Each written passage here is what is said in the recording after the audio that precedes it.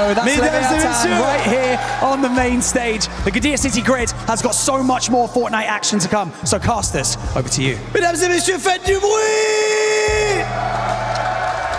So much love all across the board. You absolutely love to see it, but one thing that is impossible to ignore for sure, Jacob, is the amount of French love overall. It is just emitting every single time we see either of our French duos on the screen. So obviously I also want to give a huge shout out to Leo, because you know he's been going ballistic all weekend watching Izzy and Nassim, Skyjump and Mumsy, and it's got to be a fantastic sensation understanding being here on site, seeing everyone come together for these moments, and knowing that that was just the first game of many still to come. Yeah, just kind of watching him watch the Izzy clutch was absolutely insane. I felt like he felt very similar like I did, and that was just out of breath, amazed as can be. Can they keep it up though? That's going to be the biggest question here. Swizzy and Pixie come off a game 1 victory royale, 78 points throughout the course of that game. Lewa and Romero, they were actually tied point for point, and eventually they lost that game. 13 points, 10 for the win, 3 for the elimination, went on over the team from Havoc. So this still could be anyone's game. If you look at the leaderboard, it is as close as can be as we drop straight into game 2. Chino is going to be the first one going trap. On is going to be the one getting the elimination here over towards Elite Armory.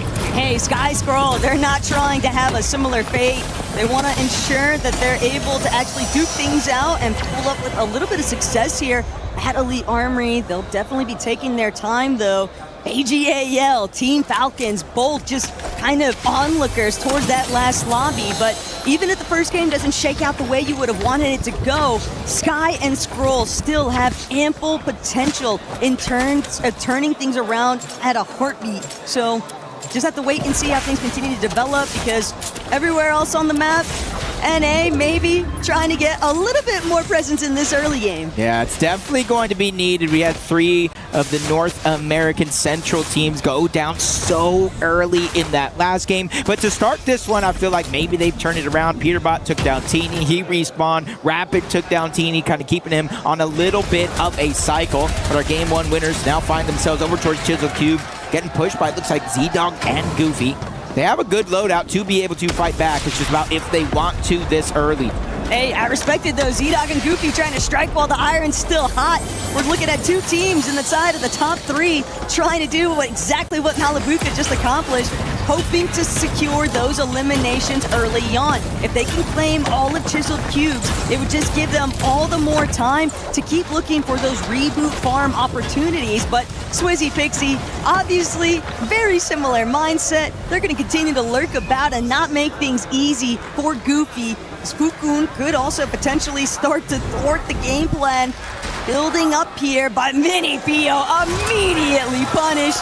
He had no idea what he was walking into. Yeah, literally dodged, flying out of the sky. Goofy, Z-Dog, he's like, let me go underneath. Nope, a whole nother team down there as well, as Ramiro keeps the hot streak from that last game alive, taking down Malibuca, separated him from Vico. That's their 2nd elimination of this game, and you don't necessarily need to drop 10, 20 eliminations, but you need to keep yourself hyped up and ready to go. For Lewa and Romero too, you have to remember they were one of our first 7 teams to actually break through towards the final stage. They've had the past couple of days to just pod, review, gauge what everyone else's success metric is actually looking like, and still they were fully understanding we might be contested the entire time, especially after AGAL, Sky, and Scroll made it through. But the Pixie Swizzy problem still continuing to stack up here at Chisel Cubes.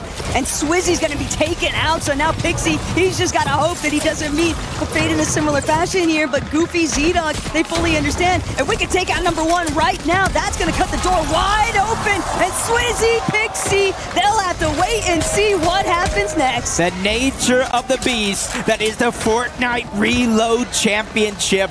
Chisel Cube just getting more and more active here with Mini Pio and Fukun kind of taking the bottom part, forcing everybody down below. A little bit of distraction definitely helps the case. On the other side of the map, this is still Elite Armory. Sky and Scroll from AGAL trying to go up against Muzz and Sphinx. Again, Muzz and Sphinx, I think they got a top 3 in that last game, and with Muzz by himself, Sphinx has just got eliminated. He needs to buy at least 12 seconds of time.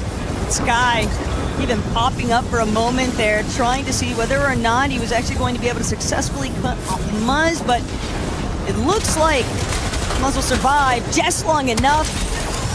But is it really a win after all? Spinx might have just touched down, but they are just so far and away from being able to escape the clutches of the lobby, essentially. Every time that reboot signal is just going to be a honing beacon for everyone else to start aiming their sights towards looking for those freebie eliminations against a weakened player. Seeing how they kind of bounce back from this. This was what did it, and Peterpot actually dropped up from above, distracting Goofy for a moment, and they still ended up getting those elimination onto Swizzy and Pixie. Team from Leviathan just trying to base up, get the drop. Muzz just trying to get back in the game. Doesn't really have much for a loadout, especially when you're going up against Sky and Skrull, who pick up their third elimination of the game. And this is just one thing to note. Even though they failed to make it out of their group stage, and they kind of cut it close in their survival stage, this now, when it comes to this week of action, is one of the most practiced teams that we have in this lobby.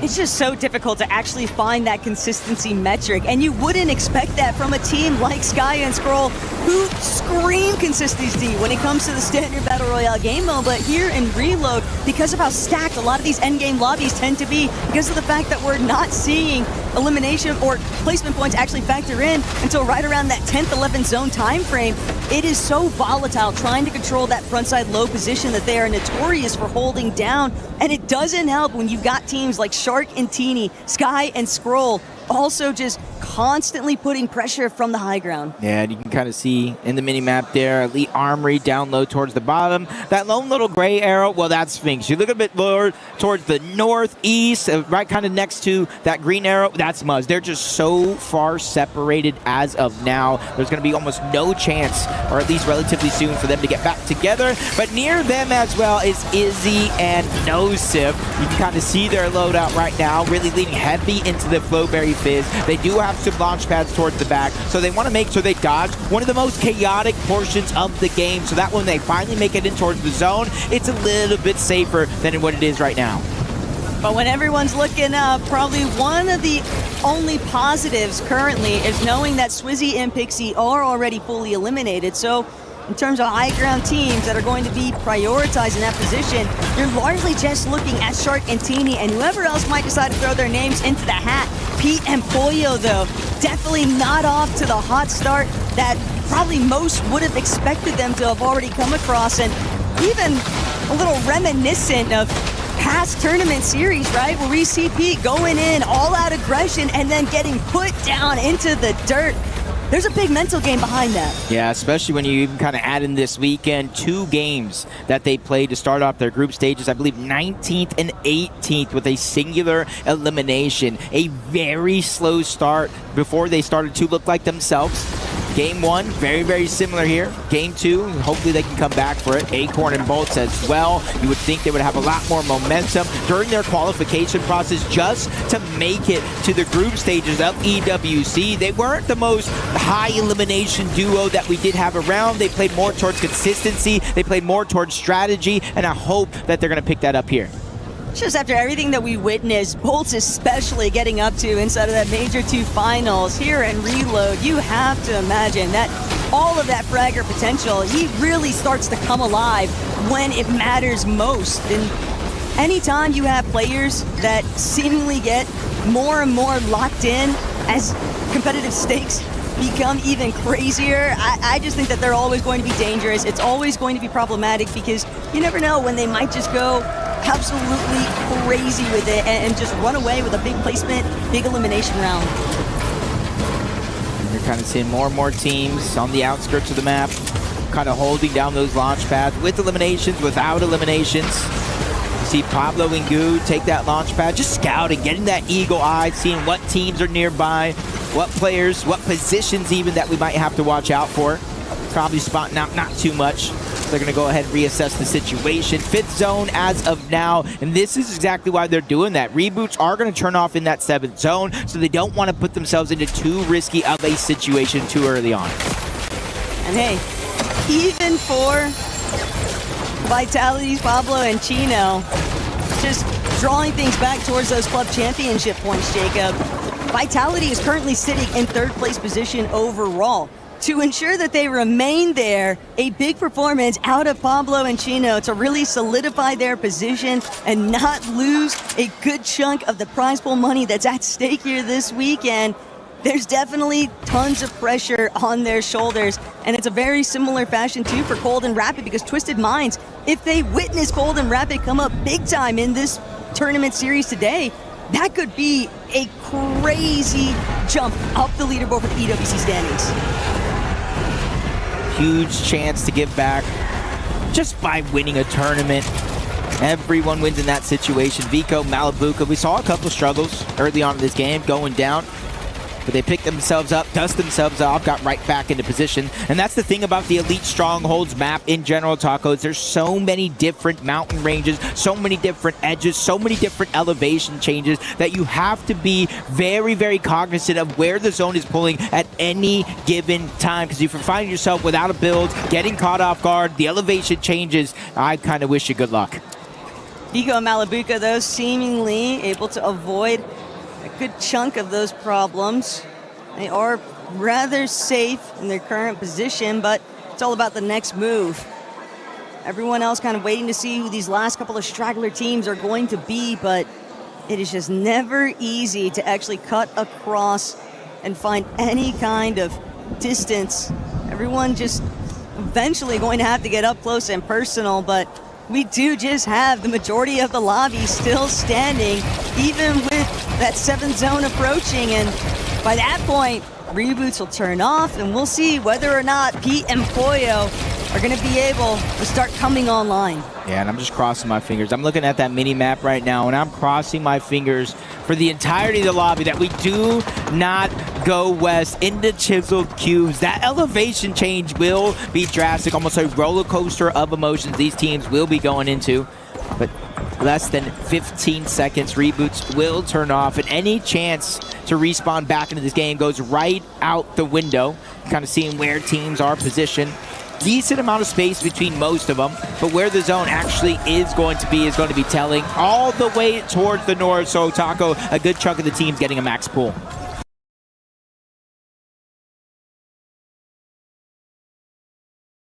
Kuna and Minipio, though, could be in a slightly more favorable spot.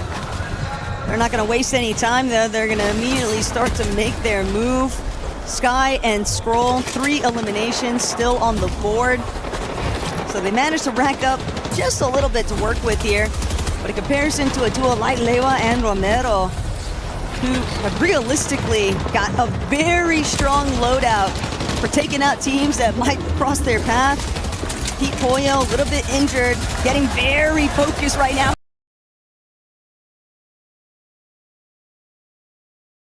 By Chino and Pablo. Pollo just narrowly escapes them, but then runs straight into where Mini Pia's focus lines are setting up, and just like that, Pete's all by himself. Yeah, not sure how they got separated in the first place. We saw Pete trying to look over the top, cover fire, but there's just too many players in this lobby to watch them all. You're seeing him try to reconnect, make sure a chop doesn't come through. He's already inside of the zone, so that's not necessarily one of his worries about picking up those eliminations, trying to catch up to the point total, just like Sky and Scroll, 3 eliminations, 9 points up until this stage in the game so far. Definitely a good jump from what they needed. We're talking about Pete, Pollo, Cold, Rapid all going down early. They were another one of the teams that fell relatively early in that last game, and they got a huge points to make up. But look at how isolated Shark and Teeny currently are from the rest of the lobby. They've managed to avoid practically all of the congestion. They haven't fully committed to all the way going up on elevation, but the way that they're just so tucked and hidden, Jacob, once they utilize this Flowberry Fizz and Launchpad, they're going to continue to be able to preserve most of their material, but they do need to make sure that they don't get taken out before they actually make that move. Yeah, the position looking a little too good. Darm Demon said, hey, we'll take it. Josh Yamzo said, we'll take it as well. Zone is opening up. We got to be careful not to go too far down.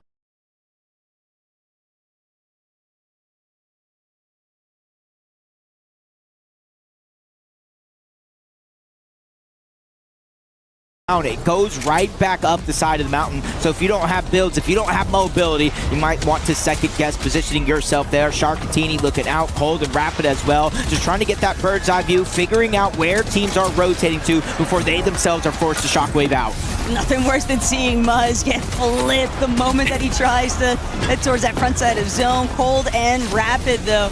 Goofy, Z-Dog, other teams that are managing to continue to keep it rolling, but even on this ultimate frontside position, Goofy and Z-Dog know that they're eventually going to have to tango with some other contenders here, but Peterbot might be their best opportunity for a little bit of a refresh. He just only has himself to work with, and poor overdrive, Janae, that's just not going to be enough. You're going to run out of that so fast as a solo. Yeah, I'm more concerned about the lack of materials. 500 might seem like a lot, but as a solo, in a reload, it definitely is not. Kanata, Victor V, Shark, Teeny, so many players using their launch pads as Peterbot actually does find a key elimination on the con. It's only going to be him by himself, so Faded still in this one, trying to keep themselves alive as he shockwaves out, tries to reposition on the front side of the zone. Taco, 2 medkits, big pots. He has everything he needs to get up to fighting shape.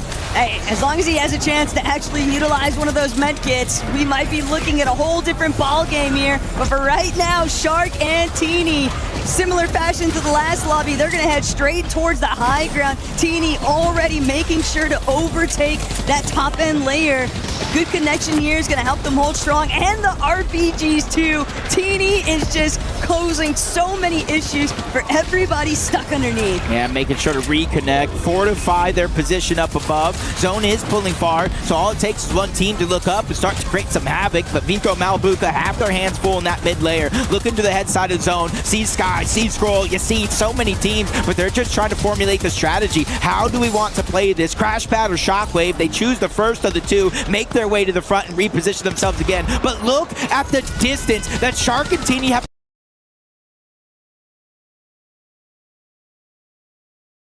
built against Oceania. Everybody down below is being ripped apart from their duos. We're barely into the top 15.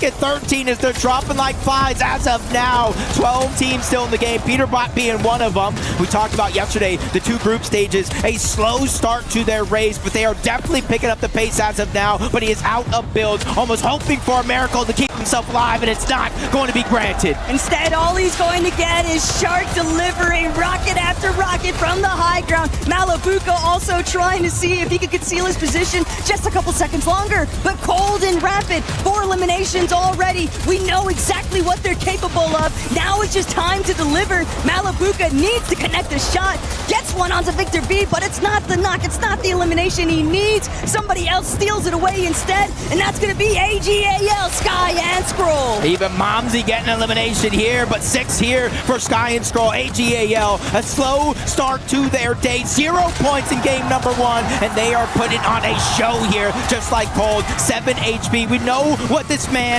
is capable of in some of the biggest moments in his career, but he's still going up against duo after duo. In fact, he's the only solo left alive. And Sky and Scroll are not making it easy. They find Cold, and just like that, it'll be the end of the run here for Twisted Minds. But Sky, Scroll, they're not finished. They're continuing to clash. Cammy Hari might just be next, but it's the front side position. Shark and TD know it. That's going to be their next plan of attack. Shark's going to begin to descend. He's ready to drop down. Sky has no idea, and just like that, Shark finds his first onto Sky. Scroll, what are you gonna do?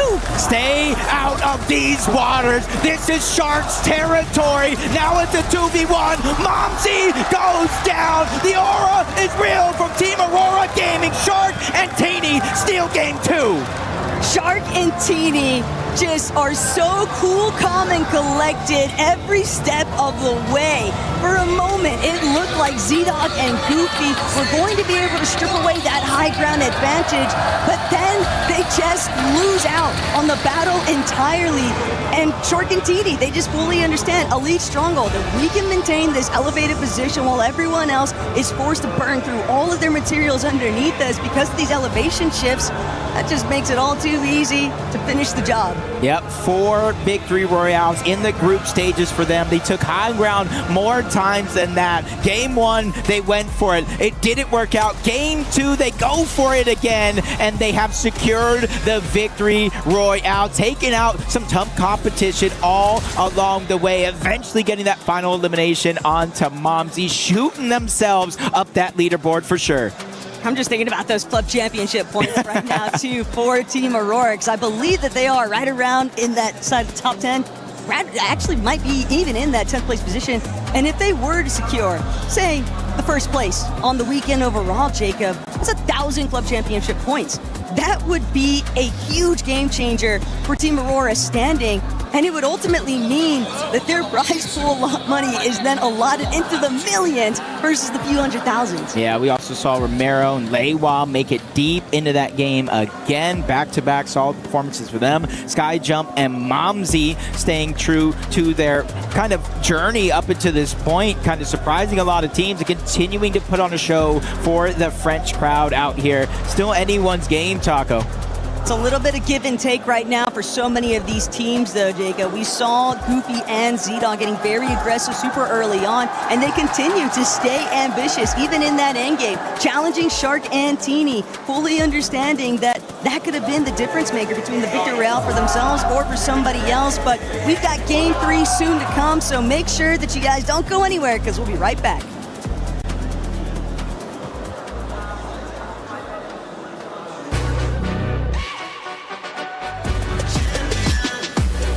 Regular thing, came for the ring, you know what I mean. You see my name in the lights, better get right, I'm champion.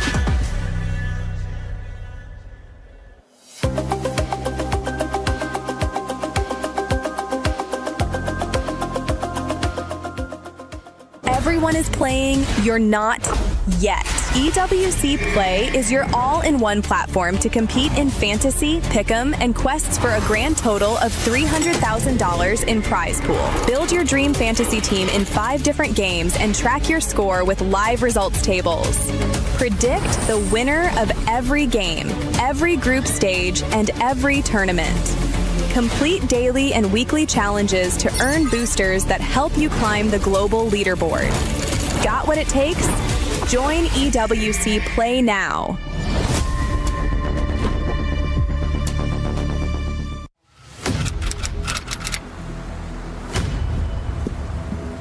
Okay, it's the end of the game now. We're just gonna play it safe. But wait, there's so much loot over there. Do not go for it. They probably rotated. Player eliminated. What was that? Sorry, next time I'll be better. That's okay. Wait, next time? Player eliminated. Okay, stop now. Which ones are Player eliminated. off? Respawns no longer available. Why? Oh man, we are back at it again. EWC, you guys got to make some noise for game number 2 out there. What a phenomenal start, but I think the biggest talking point out of that game was Swizzy Pixie, man. They had that early fall, which meant everyone else in the lobby could really start to catch up. And you know what? They had a lot to live up for. Starting a game off with a win is the way you want to enter into your tournament, but the pressure begins when that leaderboard number starts to add up and you have to continue the momentum. A lot of teams actually stepped up comparatively to their game 1 performances. One that clearly took it a little bit further was Shark and Teeny. Dude, Shark and Teeny, we saw it back in Group A right there, just right here. They had themselves so many victory royales on the day, and what's crazy, remember, we're on match point. Yeah. A team just needs to hit 350 points and then get themselves a victory royale. We've seen them do that already too many times. I mean, Zeke, are you keeping count? I think I'm at like 5 LAN wins for Shark and Teeny if you count his group stage performances. I mean, clearly they proved something that they're looking to continue that momentum into the finals lobby. I didn't expect it, given this set lobby is, you know, a couple notches above the rest. However, they are performing very well. It's looking very good. And then you even have, again, some of those other teams now starting to enter into the conversation. Sky and Scroll, a very slow start, if you will. But hey, that game 2 performance, huge end game, is going to be very nice for their overall standing. Yeah, and remember, we're going to continue to play out the game's match point. It could end, or go as far as 15 games, could end sooner. And don't forget, we're also on a lead stronghold, right? Eventually, we are going to look to shake up, go to Slurp Rush. There's so many factors at play here, game to game. But guess what? We got to see what else is going around right now at EWC. Well, this is it. Game number 3 coming up. Unfortunately for the moment, you just got me. As you just saw Monster on the screen, he's going to be coming up very shortly. But how incredible were those first 2 games? So many surprises here for the finals of the Esports World Cup Fortnite Reload Championship. Sharkantini leading the way currently with 117 total points. Not a great start for NA. I'll talk to Monster about that when he comes up. But my goodness, Sharkantini, what a performance in that last game. Picking up the victory royale. Sky and Scroll getting back in the mix as well. Skyjump and Momsy making it really far into that end game as well. And it all comes down to this. The final day. When will it end? Who will take it? At the end of the day, Swizzy and Pixie, the guys just broke down. Not the greatest start to that last match from those guys. Nice to see Cold and Rapid actually making it into that end game there as well. And they needed a little bit of a solo clutch from Peterbot to get some points on the board as well after a very slow start. Mini Miner and now finally Monster D-Face here casting the next 2 games for you guys. I wanted to mention Monster with NA. Not really looking too hot right now. I'm looking on down the leaderboard. Josh and Eomzo, the highest place in NA team, in 10th right now. What's going on? Well, I appreciate you giving me a second to run up here. I'm slightly out of breath. I need you to give our NA teams a second as well, because they have been off to the slowest of starts. I mean, I was just on the stage with the interview. I was able to look over to my right and see Peterbot and Boyo, and they are looking pretty down and out, I'm not gonna lie. Really? Their energy right now, you can just tell they are frustrated with that game 1 performance. I think game 2 was a little bit better, but Peterbot had the solo clutch. Yeah, Boyo not how you want to play it out. No, and Levin spoke about it at the beginning of the day, where it was like he wanted to see Peterbot actually stepping up to the plate. We saw at the summit, Boyo getting so many of those solo clutches. Need to see more from that duo. A lot of people would have said that is the other team to beat. Of course, one of them, Sky and Sharkantini, fighting up against Rapid right now. This is a big battle up here. And unfortunately here, Shark does go down for them. So Rapid and Cold win out this fight. Nicer game from them, that last one. They actually made it into that end game. Much more of a solid performance. And I think we expect big things based on their group's domination. Yeah, that last game was a full circle moment as well, because in game 1, it was Muzz and Sphinx that took them down, but they repaid them back in that end game there. So back and forth action happening. Ultimately, though, you can see Teeny and Shark's gameplay continuing to just be a sound, almost foolproof strategy. Even here, not opting in to take a fight unnecessarily unless they have the advantage, that SMG not being the best to engage with at range. But it's just popping a few times, just let them know, hey, I'm here, you go that way, I got this. Yeah, not a problem there.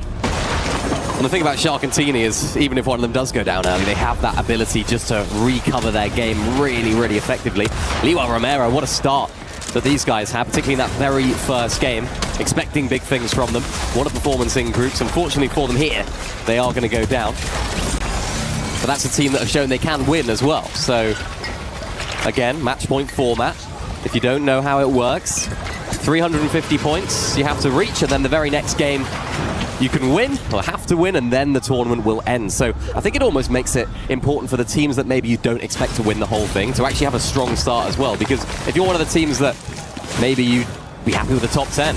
Yeah. You've got to have a good start because you don't know where the tournament's going to end. You can't grow into the tournament like we've seen some other teams doing. So getting a strong start is super important here. Yeah, I think Cold and Rapid kind of labeled it best. We already knew that they were a team that can play very aggressively to earn their way to the 350-point range. However, playing for a win is not typical in their play style, going for high ground. But what they had mentioned was they're going to stick to their normal stuff, stay consistent, play well, then go all in for high ground. We're seeing a much different kind of approach here, though. For Shark and Teen, it's almost like, hey, we want to win everything, which I think is really important, too, because it almost makes it feel demoralizing to the rest of the lobby. Because, as you know, clearly, winning is going to give you the most points anyways, just in general, right? So there's no reason to kind of beat around the opportunity. You kind of just want to go for it. Yeah, I mean, if I was one of the players in the lobby, I'd be sick and tired of seeing these guys' faces and the big screens at the back there. They keep winning games non-stop. Oh, look at how close this was right here. So Kanata just rebooted in. Victor V was up top, but Shark comes, catches Kanata off the fresh reboot. That could have went absolutely south for Victor and Kanata, who earned 0 points game number 1, 30 in the last round. So sort of closing the gap, but nearly getting left behind. Again, they need to wake up. They need to pick things up here. For the beginning, as you set to see the leaderboard on the right-hand side of the screen, lots of teams that still need to have a bit more of a comeback in this game. Bolts and Acorn there, Pollo Peterbot, Salvatore Yassin, Pablo Chino, Victor V, Canada, the bottom 5 currently. It's not down and out yet, of course, but you want to make the most of all the games that you can here. Peterbot and Pollo. Want to see them in this end game, want to see them as a duo as well. They're a team that we know can win. We saw it in the groups, and the sort of team that can just run away with it. But remember, even in the groups, it took them a little while to get going. They won that last game of Elite Stronghold, then they went into Slurp Rush, won the first game of that, and then they finally got into second, third, and fourth gear as they got towards the midpoint of the tournament. We might only have 7, 8 games today, so you can't take that long. Yeah, it's a great observation. Peterbot and Pollo definitely performed much, much better on the next map. They didn't actually start the tournament hot off either during their group stage. They had, in fact, a fairly bad performance for the first 2 or 3 games, sort of figuring it out towards the later half of the Elite Stronghold map, but it was the Slurp Rush that they really began to take off. Now, let's be honest though, so did Shark and Teeny. That was their back half of the tournament. In fact, they outpaced them by a fair amount. Sky and Scroll have a lot to prove though. They were sent down to that survival stage, really just barely inching their way out. It was quite the nail biter at the end though. Sky and Scroll did in fact turn up all the way. Look at this though, Shark and Teeny versus Kanata and Victor V. This is a big fight here. It's always a problem when it's a 2-on-2 because you can see yourself potentially sent back to the lobby permanently. Victor, a huge shot from Kanata. Okay, both sides exchange here. It's Shark who gets the siphon though. That's gonna be a changer for this entire engagement. Had it been the other way, this probably wouldn't have actually been a good thing for Teeny to push, but Teeny's feeling confident. He pushes out. Victor gets out of there. That could have gone south. Yeah, definitely could have. It's the last team you want to be fighting here early game, particularly when you're in the bottom half of the leaderboard like Victor and Kanada are. Important to see what that team can do. We saw some really nice solo clutching from Victor V the other day, so I want to see that again. I want to see that reflected here in the finals because it is just that different level of pressure. And I think it's a newfound confidence as well. Yep. You need to have those moments. Players like Victor V and Kanata need those clutch moments on LAN just to change their mentality, just to prove to themselves, hey, what we're doing over on NA online in those types of lobbies is working, but translating it into in-person is definitely a whole different skill set. We've seen a whole newfound confidence even from players like Faded and Khan. Yep. They have had a relatively great overall consistent week so far. Here today, already at 0 though, not quite having the fast start, and you know, it is a little bit of a surprise to me. I thought we would see more teams doing that kind of just drop immediately, take that initial whatever bus path it is, fight, but it's not exactly going that way. Well, that's the thing, it's finals, you know, and this is what I was saying at the beginning of the show when we were sort of outside, that I feel like the pace of the lobby will play differently. We saw a lot of eliminations early game, we saw lots of action. But this is a whole new level of risk, and like I mentioned earlier, you need to have a good start. And if you're taking those risks early on, you're not setting yourself up to even have a good performance, let alone actually win the whole thing. Because yeah, maybe Shark and Teeny run away with it now. They win in game 7. If you had a slow start, it's an absolute disaster. Big full elimination for Goofy and Z-Dog. OCE was in 5th place coming into this one. They were holding kind of strong and steady, but they are going to be the first team to get fully eliminated now. Goofy and Z-Dog, the singular representation here on the finals lobby. Almost had the Oakley Spooks arrival, survival, call it what you will. They played very well. They came so close, but now it's all up to Goofy and Z-Dog. This is the best we've ever seen, actually, OCE off as far as a start to a tournament. I think they've ever held 5th place this kind of early, so you really got to respect their ability to perform right now. Unfortunately, they're out of this game, so everyone else is going to be catching up, overtaking. So that's really where they get to test their mettle, test the wits about them, see what they've got, whilst they're watching on from the sidelines. Peterbot and Poya, though, set in a nice position right here. Top-tier training towards the north side of the zone right here. The only POI, at least half of it, is going to be in this next zone, as they're just looking to wreak havoc with that Mammoth. We saw Peterbot doing it so much in the group that he was playing in, of course, group number 1. And with that mythic shotgun as well, that is one of those shotguns that you can just get right in the face. And it's so good from close range. He's almost got the perfect loadout right there, especially for his playstyle. I mean, Romero and Liwa. Lots of expectations based on how well they did in the actual groups. But surely coming into the event, the pressure must have been off. So it's nice to see them stepping up to the plate here. Yeah, I think if anything, they performed so well, they might have actually shook all the nerves off. Yeah. Because they have continued to remain consistent. Mini PO also, talk about pressure for all of these teams here. Salvatore Yasin has Middle Eastern obviously on their back. You have the Japan region on Mini Poyo's kind of side there. So really fun to see Fukun and Mini PO continue to kind of step up here. So far so good. The zone now pulling far towards the east here, and it's going to continue to go that way. Let's see how things are looking. There's a lot more teams playing Storm than we saw in that previous game, particularly. Seems like teams are wanting to have a solid start, stay inside of the zone, not take too many risks. But now we're sort of getting a bit more risky. Lovely from Romero and Liwa, showing that chemistry right there. They're closing in on Yasin as well. They're going to take this duo out if they can, as quickly and as efficiently as possible. Yasin is inside of the box. Salvatore and Yasin are out. That's Liwa and Romero that do it. And for a team that had such a good qualification into this final, unfortunately, it's not been the dream start to finals that they could have wanted. Yeah, that's pretty tough. You know, we're just talking about teams playing the Storm. Yeah, you play the Storm because it's safe, because normally you don't get into these types of all-in clashes like you just saw there. But when you get 3-2-1 and you're kind of greeting on the HP pool, right? You're running around all weekend like that. Yeah. That can be a big problem, as you can see right there. Same thing, Lua might get a taste of his own medicine now. Chino and Pablo Wingu. Fortunately for Lua, didn't have Mammoth, but there's another team down there. It's Momsy and Skyjump. They have been playing so aggressively. It has been working out very well. Romero somehow manages to escape the grips of that duo there, so he'll be alive. His teammate will be able to get in here. Only 30 seconds remaining, but obviously it's enough for Lua to get back in again. Yep, more than happy with that. For that team, Momsy Skyjump, though, they're a team that have the French fans on their side. Really happy to see, actually, both of our French teams qualifying through into the finals. Lots of fans for both of these teams, and whenever they're on the screen, whenever they're picking up on a limb, there's always that hype, there's always that energy that you can feel in the crowd right here. There goes Dom, though. Down and out. Demus just have to solo clutch for now. As reboots are about to end, that's a horrible time for Dom to go down. Shark and Teeny are going to be licking their lips at all of this loot. Unfortunately for them, the zone does pull quite far, so they're not able just to sit on that loot and enjoy it and reinvest a lot of those materials that they could build up into a massive base. But again, I like this position from them. I like where they're at. They're not on the same side of zone as the majority of everyone else. Shows they have brains as well as skill. Yeah, they have an incredible setup there. A huge metal ramp just to look over, not even protecting their backside because the way the zone played out, and then they go into that fight and end up obviously being successful with it. That's a great way to kind of start the end game to your tournament.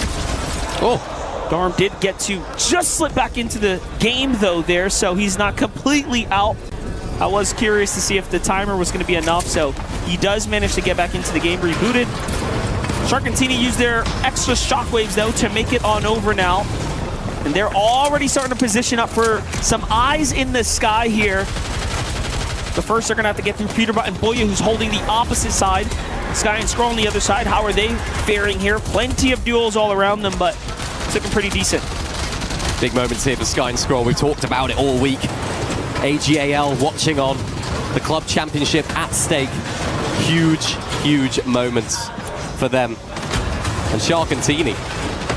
Could they be setting up for another victory royale right here? You cannot put it past them. They're the sort of team that can take this tournament and have an early dinner because they're just that good. But who's going to play spoiler? Which is going to be the team that's really going to take the whole event and really surprise us? There's always one. Swizzy and Pixie, great start to the day. Unfortunately, the second game was an absolute disaster. Nice to see them in this end game, though. Still no placement points, only one elimination point for this team. As Khan looking to try and continue a lot of that momentum they got as well from yesterday. Taking down Eomse, taking down Josh as well, so that's that duo completely out. Big setback for NA's Elite Eomse and Josh there as they get eliminated just under Swizzy and Pixie's sights there. The pressure was too much to deal with. Shark and Teeny have effectively taken the high ground. Muzz is playing second height off to the side there. Salvatore Yasin, Goofy Z-Dog, Josh Eomse, the first 3 duos now out of the tournament here. Placement points will start being rewarded here after the next team starts to fall now. So this is the critical part of the endgame. Mini PO RPG into a catch, almost gets full box there by Vico. Gotta love that play. Legendary RPG with 8 rockets is nothing to scoff at. That is quite the loadout. That is definitely, and it's a nice opportunity for them just to clear out a lot of those low ground layers. We've seen these guys playing in this sort of section of the lobby as well. They can play high, they can take high. Vico down though, there in the feed to none other than Dimush, and Malabuka's in trouble as well, trying to escape, only 49 HP, having to invest a lot of those materials to try and stay alive. Tries to find an opportunity to pop the big pop, but not going to get one for the time being. Now has the Storm to deal with as well. It's not just other players, it's the Storm, and now he's dwindling in terms of that white HP as well. Plenty of bills for Malabuka to actually make his way into the zone, but he needs to try and find some of that Cypher. No white HP effectively on Malabuka. Just needs to try and find one big shot, one opportunity to stay in this game, because remember, no placement points, no points at all for that team yet. Yeah, definitely. The Mets, though, on Malabuka to move right there. Definitely impressive to say the least. Meanwhile, Romero is trying to stay alive here and earn as much more that he can by himself. Izzy and Nosif, though. Francis on their back. A big pop from the crowd as they see their favorites going for height. The Izzy buff is real. Meanwhile, Sky and Scroll, AGAL, a lot riding on the line here. Millions of dollars separate them on the club championship leaderboard. This can go any way. Sky Scroll, though, still 0 elims. Nothing earned just yet. Finally, 16 positioning points starting to come in here. Peterbot Pollo, what's the loadout looking like? Still plenty to work with. Good amount of mats. They're at second layer as well. They're thinking about it. And crucially here, they're together as a duo in the end game, hoping that they can keep that going throughout the rest of this game as well. Lots of chance for Izzy and Nosif in the crowd right here. Peterbot gets surprised, left his wall open for a little bit too long right there, as Malabuka is the one that goes down there in the feed as well. So Vico Malabuka, I don't think got any points out of that game. Shark and Teeny, though, had to get relegated down towards that low ground. Izzy and Nosif took it off them, but these are the guys that can really make those high ground plays at the most efficient times. They're waiting in the wings, they're waiting for their opportunity to pounce. And for Shark and Teeny, they know when to do it. Yeah, definitely, but you can't make any mistakes now. You see, you're gonna get punished if you drop the ball here and now. Team still alive. Shark, Teeny, Sky Jump, Mumsy, Izzy and Nosif on high ground. Swizzy and Pixie are still in this game too, so the points are adding up here. Sky and Scroll working their way through the layers now. Bolts is gonna fall to Pablo Wingu there. Sky and Scroll, still no eliminations here this late in the game. Pollo takes down Pixie. That's a big elim as well. Now, big scrappy fight though. Sky gets caught there by Acorn, caught in between the crossfire. Cold and Rapid 2 are at 4 eliminations now. Cold and Rapid need a huge game. That's how it's done. Catching Sky off guard right there on the low ground. Cold and Rapid, they're looking to prove that they can win games, to silence the doubters and to keep plowing through this lobby. Peterbot drops in the box as well, trying to find a shot. Doesn't quite get the elimination. Still full HP though, gets back towards Pollo, who does actually pick up Fukun, and now these guys are keeping on going. That's the biggest and most important elimination they could have gotten. That's the refresh that Peterbot and Pollo needed to get back in the game, but now you have a problem. The problem is Shark and Teeny are comfortable. Skyjump and Mumsy also have their refresher, and Peterbot and Pollo didn't get enough material from that, so they're going to be likely forced into the low ground. ground. Boyo kind of leading the charge here. Peterbot playing Fragger right now. Izzy and Nosif playing the you cannot take my high ground strategy. Victor V, Kanata in the low ground. Rapids down to a single shot. Victor goes in for it. A huge elimination now for Victor and Kanata. This is going to end up being a clash now for Momsy. Sky jump into Peterbot and Boyo. It's Peterbot and Boyo trying to play those mid-ground layers as well, trying to get as many of those elims as possible, make the most of this game. Shark and Teeny still in this lobby as well, a little bit timid compared to everyone else. And Shark takes down Peterbot. Two Titans going head-to-head, and Shark comes out on top right there. They just can't get that refresh. Material starting to dwindle. Players coming on down. Momsy crashing into the top of the box of Teeny and Shark. But look who's still up on high. It is Izzy. It is Nosif. They're miles above the rest of the lobby, not even giving Teeny and Shark an opportunity to look up. But Shark and Teeny, they're looking. They're assessing. They're looking to see what they can do next. They're dropping on down, tumbling on through. Huge shot right there. Nosif goes down though. Izzy has to stay alive. This is crazy. Shark is still in it though. He ends up falling. It's up to Teeny. Teeny's on the siphon, but it's not going to be enough. Izzy is even surprised himself. He couldn't believe he managed to stay alive there. In the end, what a fight. What a fight, and what a well-played high play from these guys. They played it so much higher up than the rest of the lobby. Nobody else had launch pads at that stage of the game. Nobody else could have the time to actually overdrive grenade up with the fizz. And the crowd are incredibly happy about that one. We've seen them in these end games. We haven't seen them win yet today. We've seen that they can overall. We've seen that Izzy has what it takes. He didn't have to do much in that end game. He was just healing off, which was a nice strategy. Nosif went down, trying to cause chaos, and Izzy closed it out. I gotta say, Shark and Teeny refused to go down. They were just trying to inch their way across, literally baiting out Izzy and Nosif, saying, hey, we know you're gonna run out of materials soon. Come down here, take this fight. And in the end, they actually win the clash, even with the high ground team starting to run out of material there. It could have really gone either way. Peterbot, unfortunately, does fall there a little bit early, and Victor V and Kanata could have had that low ground wind as well.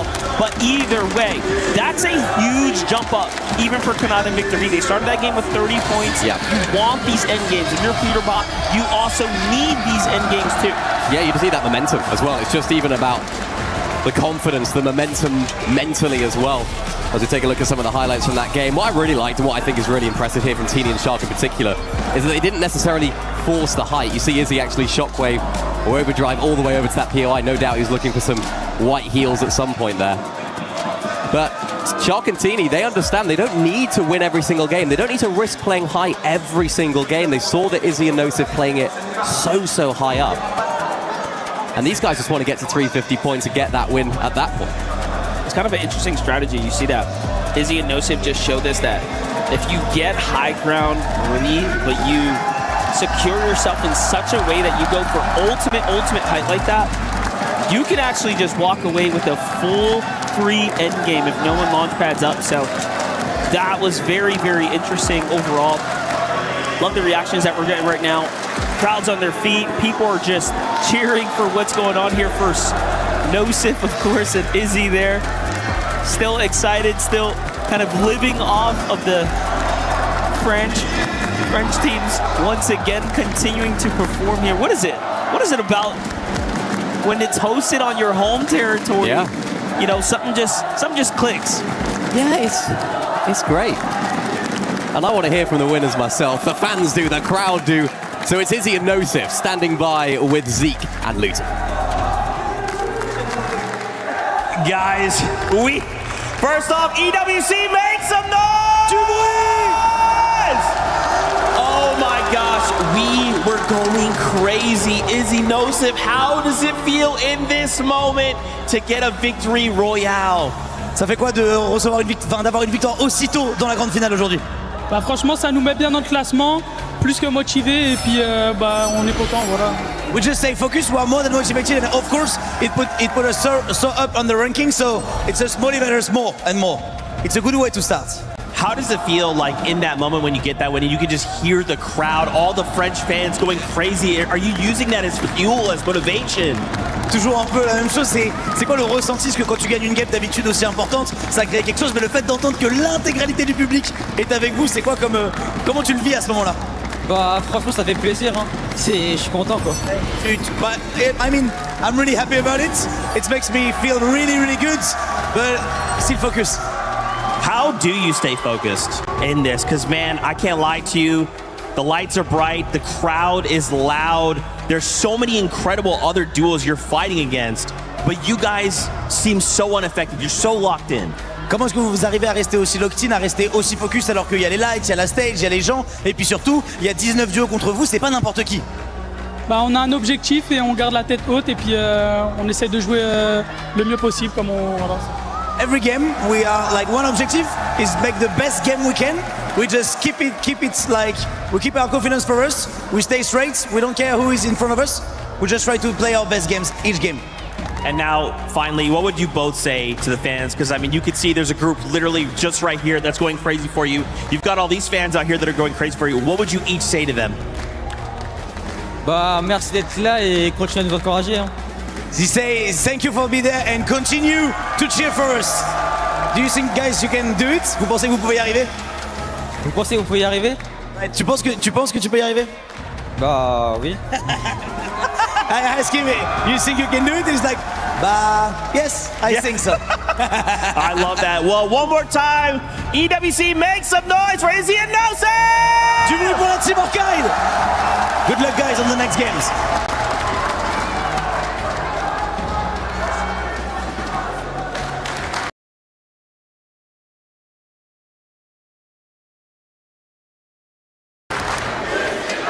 Hello, everyone. We've got Frantic here, a legend of the scene. Frantic, first and foremost, you've been to events before. You've been, obviously in the stands, a spectator. You've been on the stage yourself before, too. Give me a little read on, kind of how the vibes here are at EWC. I mean, the atmosphere here is crazy. It's super fun to be here. I love seeing everyone compete and everyone cheer on their favorite teams. Yeah, absolutely. You want to talk about favorite teams? Listen, we know that you've got a favorite.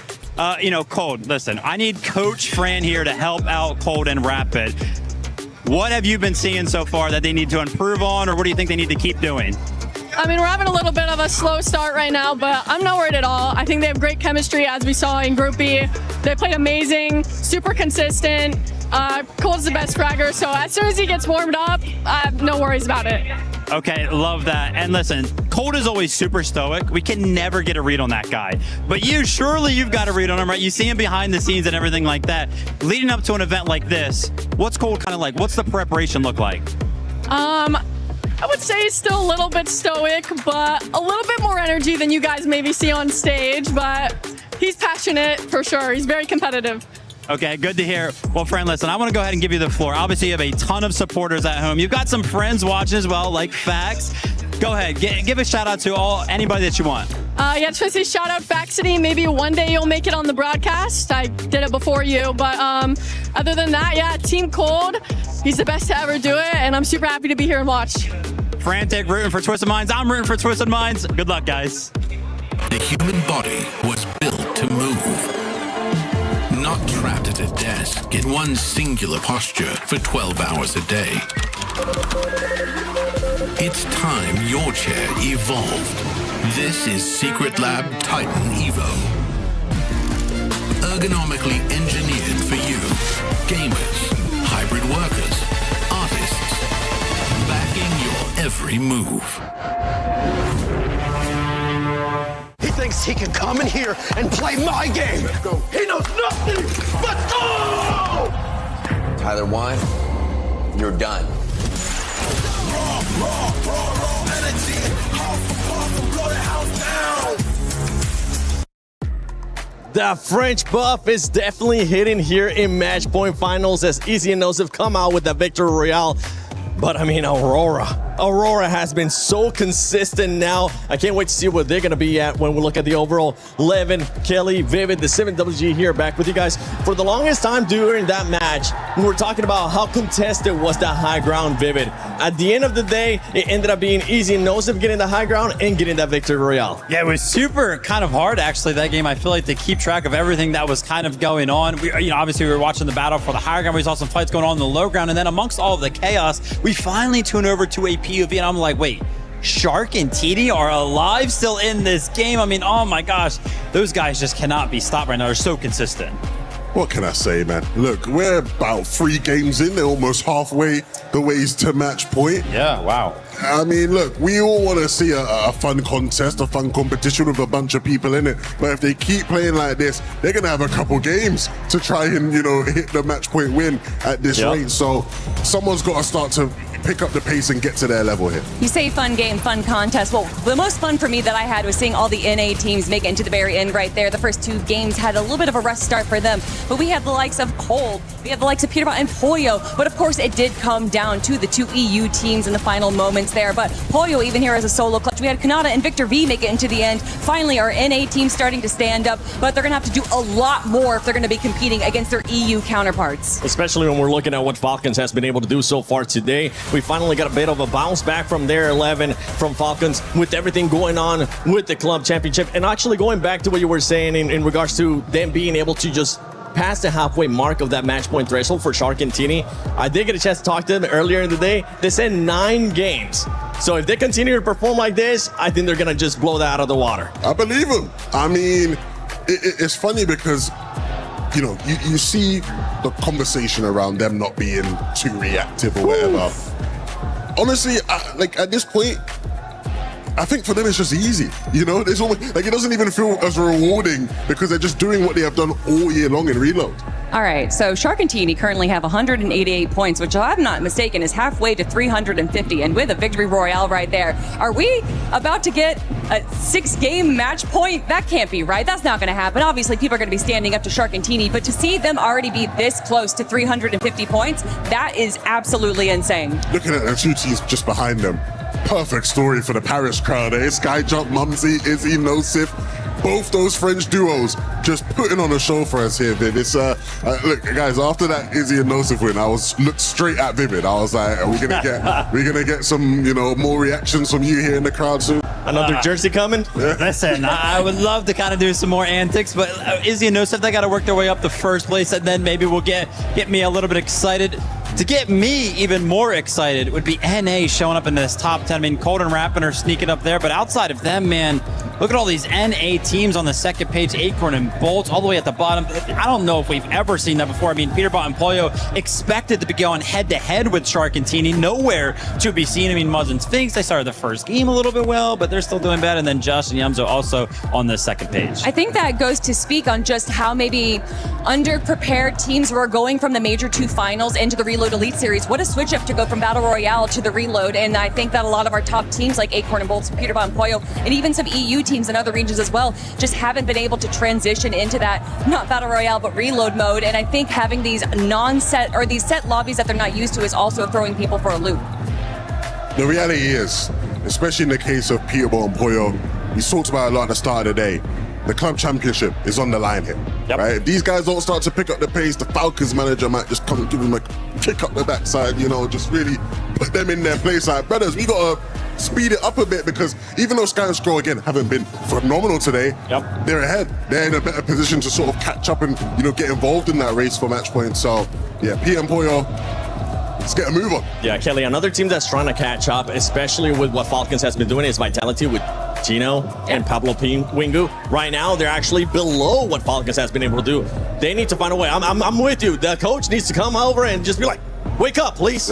Yeah, we were really excited to watch them today. We actually talked about at the start of the show that they're not really necessarily these W-key heavy elimination teams. They're more about going for the passivity, but it seems like you can't really make that decision right now. All the teams that we see at the top are making sure that they grab a handful of eliminations every single time. Whether that's early, mid, or later, that depends on how the player is able to play the meta. But for these teams that are kind of just foregoing the eliminations and just going for placement, they can't do that. They have to make a change. Lev, we've obviously been on a little bit of a judgmental arc here. If we're missing some of the NA teams in the top half, that means some other teams are kind of taking their place, or at least we would expect where they would be. And it's actually some of those smaller region teams. I know I'm kind of breaking your heart right now by calling them a smaller region still. The Brazilian duo, Lua and Romero, 5th place. And then you got Z-Dog and Goofy representing OCE currently in 9th place through 3 games. I feel like those performances already, if they can continue on and finish in those places, they would be incredibly happy with that. Yeah, look, Lua and Romero, I've given them a bunch of love, right? So I'm not going to keep piling on our Brazilian, Argentinian, Brazilian, whatever, we'll figure it out. But in the case of Z-Dog and Goofy, I mean, props to OCE. I think if there's one region that probably gets dunked on the most as far as let's delete a region, just get rid of it. It's probably OCE, right? But these guys are showing, nah, actually, let's hold on a minute. I think people were worried with some of the unfortunate performances from Alex, who's always been the staple. But these guys have stepped into that slot, stepped into that role, and they're looking really good. And it's not like they're just playing under the radar. No, they're going up against some of the biggest teams. They're able to fight up against some of the best fraggers in the world. So them to show up for OCE, you know the audience is loving that. And Vivid, I'm going to be looking at Swissy and Pixie because they did end up getting the first victory royale, but after that, it has been a bit of a slow turn. We've been talking about consistency, and I think today is going to be especially that day that we want to see that consistency. Yeah, without a doubt. I mean, when we did see Swizzy and Pixie get that first win of the day, I was like, listen, if Swizzy and Pixie actually go on to win this tournament, I don't really think anybody would be disappointed there. I mean, Swizzy and Pixie are so good. They can have a very, very good run. But unfortunately, with a good run, that means that there's the possibility of bad runs as well. Even if you get a win, you could easily get 20th place the next game. But the biggest thing that you cannot do is to let those mentalities get down. You have to stay up. You have to be positive. You have to make sure that you are in this for the win. So to all the teams that might not be at the top of our leaderboard right now, I do not think that they're going to be giving up love. And I think that this is just the start. A lot of this duo is just wanting to see if they can get to that match point threshold. 350 points, Sharkintini, the consistency is there. Let's see if this is going to continue on to match 4. Crazy to think that halfway into the first map, basically, Sharkintini have broken closer to 350 points than it would otherwise have taken. They might just crack it before we even leave the Elite Stronghold, which is going to be a big problem, given that the map after this is usually a little bit more dominant, less RNG favored towards the end game, because all that verticality goes out the window. We played 3 games.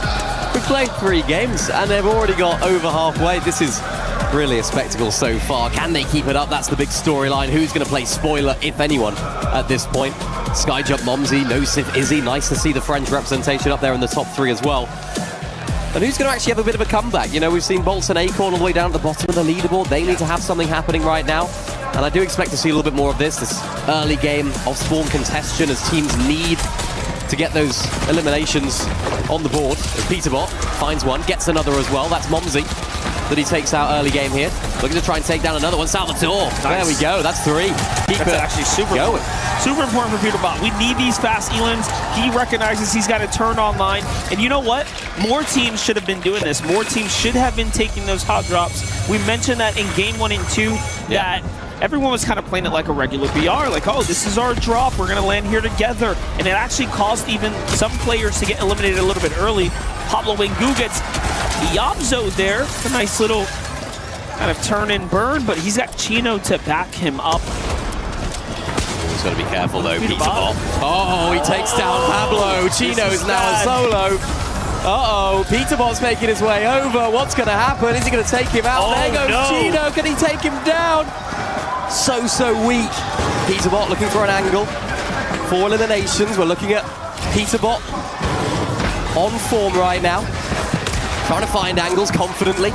Inside the box, gets his way out as well, but it looks as though Pablo is going to have his way back in right there. They nearly got 1v2'd by Peterbot. That's the thing. Peterbot is so dangerous right now. He's going to finish this elimination here because he has to earn these points.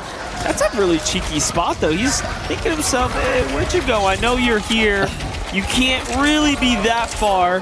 He's thinking you're under the ramp or something there. Meanwhile, Malabuka just listening to the action happen here. He sees the builds. He's curious as to what's going on. Peterbot might be walking into a trap.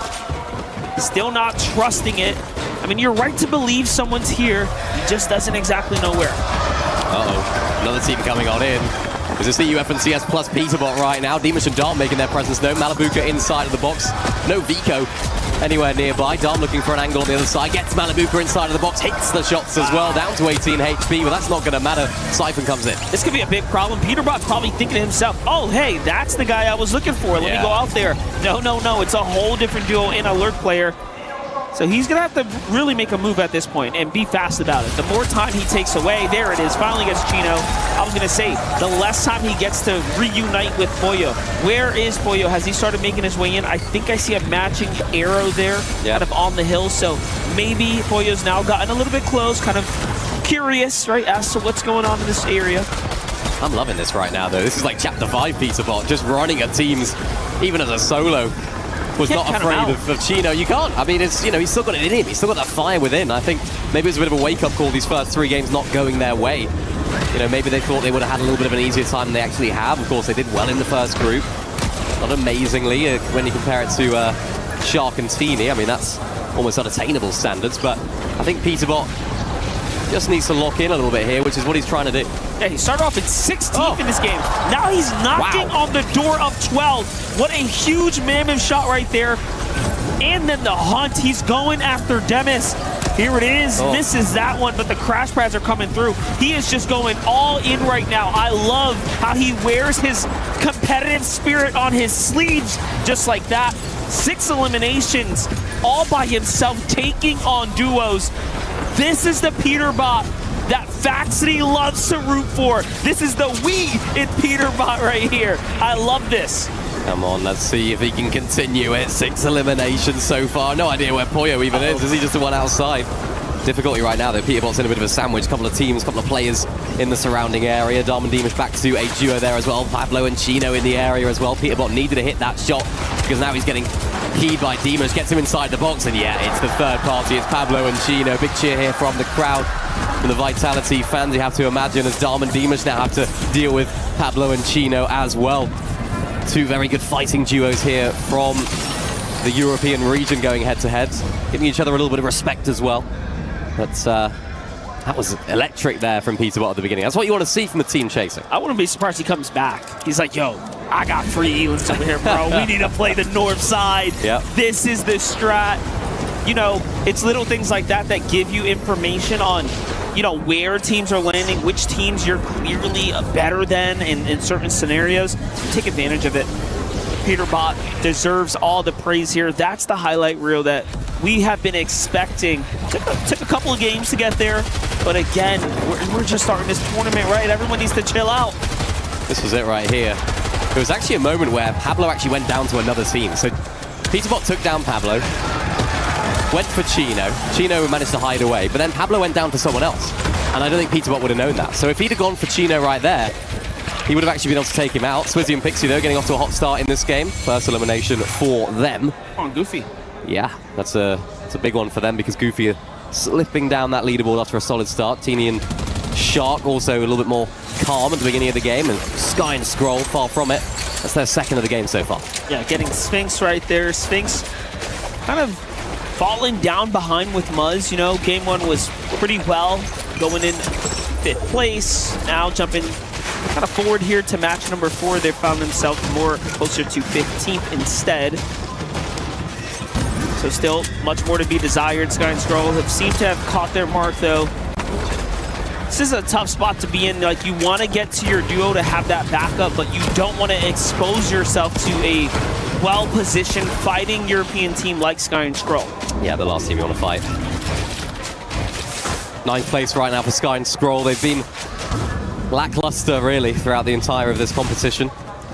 They've had their moments, they've had their glimpses of brilliance, but I think we expect more consistency from them. It's hard in Reload because, you know, it's such a smaller map, there's less teams. It is harder to be consistent, especially when the loot pool is so different as well.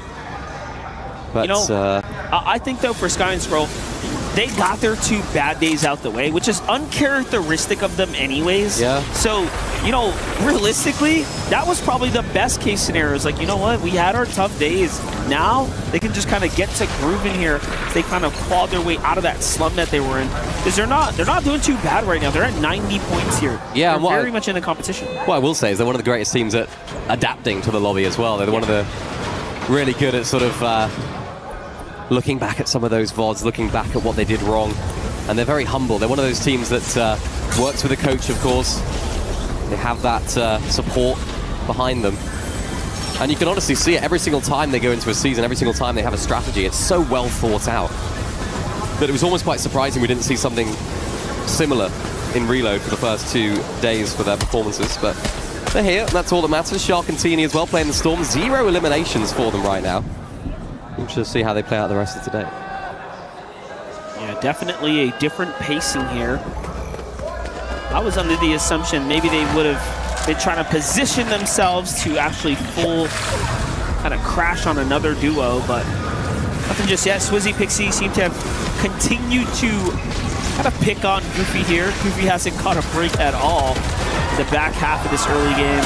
He just keeps getting farmed over and over. If it's not this duo, it's another. Yeah. Saw Cammy kind of get in there, waxing on this. It's pretty tough for OC right now. Cammy and Hari as well, 6th place right now. We haven't seen a major amount of those guys, but that is exactly what they're like, right? You know, they're kind of flying under the radar. Consistency is the name of their game. Leon Romero as well, currently sat in 5th place at the moment. I think they're a team that have surprised so many people, but with the ability that's on display, the team from Argentina have really put on a show for us. Yeah, most definitely. Got to clear their air too. Argentina, huh?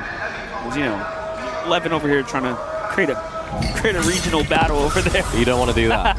Not with those two. Okay, Momsy Sky Jump though, jumping in, looking pretty solid. Sharkantini setting up here. Got a couple tags in on Demis, but not enough to want to stay around. They're still in the storm, mind you. So they have been kind of lurking, hunting for action. Now they're gonna go for a quick heal, hit the super jump, and they'll be off to positioning for the end game. This is the same exact strategy they employed last round, by the way. It was an eastern zone.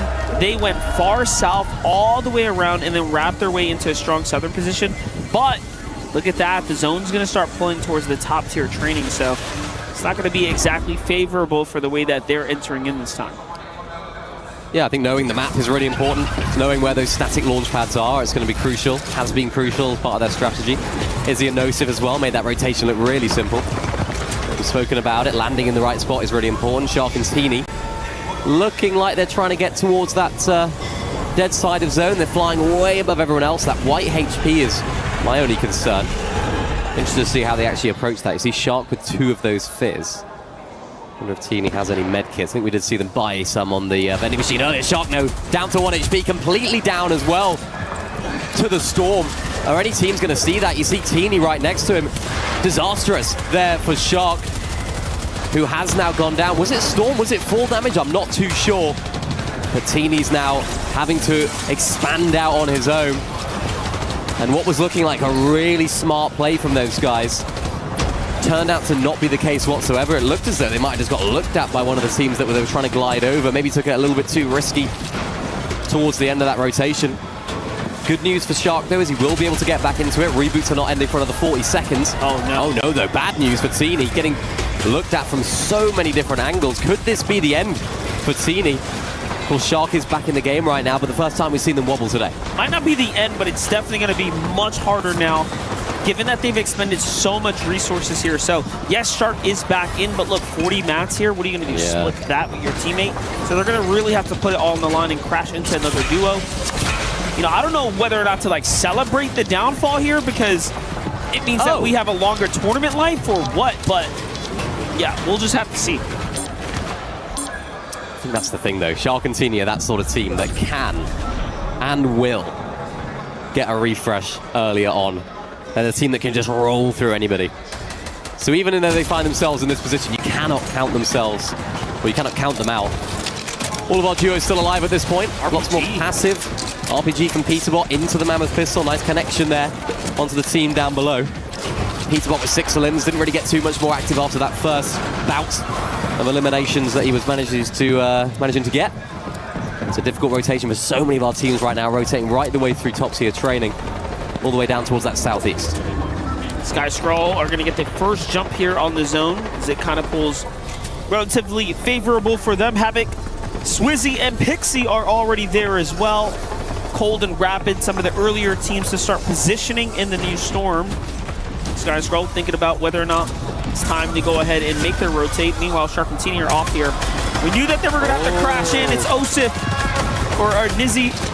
Here it is. They end up getting Nosif there, and that's going to be an unfortunate turn of events. Shark and Teeny, Aura versus Orchid, already starting to go down. Let's take a look at the Club Championship on the right side of the screen. 300 points separates Team Falcons from AGAL. Reminder, our AGL team is Sky and Scroll. Our Team Falcons team is Peterbot and Poyo, who have had a very slow start by their standards. Peterbot turning it up to 11 though this game, getting so many of those eliminations. Those guys want to hold on to that first place, but for Sky and Scroll, they need to chase. Peterbot and Poyo, had they not just got third party right there, would have taken out Shark and Teeny.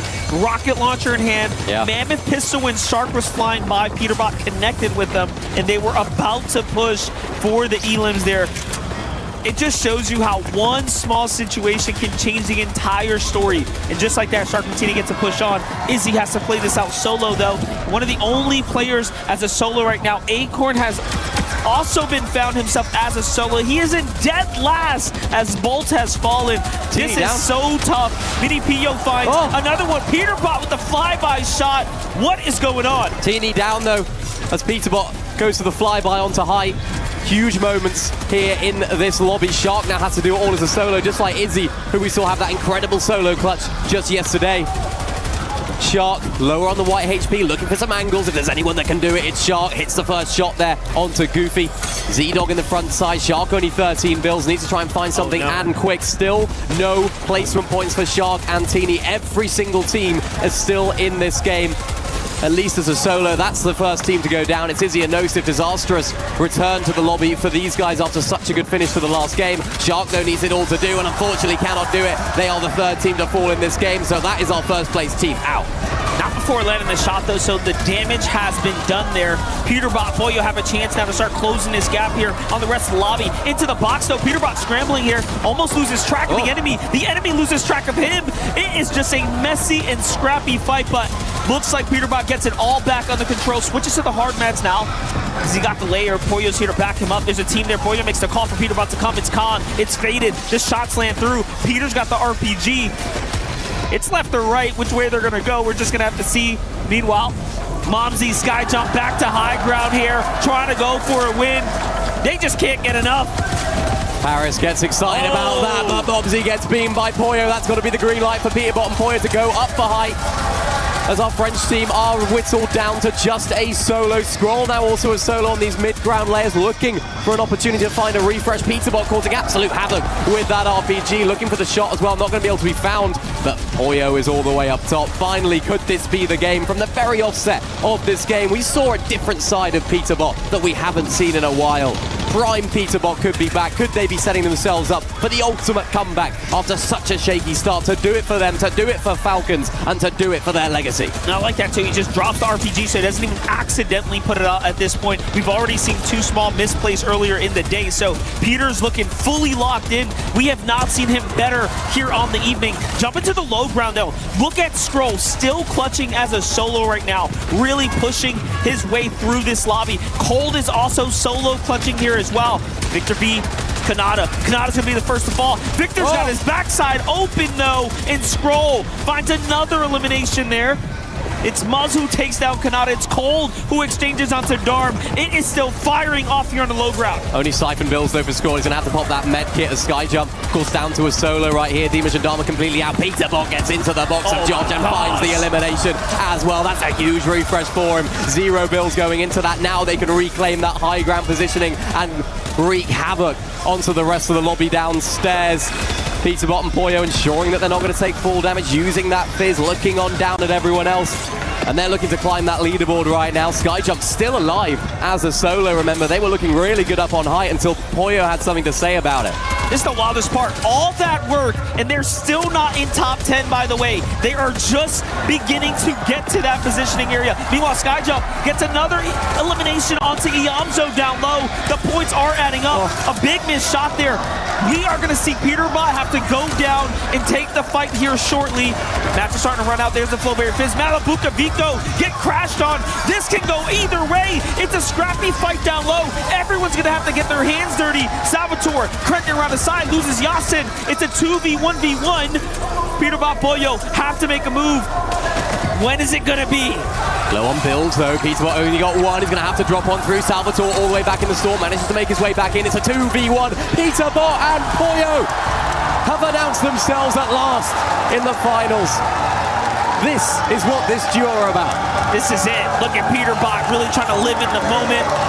Gets up from his seat, looks around, tries to absorb in this moment right now. He needs that. He lives and thrives off the energy. I know for certain the fans online are feeling good about this one. We are Peterbot and Pollo. Look at the fan right there holding this sign up. We love that. They love them. That was a good game. That's what they needed. And again, I said it. They were so far down though. That's, I think, barely going to nudge them into like top 10. Maybe a little further now though. A win does give you an exceptional amount of extra points. Well, you know what the great news for them was as well is that Sharkantini went down so early. They didn't get any placement points in that game. I think they only got one elim, Sharkantini. So if there's any sort of game to really have that big comeback and that big win for Peterbot and Pollo, it was that one.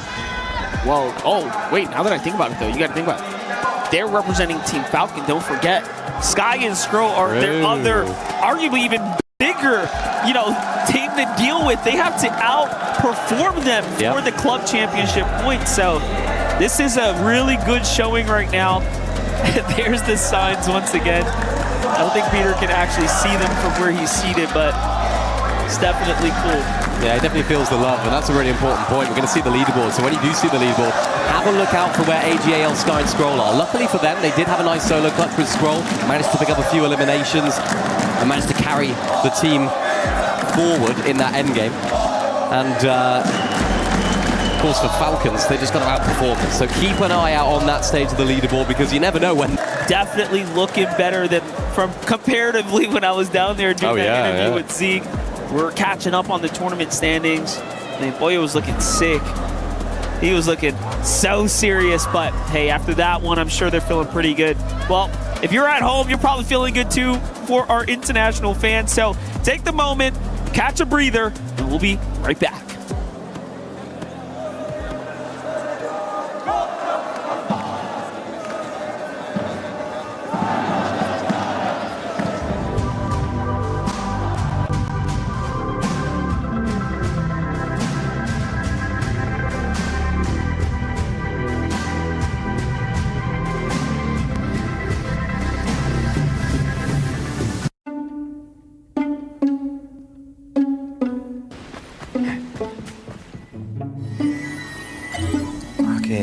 Up, left, down, down. Oh, nice! 8-bit sprite. Looks so surprised, like, whoa!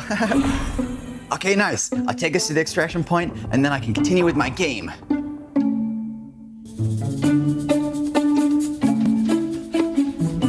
Oh, all this running is making me thirsty. Hey, stop right there. Wait, don't eliminate me. I'm just trying to extract my sprite. Oh, you have a sprite? Me too, actually. I've got the Jonesy sprite, mate. Oh, nice. I got the 8-bit one. Oh, that one goes hard. Looks so surprised.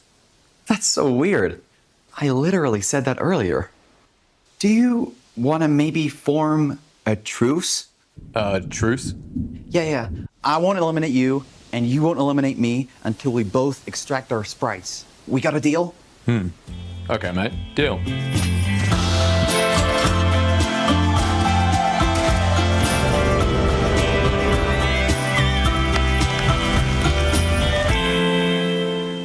This was nice. Yeah, it was actually. What? We had a truce. What are you doing? Don't move. You betrayed me. You saved my life. You aren't trying to... My brother, I would never.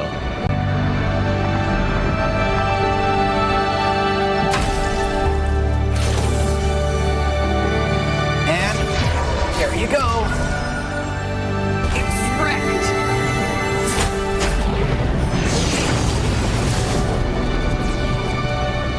Well, see ya. See ya.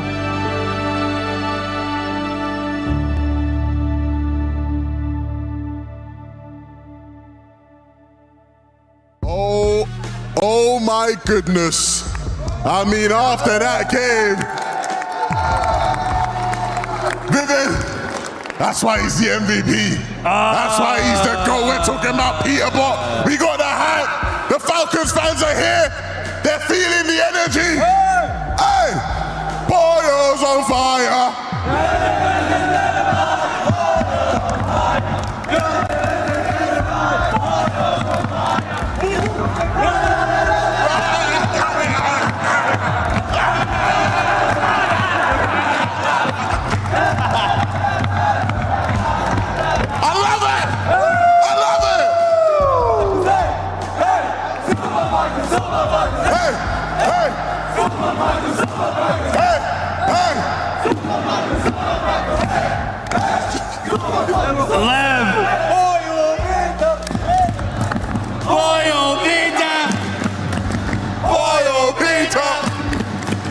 Pollo pizza! Pollo pizza! Pollo pizza! Pollo pizza! We've said enough up here. It's all about Team Falcons. We got to keep the show on the road. Thank you and shout out to the Falcons! This is it, our last time around the map for Elite Stronghold. And so far, it's been the show we have all been expecting. Shark and Teeny at top of the leaderboard at one point. Peterbot and Pollo getting their victory royale, and even Izzy and Nosif continuing the run from the survival stage to get a victory royale as well. This is match point finals, Taco. 350 points. That is step one, where teams are looking to get on that match point and then eventually get a victory royale. But it's just not going to come easy, because right now everyone is just managing to break out and keep the leaderboard close. You never really get to see too clear of a breakaway just yet, but it might be cooking. Shark and Teeny obviously on the hunt for it, and after that impressive performance out of Peterbot and Pollo, I think we might just be starting to see the rivalry really heat things up here, but you can't count anybody out. No, you definitely can, because honestly, if you were watching the first two games, you might have counted out Peterbot and Pollo, and you would have been wrong. And if you kind of looked at that leaderboard, though, Peterbot and Pollo kind of high up, a relatively good position, but it's AGAL Sky and Scroll in terms of the club championship that needs to start to pick up the pace. Only 108 points so far, sitting in 11th place. Really just waiting to see who touches down first in some of these teams. Peterbot, Pollo, Momsy in their sights. Meanwhile, other players continuing to drop across the map. But Momsy, he might get the opening shot. Peterbot is just so incredible. Peterbot is out of here. Momsy's going to send him packing. Fearless Fear will not be infiltrated by NAC that easily. Already that hot run coming to a slow start here, but in Chino, Pablo, they hear the noise and they want to take part in it. Rocket launcher in hand, that's going to drop him down to relatively low ground, burning through his materials as well. Momsy needs a miracle to stay alive, and he's not going to get it here. That knock's going to come in, and Chino and Pablo are going to get that first elimination for themselves. Momsy just wasn't even sure which direction to check, and I can't blame him with the way that Chino and Pablo just collapsed. But Khan, now waiting, strike back, gets the opening shot, but it doesn't even matter. Chino and Pablo clearly ready to finish whatever they've started off here in Game 5, because just like that, Khan also sent to detour elsewhere. Yeah, but it's not over just yet. The lurks keep on coming, but Malibuca gets found out at the last second. Chino Pablo immediately turn around and take him down as well. The late entry over toward Fearless Fear has been working out, netting them 4 eliminations right out of the gates. Might have to come to a little bit of a pause, though. Just drifting elsewhere on the map. Shark, Teeny. Might have to clash soon enough here at Elite Experiments, but as of right now, a little bit more fixated on just establishing themselves in the lobby overall. They're going to take some time to properly loot things up, make sure they get a decent material count online before they really start to get involved with some of these fights. And Shark, Teeny, their presence is just going to constantly keep Mumsy and Skyjump really on. I think it's just a little bit on edge if you're Mumsy and Skyjump, because you've got a slight lead, but how do you hold on to that? Especially against Shark and Teeny. It's going to be something that's very, very hard to plan for. Especially this team here, Goofy, Z-Dog from OCE. If you don't pay attention to the region, you might not necessarily know what type of skill they're capable of. And so far this weekend, they are surprising almost everybody. But now they're on the back foot, forced to run away from Swizzy and Pixie, who at one point were the first place team as well. This is over towards Chisel Cubes. They don't want to fall too deep into that crater. There's so many nooks and crannies, places to hide, and they want to be the team that gets caught off guard because of it. That's the problem for Swizzy and Pixie. You miss one lobby with an early elimination exit, and suddenly the rest of the leaderboard is already on your throat. And Z-Dog, Goofy, they have not made things easy. Every single time, these guys have been looking for a lot of early game brawling, and most of the time, it's been going pretty heavily in their favor. So yeah, Oceania can definitely get behind watching these guys try to carry a big message to the rest of the world of what they're capable of. But for Cold and Rapid, don't have any time to think. Pablo and Chino are just immediately looking to pounce. Yeah, and it's a scary situation because both of them are lacking some shields. That rocket launch with pre-fire came in perfectly. Rapid gets boxed up. He gets knocked down. 12-second timer for Cold has officially been started here. But I do believe Cold was able to kind of make his distance, but he's getting chased off. Cold is now under the hunt of Shark and Teeny. Remember that 12-second timer, I do think he bought more than enough time to get Rapid back, but Rapid still has to figure out a strategy of his own of how he's going to be able to get back down. Cole doing a good job of buying him more than enough time, but he himself realizes there's two players. It's Shark, it's Teeny. This might be too hot to handle. And Cold, even he might be looking to take Shark down with him, but it's just not enough. Bolts instead, from a separate angle entirely, is going to deal the dirty work for Shark and Teeny here. Now Acorn and Bolts, though, recognizing the fact Teeny, Shark, maybe a little bit too much time expended on the hunt there for Cold. Shark Teeny, they're not ones to stray from a fight. Acorn and Bolts maybe reconsidering at the same time, though, Jacob. Acorn Bolts, they kind of need this one. Yeah, and because of that, getting sandwiched between Acorn Bolts, Shark and Teeny, Cold and Rapid will be our first team eliminated out of this match. They hold that 10th place spot for now, but obviously, as the game continues, everybody will have a chance to overtake them. And I do like this decision. Shark and Teeny disengaging one way, Acorn Bolts going the other. They just finished a fight. They just cleaned up a whole nother team, so they don't want to take too many big risks too early. Con and Faded, they were already starting to make their move. It's because of what they were able to clear up just before, finding that elimination onto Rapid. Definitely giving them some pretty big motivation. Anytime these players sniff even the slightest bit of weakness from a duo, from a player, or they see that reboot popping off after the elimination feed lights up, they're all ready and just too eager to try and wipe each other out.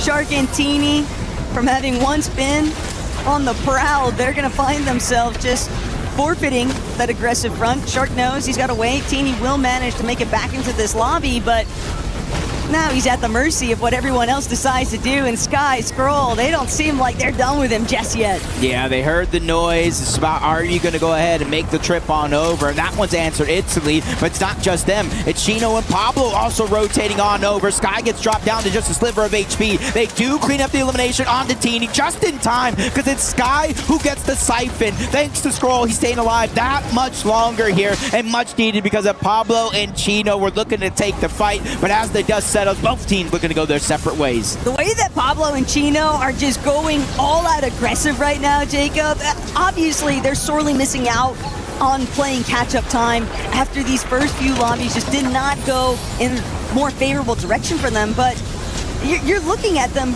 going so crazy as if they're on the line of getting eliminated from the entire finals if this game isn't a win for them. Love to see them start to be much more proactive, though. Seeing everybody else rotating in from the northeastern side of the map, trying to hold on to a little bit of elevation. Most of the zone is over open water, so we know we might have a cutback in our future, but Sky and Scroll still willing to get their hands dirty. Teeny respawning back in, and this is where the farm is looking to begin, but Teeny doing a good job. Great damage on the Sky, literally fighting for his life. Chance to stay alive, but Scroll reunites. They're both positioned well together against Teeny here. I don't see Shark anywhere in sight, so I'm not sure how much Teeny help he's gonna get. Hey, but if you're gonna try and match up with Teeny, you best step correctly. Teeny, though, realizing might have taken a little bit too much time there trying to bail out. He'll be eliminated. Shark still lurking overhead, though he has managed to close some space, at least away from where that action was taking place. But the problem is, out of the frying pan, straight into the fire, potentially, dealing with the likes of Kanata and Victor V now, who seemingly might have a little bit of an inkling that there is a player nearby, but don't know just how direct that notion is. And in fact, Victor V still watching his back, but they're not going to pursue it right now. Yeah, at least not onto Shark, but right in front of them is Teeny as well, trying to hold down that launch pad. Hopefully the communication comes through, and you see in the minimap right there, above them is Chino and Pablo as well. The zone does cut back from Peerless Pier. Remember I mentioned most of the zone over open water, but I don't think it gets that much easier. You see on the north side of that zone, relatively even, flat land, but on the south side, that's when we got those mountain ranges coming into play. Look, most players, when they get eliminated back-to-back sequences, you think that they'd want to just sit inside of the storm and take it easy, find those opportunities to loop back up and recover. But for Shark and Teeny, there's a method to the madness. They're still willing to go as aggressively as they can. And it's actually going to push Victor V and Kanata further away from them. Whether this is an intended outcome by Shark and Teeny, we'll have to wait and see. I really do think that they were hustling to get some eliminations for a refresh there, but the opportunity might have slipped them by. Yeah, needed the resources, the materials, everything there, not just the points itself. Izzy and Nosip, on the other hand, looking much better off. You see them find a med kit. They're stalling for time. They know the zone is opening up, and that's going to be a blessing in disguise. On the other side, Sky Jump, Momsy, our first place team so far in this competition. They're just going ahead and staggering back. They're buying all the time in the world, especially with the zone continuing to pull in their favor. Another north side zone. Momsy and Skyjump might even be smiling every time they look at that elimination feed early on, but you can't get too excited just yet. Even if a team is having these early game woes, that doesn't mean that they won't be able to turn things around, because how many times, Jacob, have we seen a team go through it, everything working against them in the early phases, and then one good refresh in that mid to end game, and all of a sudden they're right back in the action and potentially even able to take the victory royale. I feel like this game right now is kind of slowing down. I think they realize reboots are about to turn off in about 1 minute and 10 seconds. We're already in the 6th zone. Even the ones that are outside trying to go ahead and out-heal it, it is 2 tick of damage per second that you spend out there. So timing is definitely of the essence. But a north side zone pool, relatively flat ground outside of the hostile hold, of course. So if we continue kind of moving towards the west, this would be a good game, or at least a good chance for everybody here, no matter what they have in their inventory. It makes sense, though, for these teams to want to play a bit more reserved. No one's really trying to be the first one out in the open, because nobody wants to be at the mercy of the lobby focus, and they can just position on these little elevation shifts, the halfway points of the cliff faces, using some of that natural coverage to instead preserve a lot of their build material. But Skrull won't be able to get out of the line of sight. Cammy's gonna get the credit for it, but Peterbot and Ployo were definitely looking his way. It's a pretty tough blow for Sky and Skrull to suffer at this stage, but Sky, he's just gotta muster up the willpower to stay on his own 2 feet here, because Skrull might be back in the action, but that doesn't mean that he's out of the clear just yet. Yeah, just kind of having to drop in from above. Teeny is down as well. No chance for him to reboot back into this game. They have officially turned off, so now all the pressure is going to be on to Shark, and he only has 26 builds, 1 med kit, no extra shields, and then 1 shockwave on top of that. Just thinking back to that one opportunity that they had briefly against Kanata and Victor V that they weren't able to fully capitalize on, but Faded yoinking Bolts' elimination credit. Shark now realizing that lobby is headed straight for him, but fortunately he'll still be able to put up the facade that he's strong enough to push back against this lobby pressure. Hari and Cammy, though, actually are standing tall as a duo currently. I'm just waiting to see where their next play is going to be at. Shark managing to pick up a little loot pile along the way. That is a huge saving grace. Yep, it's keeping him alive. The shields, extra med kits just in case, but the build still lacking. It's all about trying to get some points for your efforts. 0 elimination so far. Uncharacteristic-like from a team just like that. Very, very similar here. Poyo with that 1 elimination. Gotta imagine it was on Skrull or Sky before the reboots even turned off. So they're back into the game. No worries there. But they're headhunting. They're looking for any player on these rotations that are making mistakes that they can capitalize on. All I know is that anytime you see Peterbot and Poyo light up with even 1 victory royale, that seems to be the catalyst every single time for that duo.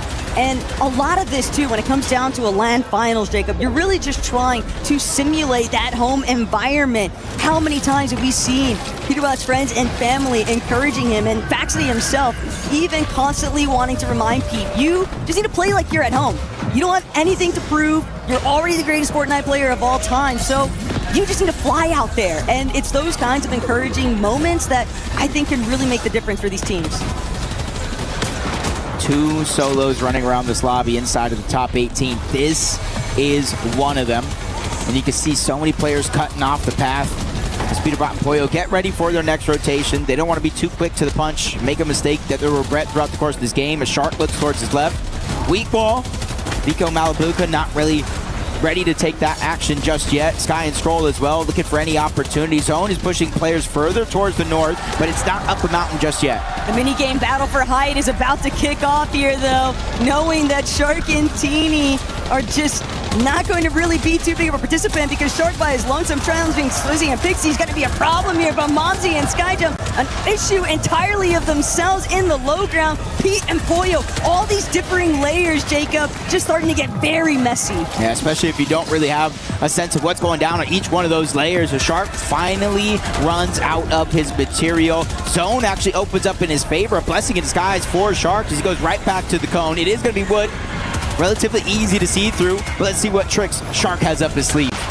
When everybody is just scrambling over each other, though, that's where the opportunity to strike could really present itself here. Shark even feeling like he might be able to play through a little bit of healing methods here, but Pete, Pollo, they've decided to make their way up. It's all about whether or not Peterbot can actually take down Pixie instead. He'll opt to just prioritize high ground control, but they know it's only a matter of seconds before Swizzy and Pixie potentially look to chop him out and re-challenge, but Pixie paying the ultimate price on his way down. Shots from above. They make sure to hit every single point of damage, even without the actual knock, to make sure they see some sort of success. Hari and Cammy underneath, but they're on a mid layer, trying to make sure to clear it out. Peterbot, Pollo finally get their high ground overtaken. They are burning through material. They're burning through their resources as well. Sky and Scroll have officially been eliminated out of this game. 16th place Taco, no placement for them. But how far can Falcons, Peterbot, and Pollo truly fly? Aurora Shark also trying to make sure that he can build as many placement points. Is he nearly falling? But Shark won't be able to finish it off. He's still got to keep trying to find different opportunities, and they are just running ever so thin here because Pete and Pollo are just forcing everybody to hide. And while they're taking names and crossing them off the list, Izzy and Nosip are going to get that elimination onto Shark, but it's not without sacrifice. Izzy has gone down. A few solos left in this game, and Nosip is feeling the pressure of being one of those few, but luckily for him, he spots a bit of loot outside of the zone, sacrificing a little bit more HP to make sure he grabs it for himself. But Peterbot and Pollo, or I say just Peterbot now, still battling out for the high ground, but he doesn't have material. He has to concede. And the drop down, he might be able to snag an elimination on his exit, but Vico Malabuka, that's exactly who he might have to fare with next. They've actually done a great job at holding on to that low side control.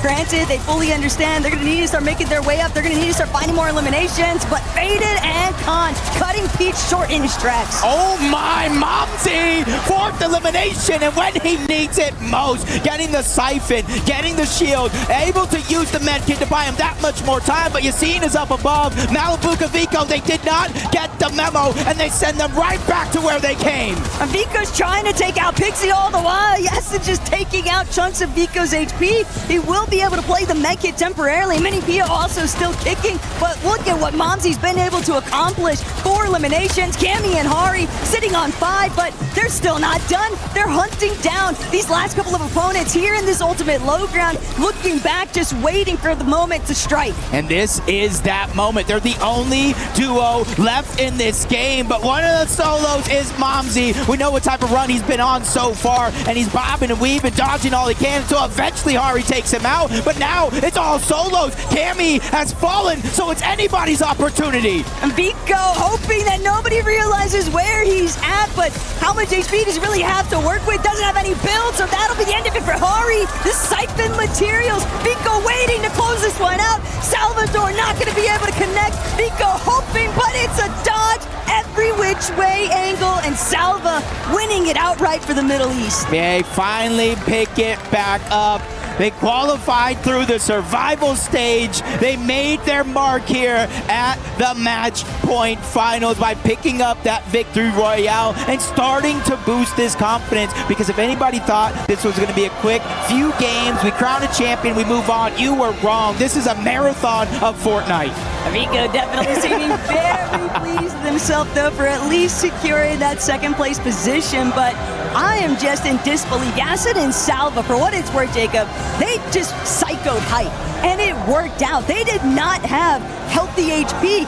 I believe Yacid only had like maybe 5 to work with. Salva also no shield whatsoever, down to about half of his white health too. And the fact of the matter is, they just took it by force. They really did, man. And honestly, look at their faces. They're not celebrating as much as Vico and Malabuka. I might have to challenge Vico to a dance-off, but this is the moment right here. Vico literally falling under the radar. He had 5 eliminations. Mini Pio there went down. That stopped him from eventually picking up the material in time. But as you see, Salvatore dropped down, got a little bit of an advantage because Vico didn't know where he was coming from. And since then, he already had the pressure and made that finish off strong. Yassine and Salvatore putting their region on the map here in finals. Right, and for Vika too, back against the wall, just impressive stuff to really hold his own in those last couple of moments. But what I'm really starting to notice is how aggressive so many of our teams are starting to get in this early game action.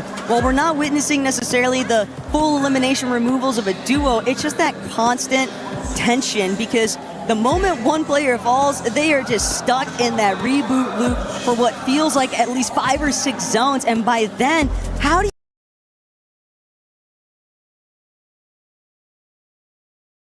you recover? That was the problem for Shark and Teeny. Yeah, they kind of were just stuck on the outskirts for so long, and they weren't really able to loot up. And we talked about that opportunity where Kanata and Victor V were kind of rotating on by. Maybe they wanted to take the fight, but with Chino and Pablo there as well, it was just a little bit too messy. And those are the little opportunities that you kind of look at. You always kind of think the big moments, missing a shot, but that was not going to be the case. But we have one of the best teams, the fan favorites, ready for you guys on the side. Skyjump and Momsy currently sitting atop of the leaderboard. A really impressive day so far, but obviously still plenty of action to come. Momsy, let's start things with you. How does this lobby feel in comparison to the group stage? Si tu compares un petit peu au group stage, comment est-ce que c'est le niveau de ce lobby là actuellement? Je m'attendais à un niveau quand même un petit peu plus élevé. I was waiting for a little bit better than this. Finalement, pour le moment, ça se passe bien. On espère continuer sur cette lancée et au final soulever le trophée. Hein. Yeah, so for now we are doing good, and it's kind of more easy than what we thought. So we hope we're gonna do the same, and we got at the end just leave the trophy. It's been a really impressive performance so far. Has there been any strategy changes for you guys coming into today, or are you guys just feeling yourselves at this point? Est-ce que vous avez changé un peu les strats par rapport au jour d'avant, ou est-ce que vous êtes resté sur le même style de jeu que vous avez proposé au group stage? On est plutôt resté sur le même. Après, voilà, c'est différentes games. Ouais, différentes games. On prend des kills à certains endroits, à certains moments. Tu peux pas savoir quand tu vas les prendre. Et de toute façon, là, pour le moment, ça se passe bien. Et on n'a rien changé au game plan. On suit juste comme on joue. So our strategy is kind of the same, but of course every game is different. So we never know where we're gonna get kills or what will be the rotation, of course. So we just adapt each games, but the game plan is still the same. Like, play the best as we can and follow what we used to do. Well, let's talk about the format then a little bit coming into today, because in the next few games we're going to quickly be approaching match point format. Does that feel like today could bring it to be a little bit easier, or is it going to make things a little bit harder later in the day? Alors là aujourd'hui on a je vais te poser la question à toi, du coup BG, on a un espèce de format un peu particulier avec le match point. Quand on atteint les 350 on peut avoir une victoire. Est-ce que pour toi du coup c'est plus facile de gagner par rapport au jour d'avant, ou au contraire ça peut être vraiment un format qui vous met à l'aise ou pas à l'aise? Comment tu le vis ce format? Bah ouais, moi je trouve que le format il est excellent, jouer comme ça. Ça change rien au niveau des top 1, c'est toujours aussi difficile ou facile entre guillemets avant d'avoir le match point, mais une fois que ça arrivera vers game 7 et 8, ça sera beaucoup plus compliqué je pense. I really like this format. I think for now it's not changing a lot because no one is in match point, but of course it's still really hard to have a victory royale, and maybe when someone will have match points the game will change a little bit. Yeah, that's what we're all thinking backstage. Well, with bated breath. But you know what? Finally, we've got the French fans here. They're having a great time. Is there anything that you would like to say to them? Because every time we say your guys' names, the crowd goes crazy. À chaque fois qu'on dit vos noms, les gens ils deviennent complètement fous. Tu voulais leur dire un petit truc peut-être aux fans français qui vous écoutent? Les gars, j'entends plus Falcon que nous. Je trouve que c'est pas normal. Donc va falloir faire un peu plus de bruit pour les prochaines games, s'il vous plaît. Guys, I mean, I can hear the Falcons are too close to me, so I can hear more than Falcons fan than you. So you guys have to make some noise for us. So please, mesdames et messieurs, faites du bruit pour votre duo français. That's what we like to hear. Back to you guys.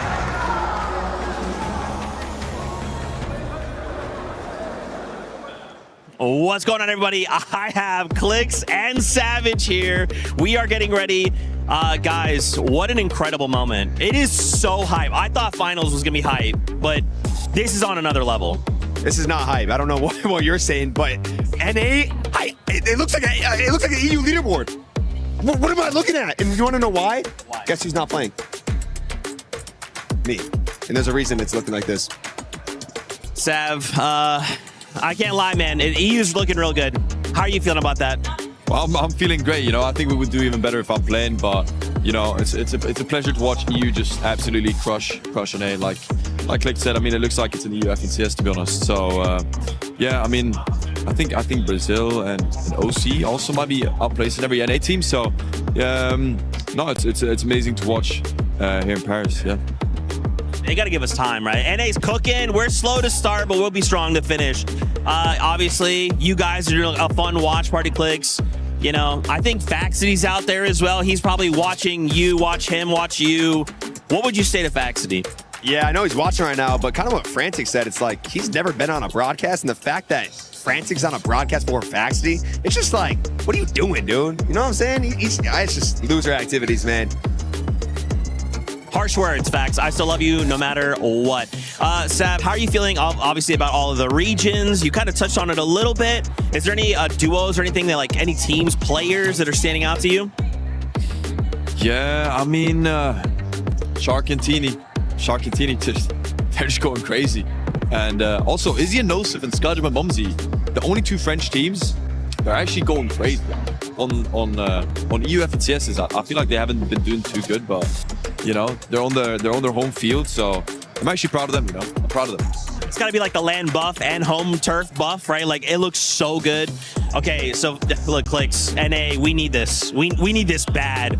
I can hear Levin in the back of my mind, just a devil on my shoulder. Just, he's waiting. He's like, nah, it's not going to happen. Who do you think, if NA has to win, could win, who do we? Is it Cold and Rapid? Is it Josh and Iamzo? Like, who could stand for us right now? If it's not you. If it's not me, we're gonna need my duo and Cold and Rapid to bring it home. And I think they could. They're 8. They're in a nice area. We're gonna need a couple more good games to get there. But I'll be happy if NA wins this land. But the problem is, Cold and Rapid, they're gonna hit 350. But can they win a game though? You're gonna be biased. Sav, you think they can hit match point? Yeah, I think they need to pray that the teams that hit it before them, because I think it's, you know, you see the leaderboard, it's most likely they're not gonna hit it first, you know. So I think they gotta pray Shark and Teeny don't put on a crazy show. What do you mean bias? I hear you, bro.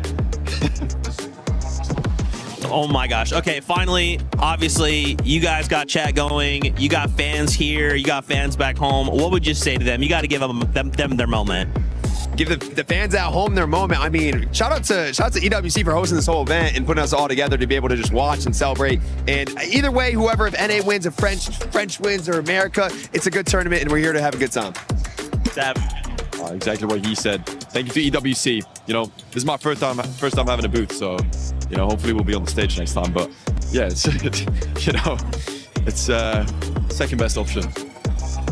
I love it, guys. Thank you so much. We'll toss it back to you guys for more EWC.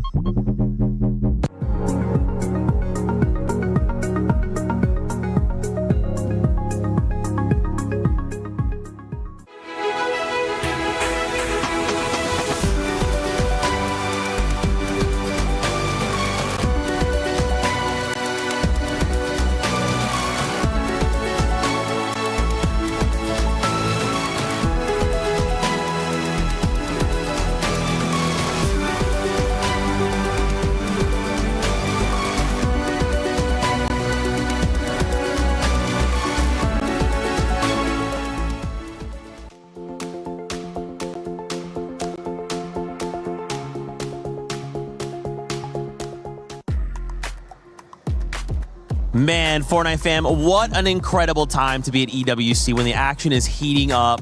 We had to have Falcons, Peterbot, and Pollo join us here because you guys are, everyone's got eyes on you guys. First off, let's start real simple. How's the competition going for you?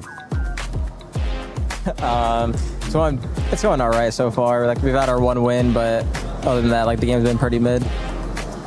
Pete, what do you think? Yeah, after game 3, I was super mad, and then I just had to take over. You know what I mean? I was so mad. Well, listen, you guys obviously picked it up in the last 2 games. You guys are doing great. I did notice there was a certain moment in that last game. I think it was Pete and Pollo, you guys like teamed up together to shoot out. It was either Sky or Scroll out of the sky. And then I saw in the player reaction cam, I think it was Pete, he was like, yes. Is that like an AGAL incentivized elimination there? Or was that kind of just thinking that you were happy to get the elim? Any chance I get to eliminate them, I'm going to. And I'm going to try my best to make sure they're not in the game anymore. Dang, that's crazy. So obviously we're about to swap over to Slurp Rush. How are you guys feeling about that? You know, is that when you guys start to come alive? Is there strats you guys have prepped? Because again, pressure's on, man. So what do you think? In my opinion, Slurp Rush is a far better map for us and just in general, but I'm looking forward to it. How about you, Pollo? Yeah, I think Slurp Rush is our strongest map, so I think we'll do better on that map. Now, Pollo, obviously, I think you probably saw it. We saw it. A lot of the community had noticed that Peterbot was investing a lot of time in the practicing because he was like, oh my gosh, like Falcons need to win this. But I don't think we've gotten your side of the story yet in terms of how important the club championship is. Like, is that something that you're kind of thinking about, or are you guys just kind of playing your game? Yeah, I would think about it a little bit, but like, I feel like we're still just focused on winning because if we win this tournament, then Falcons wins as well. So it's like it's an incentive to win for us. Yeah. Does that add any pressure to you guys in any way? Like, you guys have done this before. You've been on land, you've been under pressure, and I feel like that's where you guys thrive. So do you feel like there's any extra pressure there? No, definitely not extra pressure. It just makes it more fun. Like, it makes the win mean more as well. Yeah. I don't know. I don't know if you've heard this, Pollo, but someone backstage told me, I think it was Levin 2K. He said we look alike because we both have similar hair. I could basically be your big brother. How do you feel about that statement that Levin 2K made? Yeah, I heard about that, but I mean, kind of look alike because of the hair. All right, let's get serious, right? We're halfway through. All right, how are you guys feeling so far? Obviously, you guys won it. You guys are winners. How are you guys feeling so far about your chances to win the competition today? Like, we're in a good spot right now, so with the Slurpee map, I think we can get like to match point pretty quick, and then it's also like the easiest map to win games on. Okay, nice. Okay. All right, finally, we have to ask, obviously, you guys have a ton of fans out there. Is there any special fan that you want to just give like a big shout out to? Just anyone on Team Falcons, you know, supporting us. I mean, every single game, every single kill, I hear them after I get a elimination, so, you know. Yeah, wait, sorry guys, I'm getting a call. What's that? Hello? Faxity? Hey, what's up? Sorry guys, Faxity says you guys need to do better. What's that? He says you guys look nice. Should I tell him anything or? Nah, tell him nothing because I have nothing good to say about you, Faxity.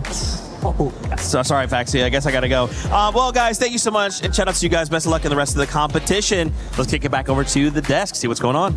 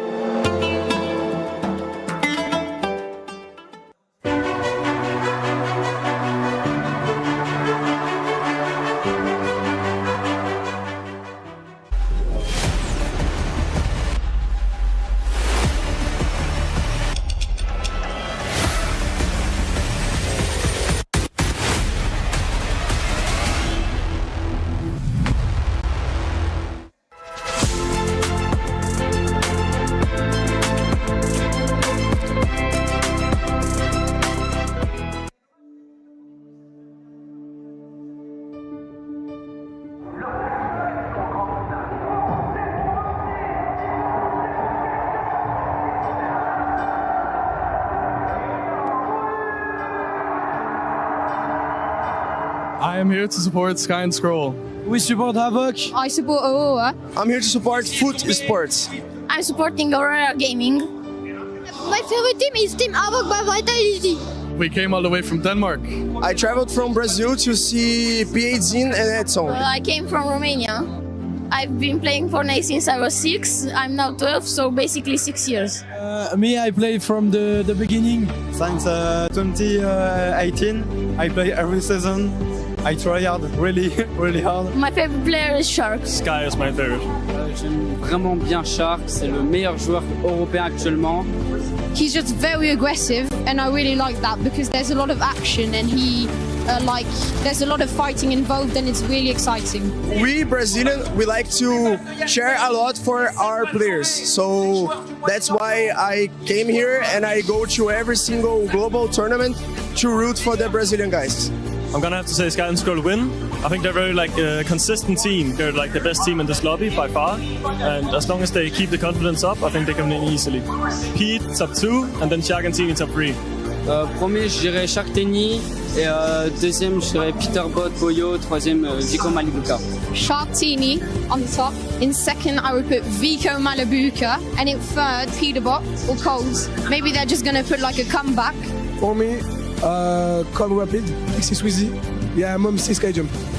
Me also, Call Rapid are very, very good. Pixie Sweezy and Sky Jump Mumsy there.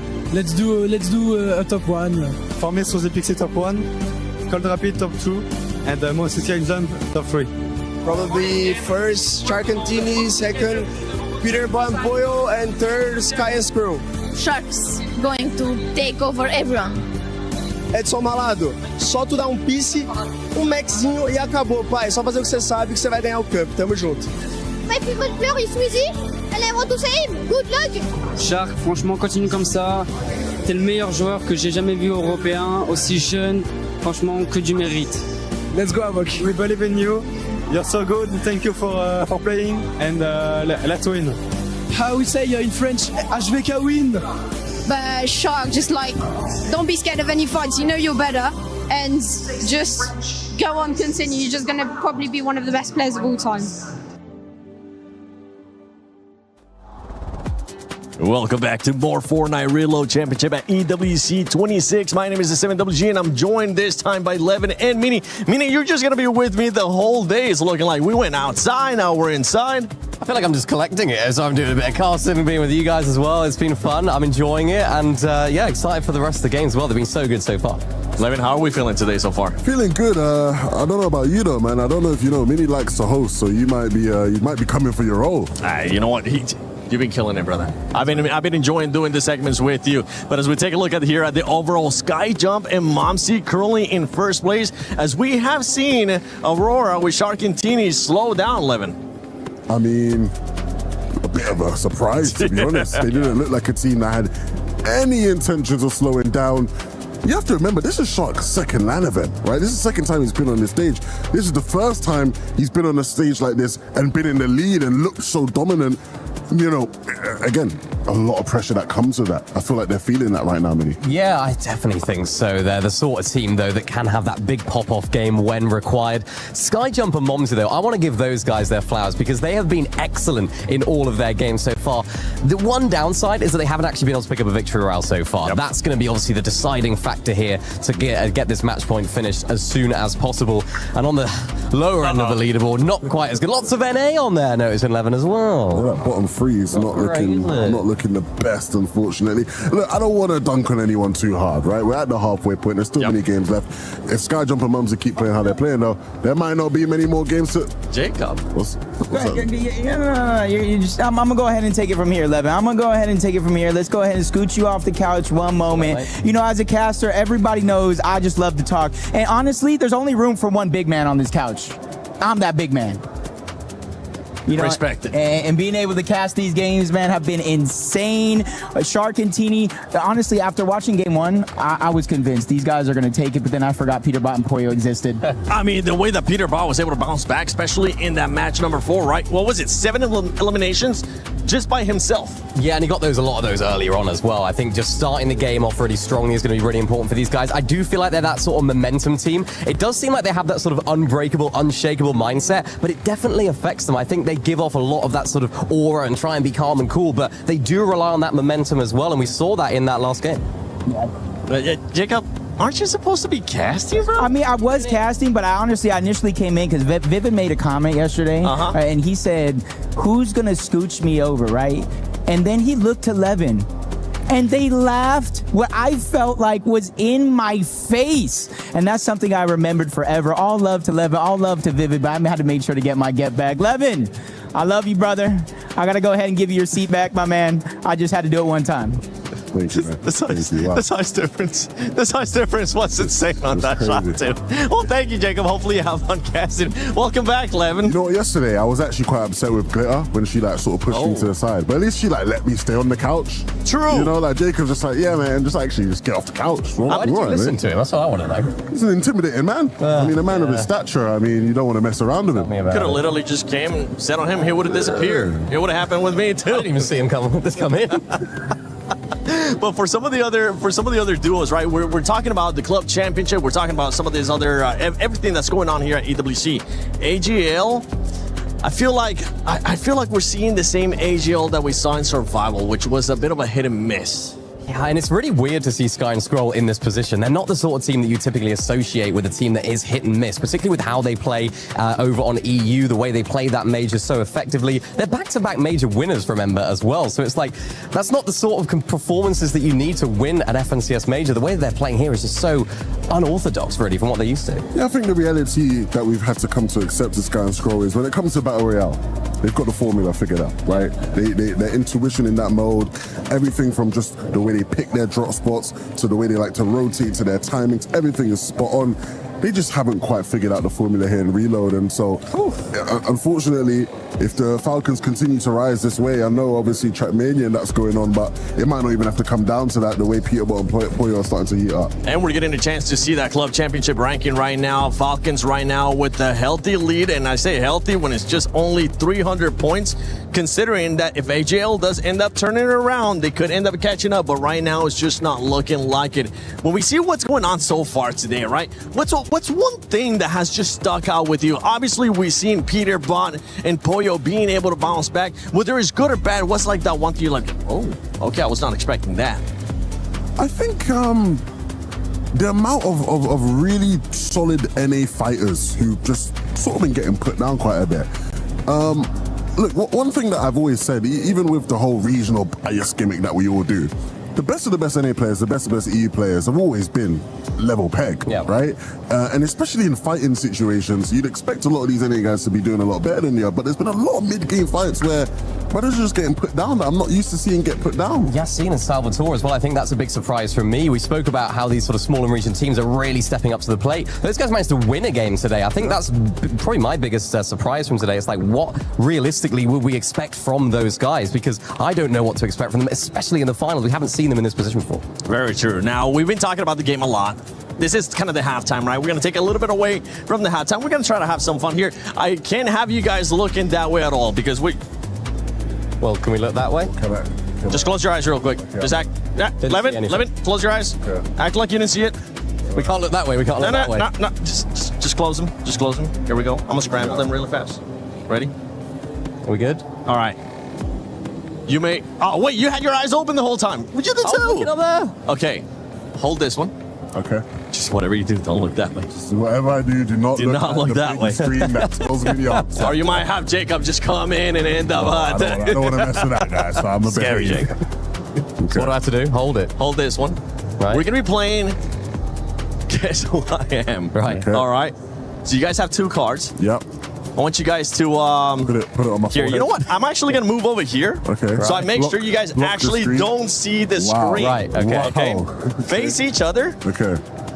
But they want to see it, so I need to... No, I mean, they should be able to. Here, like, we'll get a quick one. We'll get a quick one. There you go. This is the one that Levin's going to be using. Okay. That's the one that you're going to be using. Okay. All right, now face each other. Okay. Make sure you guys see each other. Yeah, in the card as well. You can see my card. I can see your card. Do you know my person is? I recognize your person, yeah. Okay. I recognize your person. And give each other some clues, and you're going to have to guess who that person in the card is. Okay, is my person a professional Fortnite player? Yes, he is. Wow. How okay. did you know? Okay. Is... What, do I get a question? Yeah, you Yeah. One and one. Is my player here today? Yeah, they're here today. They're in the building. They're in the building. Right, They're in the building. Is my player a European player? Yes, he is. Okay. Yes, Okay. he Get a is. chance to see it, just to verify. Yeah, All right, just there making you go. sure. Yeah, well, I know. Okay. Yeah, All right, that's Meanie, right. question. Is my player from one of the quote-unquote smaller regions, so i.e. not EU or NA Central? Oh, hold on. Technically, They are NA Central. They are I NA believe. Central. Yeah, originally, NA Central. from that. You didn't ask anything else. Oh, okay. You get your own card if you want to play, man. All right, You want to play, all you get your own card. Now we good. Okay, all right. Go on. Ridiculous. Is my player playing on a club championship organization? Yes. Okay. All right. Has my player won an FNCS before? No, they've Oh. not an FNCS chump. Not a chump. They might be a chump, but not a champ. Does my player look like Zikamus Prime? Ooh. No. Okay. All right, Meanie. Is my player the IGL in the duo? Yeah, they're the leader. They're the leader? They're the leader, Okay, yeah. They're the okay. leader. Good to know. They're always IGL it. Always. Always IGL it. hard. Yeah. Okay, is my player a fragger? No. Or not a fragger? Not a fragger. Okay. All right. You're narrowing it down. I'm gonna give you Yeah, guys One Let's more question say- each, and then we start guessing, or we just got to start guessing? two more questions each, and then you have to guess. Okay. What's the question? I get a question. Yeah, what's the question? I'm still trying to block the screen. So don't be looking this way. Is my player playing with his current duo in this event? No. They're not playing with their usual. They're not playing with the people we're used to seeing them play with. Right. Not whatsoever.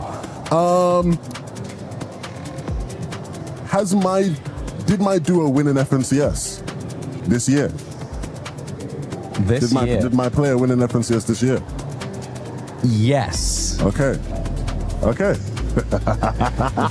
Oh, wait. You ready to lock in your answer or not yet? You still have one more So question. one more question? Okay. So I have one more, right? But if you answer it before he does, then guess who wins? Okay. No, So you want to win? I'm gonna use my extra Okay, question. all right. You can use your lifeline too. Okay.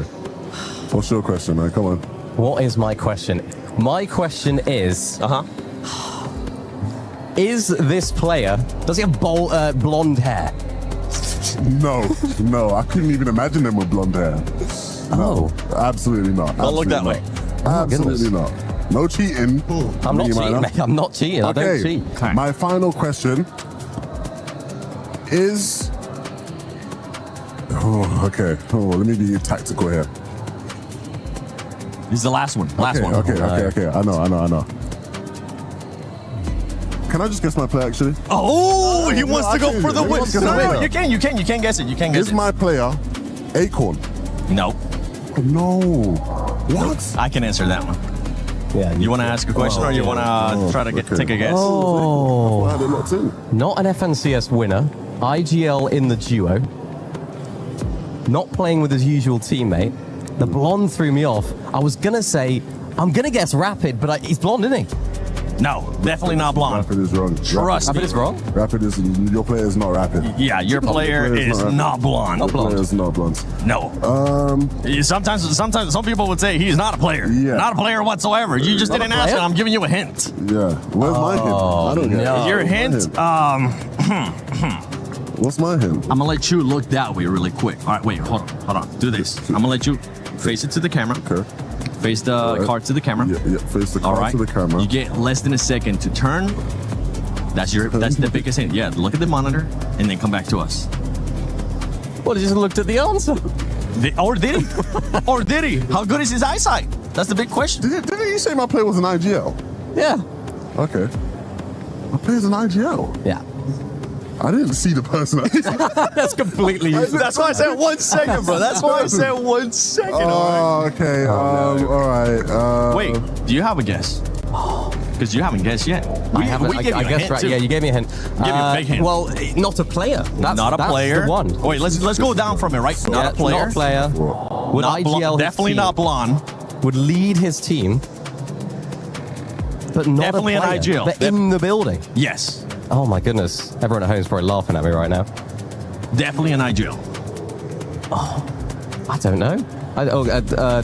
Clicks? Nope. All right, last one. You said my player was NA? No.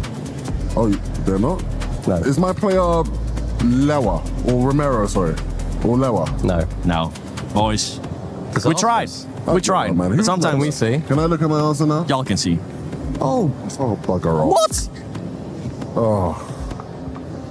You're not an IGL? Brother, I was trying to help you. You're not an Sorry about IGL. that. That was bad by me.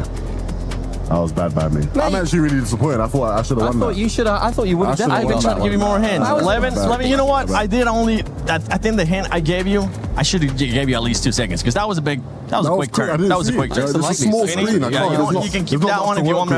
If you want me to give you a signature for it, I got you too. You never asked if it was a player. You just assumed it was a player. Yeah, true. That's you never so true. asked. Did I say is he playing or did I say is he in the building? You said, No, you are they in just the went building straight today? player. Oh my You said, goodness. are they yeah. here today? Like, yeah, they're now present, but not Well, on stage. boys, it's time. It's time for us to stop guessing and it's time for this teams to start clutching up because we're about to go to the stage. Taco, I think Mini was set up there just a little bit. In a tie, I have to give that one to Mini, but he was asking all the wrong questions.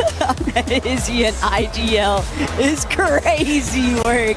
You know what, though? Seven has been a fearless leader for all of us at some point throughout this weekend, but we'll have to wait and see what kind of Fortnite abilities he'll be able to sort of lead the charge with. But we're back, Jacob. Game number 6, and every single one of these players had a chance to review, calm the nerves, whatever there might have been left over from the starting point, and just get everything going if they haven't already. And Malabuka got one piece out of Khan. Not healthy enough to try and deal with Chino, though.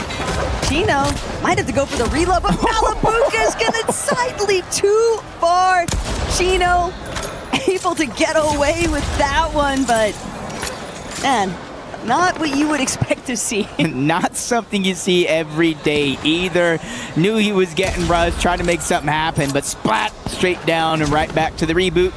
As Z-Dog steals away Chino's elimination. He tries to push on over to Josh, lands the shot, but Iamzo's there to back him up. This is their actual drop spot. They're not doing any sort of antics here to try to get early game eliminations. They're just trying to defend what is theirs, but there is still not only one team, but a few players towards the outskirts that they have to watch out for. Z-Dog, Goofy, that's going to be the other ones. Faded going ahead and landing some shots onto Goofy, making sure that Josh and Iamzo might have a little bit of an easier shot. On the other side of the map, though, Shark and Teeny continuing the ball rolling, getting a nice knock onto Spinks, and already having their line of sight onto Muzz.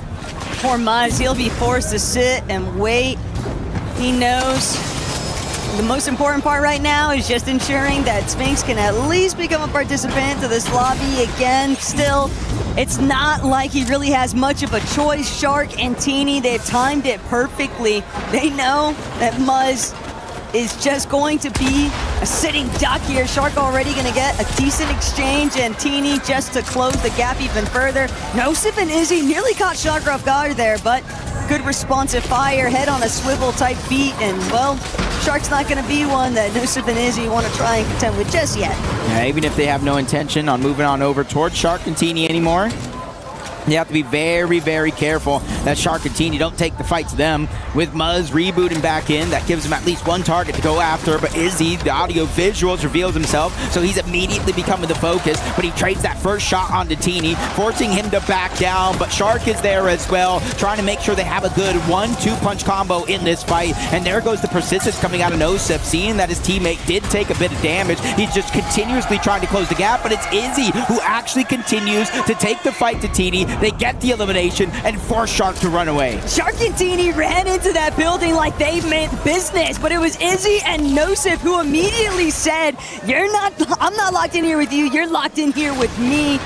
Problems already starting to compile though, because Momsy and Skyjump, they're only about 100 points off, 99 to be exact, at the starting stage here before they hit that match point. All they would need after that is a victory royale, Jacob, but we've yet to see them even get one on the day, and so it's going to be very problematic because it is just not easy to deal with everyone who's had these opportunities to come up with a new strategy. Yeah, I'm just hoping in their case they're not showing their hand too early. But in this early game, going against Muzz and Sphinx. Sphinx especially fresh off the reboot, but he's not able to stay alive long enough to reunite with Muzz, so he's going to go down and kind of be stuck by himself as a solo, and he has to be careful. Full team on the outskirts still nearby, but again, constant action all around the map here. And Reload is faded, gets that elimination onto Goofy. And you can see Skyjump making sure to attack the freshly respawned players. Even with Muzz getting control of that slurp truck, he's still gonna go down. So Skyjump, Momsy get their first elimination of this game. Shark and Teeny, they'll continue to just shut Muzz down. Every single attempt from Muzz and Sphinx just to try and stabilize for even a couple of moments. Just not even being the slightest bit factored in here. Everyone around the area just chasing them. And Pete Pollo right now, our analyst did a great job of breaking it down. That top 10. Jacob, this is a tough one for you. I mean, I feel pretty good from what I've been seeing here today, but Pete Pollo, looking like NA's last hope right now. Yeah, for all of the region, really relying on them to perform. And honestly, so is the entire Falcons organization for that club championship, putting a lot of pressure on them to perform for a multitude of reasons. Skyjump Momsy closing the gap. Less than 100 points to go before they're officially on that match point. And then all they would need to do is get that victory royale. And they're staying around this spot. This is where they got that elimination onto Muzz, forced him out, and kind of left Sphinx here. And because Sphinx has been stuck here for so long, he only has 4 builds. Look at Muzz. He's been hunted around, only 11. These guys are going through it this game. And the even bigger issue still is knowing that they're not even that close to each other. It's going to take them so much time before they're even going to have a real opportunity to try and reunite. They're both stuck, huddled away in corners. Shark, one more time, we get another review of just how he's able to chase Muzz out for yet another elimination. And it feels like if it's not Shark and Teeny, if it's not Izzy and Nosif, it's going to be just another team entirely. Minifio, though, also getting active across the map. The Mammoth Pistol still proving to be very problematic. You can get that first shot accuracy in, but for Sky and Scroll, you're talking about the club championship points. And AGAL definitely going to be rooting these guys on in the secondary half here because they've got a long ways to go before they hit that match point threshold. Yep, and so far another team has fallen. Goofy and Z-Dog out, Yassine and Salvatore out. Sphinx just gets dropped yet again. You can kind of see in the mini-map, right? Shark and Teeny are one of the only teams over here other than Muzz and Sphinx. And because they're still in the zone, Muzz is going to continuously respawn right above Sphinx. Or I should say Sphinx is going to respawn above Muzz over and over and over. And because they're inside of the zone, there's almost nowhere for Sphinx to land. So he's definitely going to have a tough one this game. Going to need to really figure out how they're going to get back. Muzz might have to start thinking about how he's going to play the rest of this one as a solo. That last glide over shot, though, Teeny and Shark, they've diverted their attention towards Cammy and Hari, who are actually a leaderboard threat currently.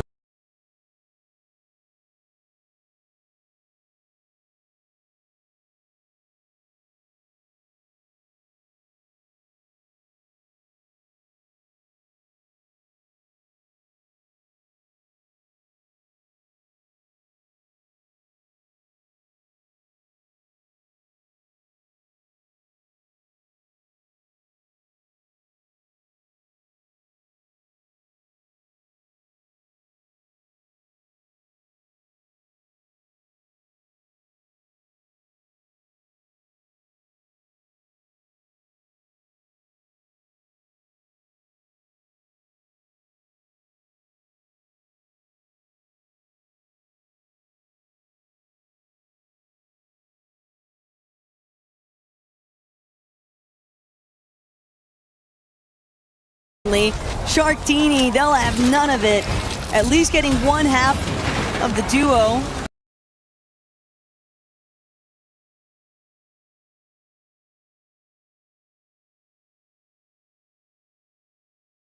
Hari gonna be forced to retreat, but it's not going to be easy.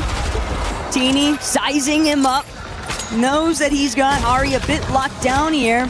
Because even if Ari manages to scramble out of this one, he still has to remember there are so many other teams close by that could potentially look to pick him off on the escape route. So Shark and Teeny watching their angles also, not trying to get caught off guard.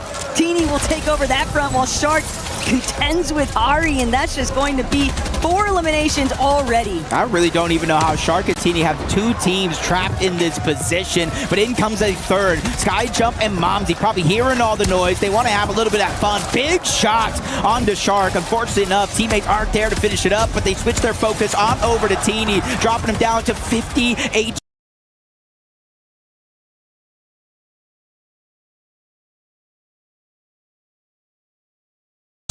Or less, and they're looking to continue that chase, and it looks like almost for a second Teeny might have created enough distance, but Momsy just keeping that bird's eye view over above. Muzz is there as well, so it could be a chance for him to get that elim and get back in the game. The crowd buff is so real though. Momsy and Skyjump are just playing with a whole different sort of confidence here today. And the fact that they were able to send Teeny packing, that might be the one benefit that Muzz might manage to actually survive.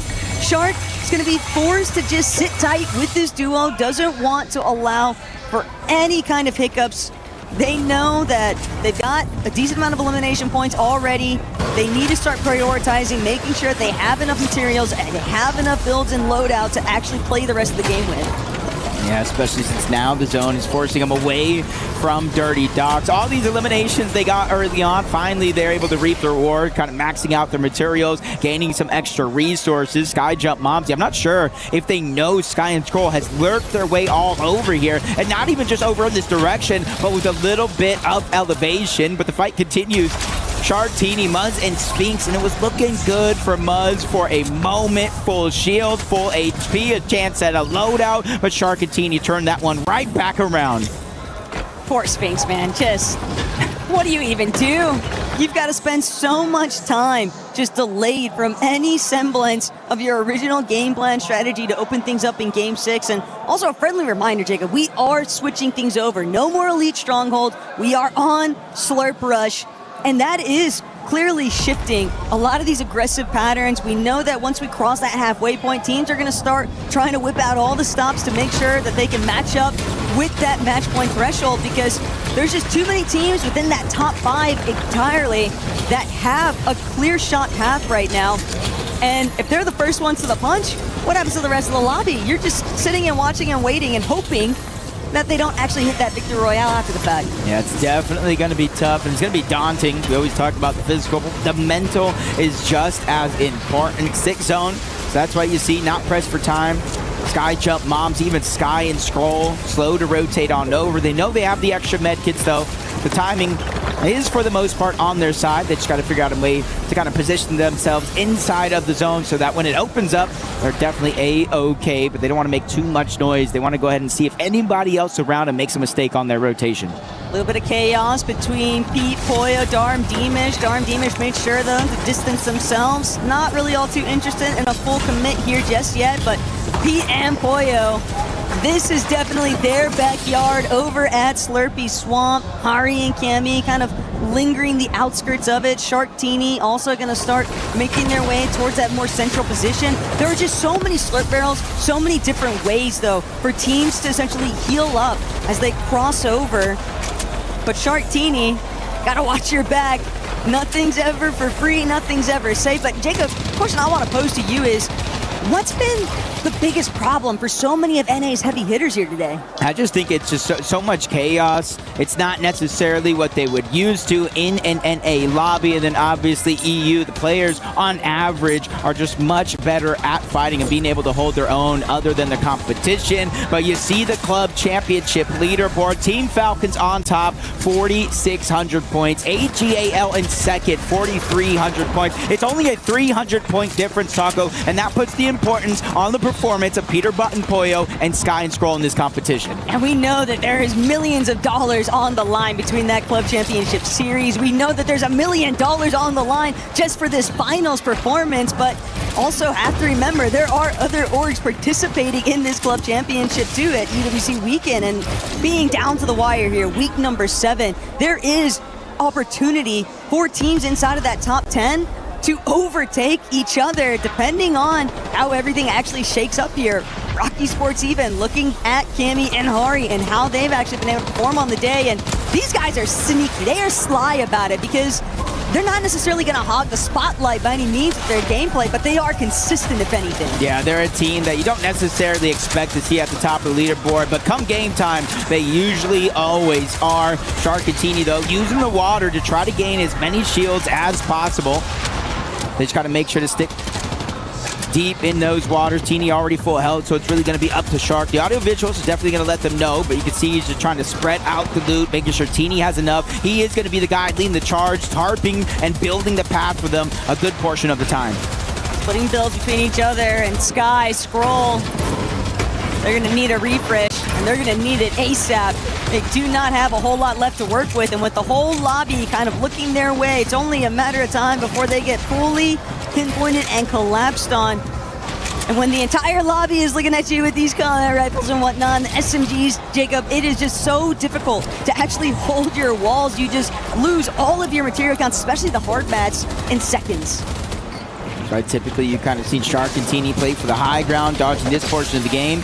You see the launch pad coming out as well, and they want to continue that to be the case. Sky and Scroll, a little bit of a mess up on their Shockwave, but they go ahead and solo Shockwave their way on out, and that's what's going to cost them. They separated for a second, and that mere second cost them everything, and they both actually fall. Rapid gets one, Josh gets the other, and they end the run of AGAL in this game. It's like vultures in this lobby. The moment that you're just a little bit too late to the party, there's no such thing as fashionably late when it comes to these endgame moments. Hari and Cammy, though, not really getting much, if any, time to try and pause it and wait, and just like that, I mean, Iamzo able to pick off Cammy clean outright. Josh and Iamzo really sending it on this last-ditch effort here in Game 6. They're really trying to make up for some lost time. All right, we know they can frag out with the best of them. They can dominate the low ground. They just got to show it, as Peterbot and Poyo are now starting to elevate themselves on the high ground. We have seen this song, we have danced this dance, and now Teeny is becoming the peer focus of Peterbot and Poyo, trying to take him down, and the knock is going to come through. The elimination is what they're looking for. And Peterbot knows now he's safe to actually take over that next front side. Romero and Leiwa gonna get pieced up the moment that they try to head forward, and just only moments left between Mumsy and Skyjump, our leaderboard champions currently, and yet Mumsy praying that this medkit is going to buy him enough time. He has managed to just claw his way into the placement period, but Jacob still, it's nowhere near enough. They're going to need so much more to keep a good hold on this lead. Yeah, the win definitely is not going to be enough, especially for Peterbot and Poyo. You got to get elims like that, and now they turn their attention. Teeny did get revived back on enough. Well played by Shark to make sure his duo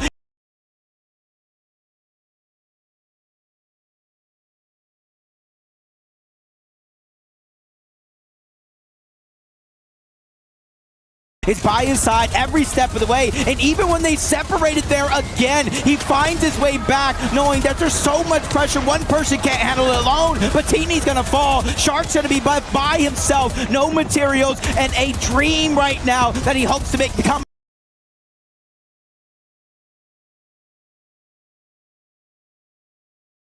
a reality. But Izzy and Nosif, they displace him, force him down low into the Lion's Den.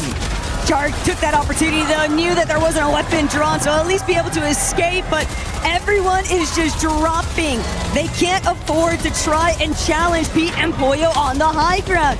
Pete and Poyo are just causing so much pressure, so much suppressive fire. Shark and Teeny are going to be fully eliminated. It looks like Vico and Mal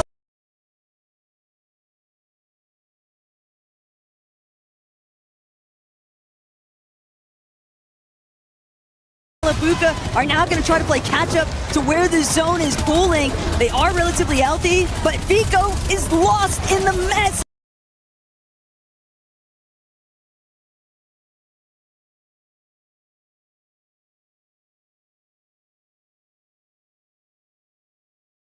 Of it all, and Malapuka be forced to try and look like a fragger. And they're just way too high up in the name of Peterbot and Poyo. I'm not sure too many teams could actually go up there and try to contest them for the high, and it's even that much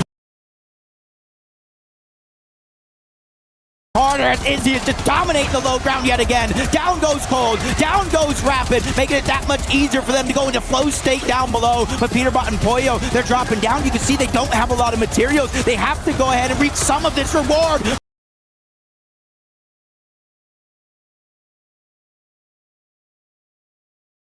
But Izzy's gonna fall. No more miracles for him. It's all up to Nosif. That might be the best case scenario too for Peterbot and Pollo because Izzy and Nosif getting shut down this early. Malabuka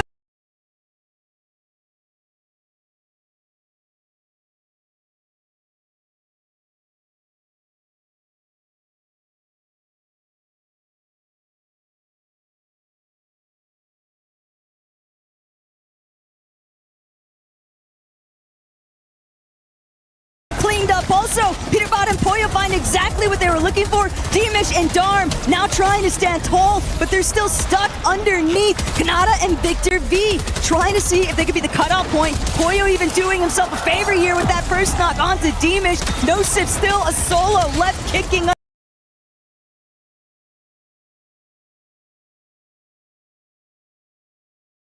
Underneath, but Kanata and Victor V, they've got the distraction factor right now for Pete and Pollo. Yeah, persistence is key for Pete and Pollo, and they're unlocking opportunity after opportunity here, but Darm's by himself. He's the only solo left between two duos, and big shot from each of them gonna take him down.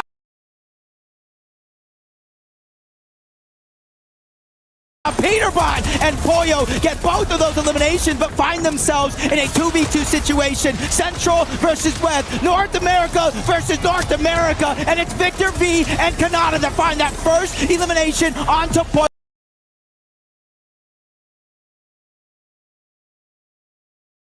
Bringing it down to a 2v1 situation. Victor V with his hand full against Peterbot. He finds the elimination, and he does it big for Dignitas. Not the first time that we've seen Victor V is the counter for Peterbot, but still a great effort out of Pete and Pollo. The million-dollar question before Game 6 even started off is, where's NA been so far today? And I think we just got our answer, Jacob. They have started to finally come online here in Game 6. I like the way you said that. Major tournament after major tournament. It's that kid right there, Victor V, that takes out some of the biggest stars of them all. And he's one of those players qualifying from the North American West region. He go ahead and teams with Kanata coming from Central, and he took it upon himself to go ahead and switch regions. He said, hey, if I want to take myself to the next level, I have to play with and against some of the best players in the world. Gotta be appreciative, though, of Victor V and Kanata just pulling themselves one step closer to trying to stay in challenging range of that match point threshold. With so many other duos already that much further ahead of them, they know just how crucial every single one of these secondary half matches have actually become. Yeah, and you kind of look at some of the teams that fell throughout the course of that one. We had Skyjump Momsy go down. We had Hardy Cammy go down. Peterbot and Pollo didn't get their win. So you got to look at that leaderboard, and still no one is on match point. So it's still anyone's game. Hopefully everybody at home is ready for the long haul. Can't help but think what things might have looked like, though, if Malabuka and Vika have been able to actually see things through as a duo. But that's part of the chaos that starts to break out, especially when you have a team that's able to so strongly hold onto height for as long as Pete and Pollo did. It really left no other options but for the teams underneath them to keep trying to siphon off as many refreshes as they could string together, because you're not going to make your way back up top anytime soon. Not with Pete and Pollo looking you down. Yeah, just kind of look at their faces. They win, they celebrate, and realize, hey, it's time to get right back to work. Job's not done just yet. And now it kind of looked locked, loaded, ready to go. Almost like that didn't happen, but obviously a huge confidence boost for them. Not only winning the game, but like I said, taking out the players that they did throughout the course of that one. Just going ahead and turning that momentum around. We just got to see them continue it here. We're not going to be switching maps, so we will stay on the slurp rush, but I do think with players realizing they're running out of time, things might continue to switch up. Just don't hold your breath. But Victor V, you gotta also love the fact he's probably given Pop so many heart attacks this weekend. But hey, that's part of the fun of Fortnite competitive after all. But listen, guys, Game 6 just concluded. We'll have Game 7 coming up shortly. But for right now, we'll be right back.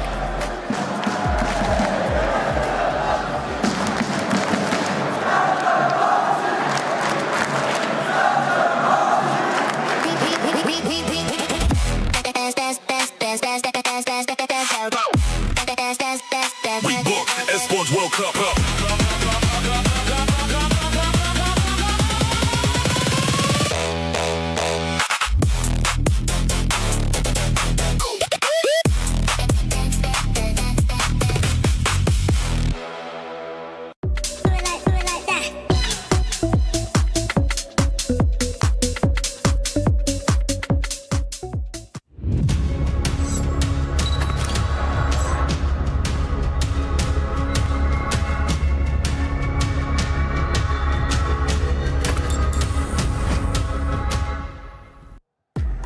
Canada upsetting Falcons there at the end. And one thing we've been seeing, Kelly, so far today, we've been having a lot of challenges with the high ground. This one, for Falcons, they weren't really challenged that much. You kind of secured them that second place. And honestly, it's what we've seen Peterbot and Pollo do time and time again, whether it's the Reload Elite Series or if it's the Major 2 finals. They love to take high ground just a little bit early. And even when they were still low HP, they built up that tower, waited for zone to pull in their favor, and they were able to claim high ground for pretty much the entirety of that endgame. But Canada and Victor V are the real victors of this game. Of course, you know, the representations of NA West is something that I'm excited to see, although you got to put an asterisk next to that name because I'm pretty certain they're representing just all of NA right now. But Vivid, great game for the first game of Slurp Rush. Listen, during that long break, of course, you know, we were halfway through the competition, or at least, you know, quote unquote, halfway through the competition. Who knows how many games we're going to play today. During that little bit of a break, I got the chance to talk to two teams. One of them was Peterbot and Pollo. The other one was Canada and Victor V.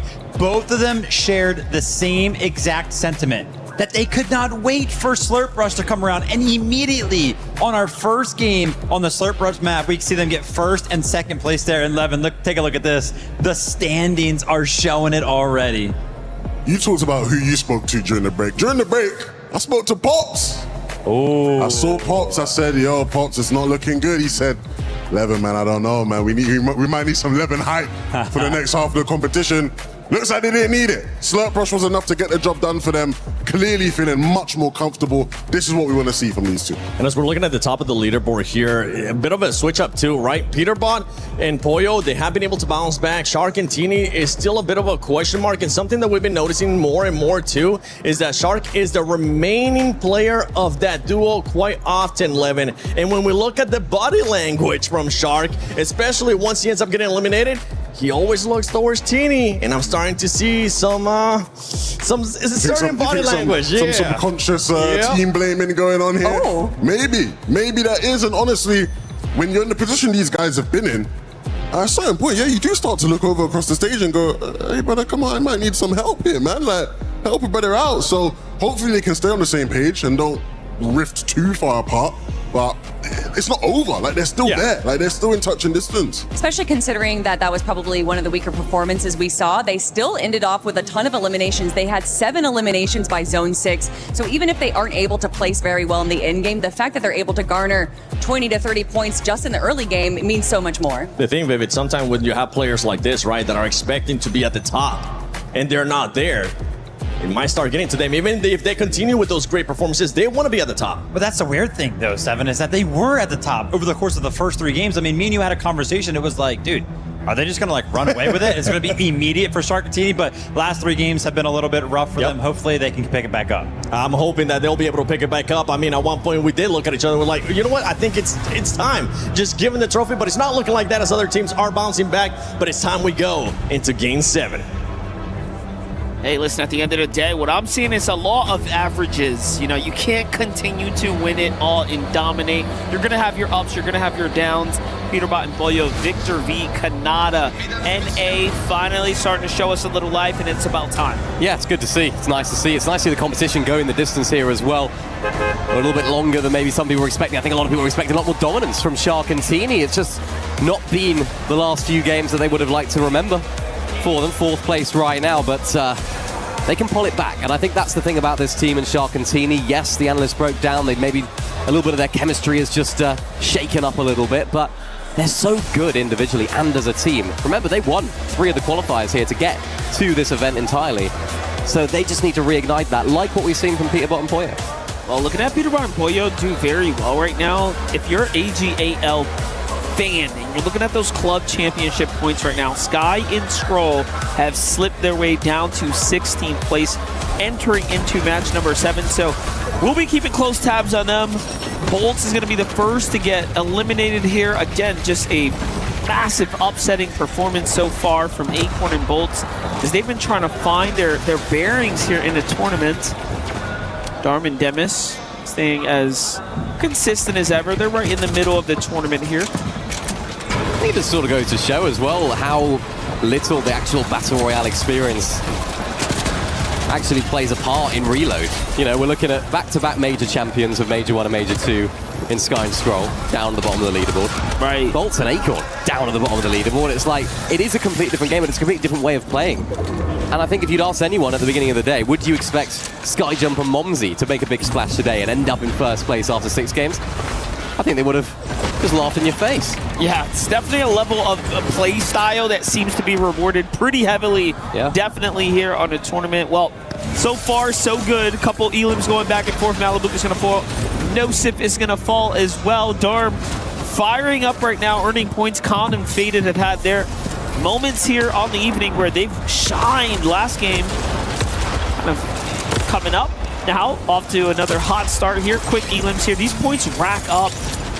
We have seen it time and time again for Goofy. They were doing so good, and again, also just finding their moments where they've kind of slipped behind, so they need to find their bearings. They're in 18th right now when they started in 5th representing for OCE. This is not great. It's not great for them. And it's really tough because, like I mentioned earlier, you don't know when the tournament's going to end, so you can't think, oh, maybe we have another 8 games, you know, maybe we can go the distance. Because you never know, with Skyjump, Momsy get a big game here, push them over that threshold, 350 points, then get the win in the next game after that. It's like everything's over, and where you're at on the leaderboard gets frozen. Yeah, it definitely starts to put things into perspective. Or in general, once they're 350 plus, you know, their entire strategy can just shift. They can go straight to playing high ground every game. That's going to be a disruptor type duo in the lobby. Just never really know. Sky Scroll getting active here. Slua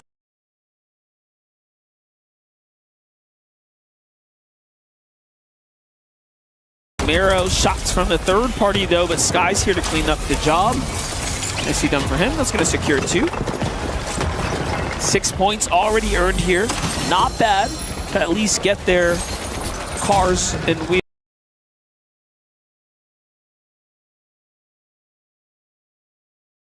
wheels turning here. Let's see it. Oh, Skyjump, let's hit the beams here. So let's see what the replay's about. Yeah, look at that. It's really hard to hit shots like that with the burst because it does have quite a lot of recoil. And that scope is quite magnified as well, so quite difficult to actually hit those. Vico with the Mythic Fish in loadout. Hit him with it. Please. Malibuca as well.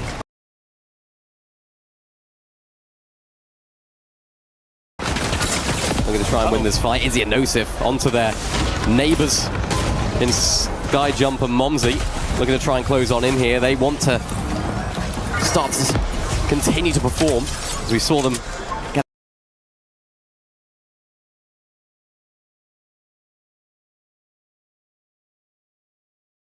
that incredible win earlier on in the day from High.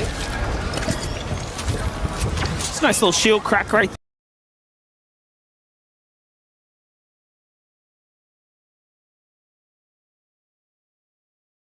there from Izzy. Momsy Skyjump kind of put in a bad situation here, forced to rotate out and try to put together their loadout.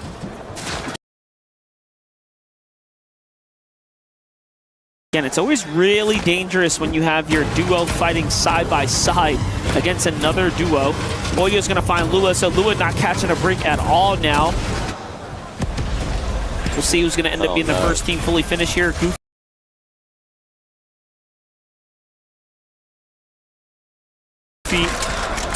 kind of sitting near Dev's door. Gotta be careful.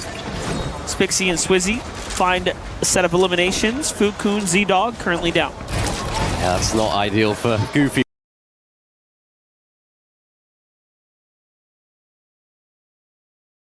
Right there, I thought that might have been the end of this game for them, but Goofy does manage to escape, and that's their Fukun rebooting, respawning into the game. They are pushing, they want more.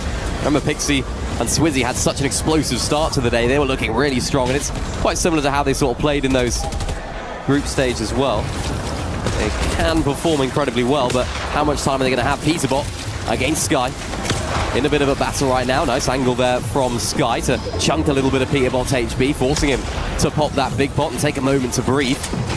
As you can see, Peterbot all the way back in the storm right here. Poyo's white HP is not going down, so indicating that he's not nearby. Sky looking to try and piece him up. EU versus NA, no whites on Sky though, so he has to try and make this fight quickly. Peterbot scurrying away for now, getting inside the box to Sky, not quite able to in the end. Peterbot looks for a shot, looks for a return, not going to get it. Sky is going to take him down, and that's AGAL on Falcons. Drama right there. Lots of violence between these two right now. Is that going to play into the hands of Sky and Scroll for the rest of the game? Champion v champion. Big fights going down right now. You saw for a moment there on the picture-in-picture, you had Peterbot just baffled as to how he missed that shot. He picks his hands in the air, takes him off the keyboard, like, come on. Really feeling the effort there. Well, this is actually really bad. So Scroll, wherever he was hiding, he's found it out because he's down right now. So Sky, it's actually crazy that he won that fight because it could have gone really bad for them at that point. If Sky lost that one, they could have been out of this game already. So that was well played from Sky. Needed to as well, of course, lack of whites. But we get to see where the Storm and the zone ends up closing in. Z-Dog and Goofy against VK right now. Getting in close by, but not actually getting too involved as Momsy and Sky Jump are in the vicinity as well, looking to try and take control of this supply drop. Hopefully give their loot a little bit of a boost as well. And I've been really impressed with these guys so far today. Of course, they haven't actually managed to pick up a win, which of course you need to do to end the competition. But yeah, I mean, wins don't matter yet. Wins don't matter yet. Yeah, not yet. Get your points, play consistent, get us the win, and you'll send us all home very, very early. So hopefully it's not going to be too early.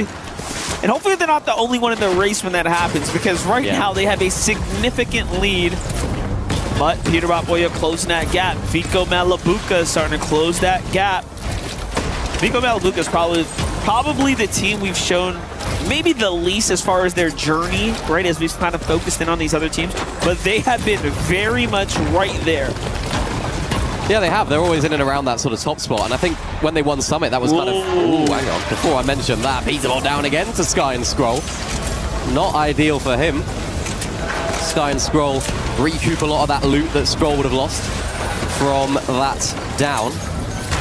But as I was saying, Vico Malabuka, they're the sort of team that can go, not missing, but they can just go under the radar a little bit throughout the tournament. At the Summit, they weren't necessarily coined as the team to watch out for even throughout the event. They were just consistent. They were making those end games consistently. Not too flashy about it, and again, they haven't got a win either, but more than capable of doing so. Sky and Scroll looking to make this dead side rotate as well. Yeah, nicely done for them right there. A little get back as well. Yep. You see Boyo's HP really low right now, so he's been kind of hanging out here inside the zone for quite some time. A lot of duos still lingering about. This is a pretty dangerous spot to be in, but again, they're here just kind of gathering back. And this is the problem, right? You get this major setback when you get eliminated like this. Now he's got to take all this time to farm back up this loot. Shark Tina getting active here onto Khan and Faded, though. This is your 6th place team versus your 4th. Very, very interesting fight going down right now. Big moments there as well for Khan and Faded. I feel like this is a team that performed incredibly well earlier on in the week and have high expectations of themselves, as we heard from them in the interview. They believe that they are the team to beat, and it's nice to see them doing that here on the finals as well. Haven't quite seen that level from them throughout the whole year so far.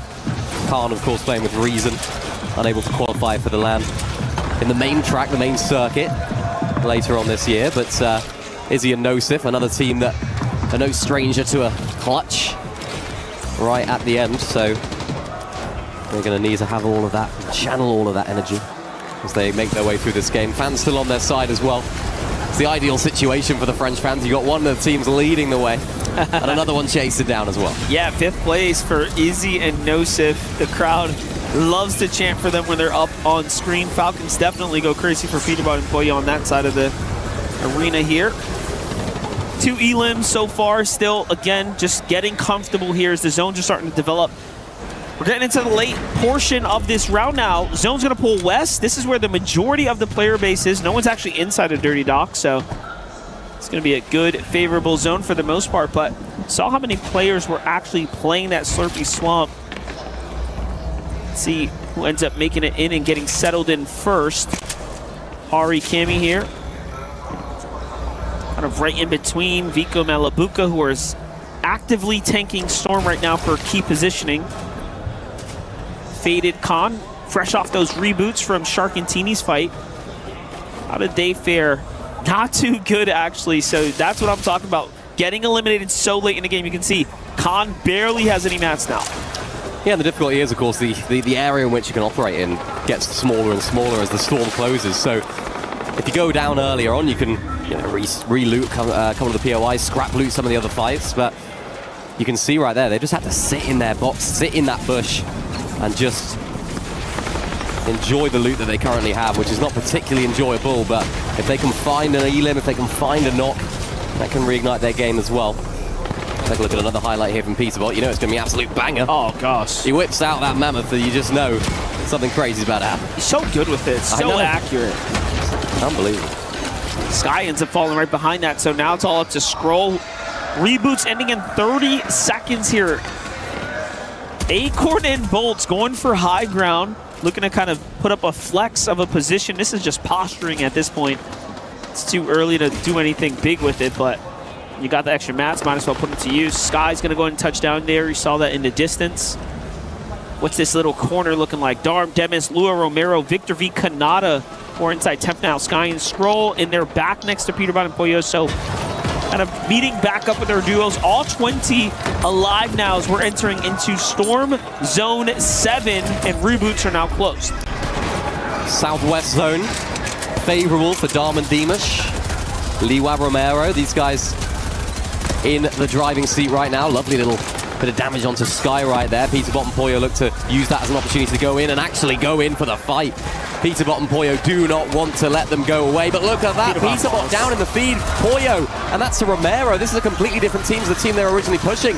Absolute disastrous moment for Peterbot and Pollo. They've been on a bit of a roll. Peterbot's still down though. He rolled into the box. He's actually rolled back inside. Is Peterbot now going to be able to get revived right now by Pollo? I think he is, but no. The pressure's coming in from other areas. Pollo investing all of his metal, trying to hold off all the builds. Yeah, there we go. The revive comes through. That could be huge in the overall standings here. Oh my gosh, what a save from Pollo right there to pick up Peterbot, and what a play by Peterbot to roll out of the box and not get pieced up. Pollo's so smart. Elevation change right there. Just clever usage to get the pickup. Surely that's the reason they are going to be in match point contention when everyone else is, if not first. I'd love to see it. I would absolutely love to see it. I mean, that is a skill gap as well. Being able to actually not get too disappointed when you get knocked is still in the game.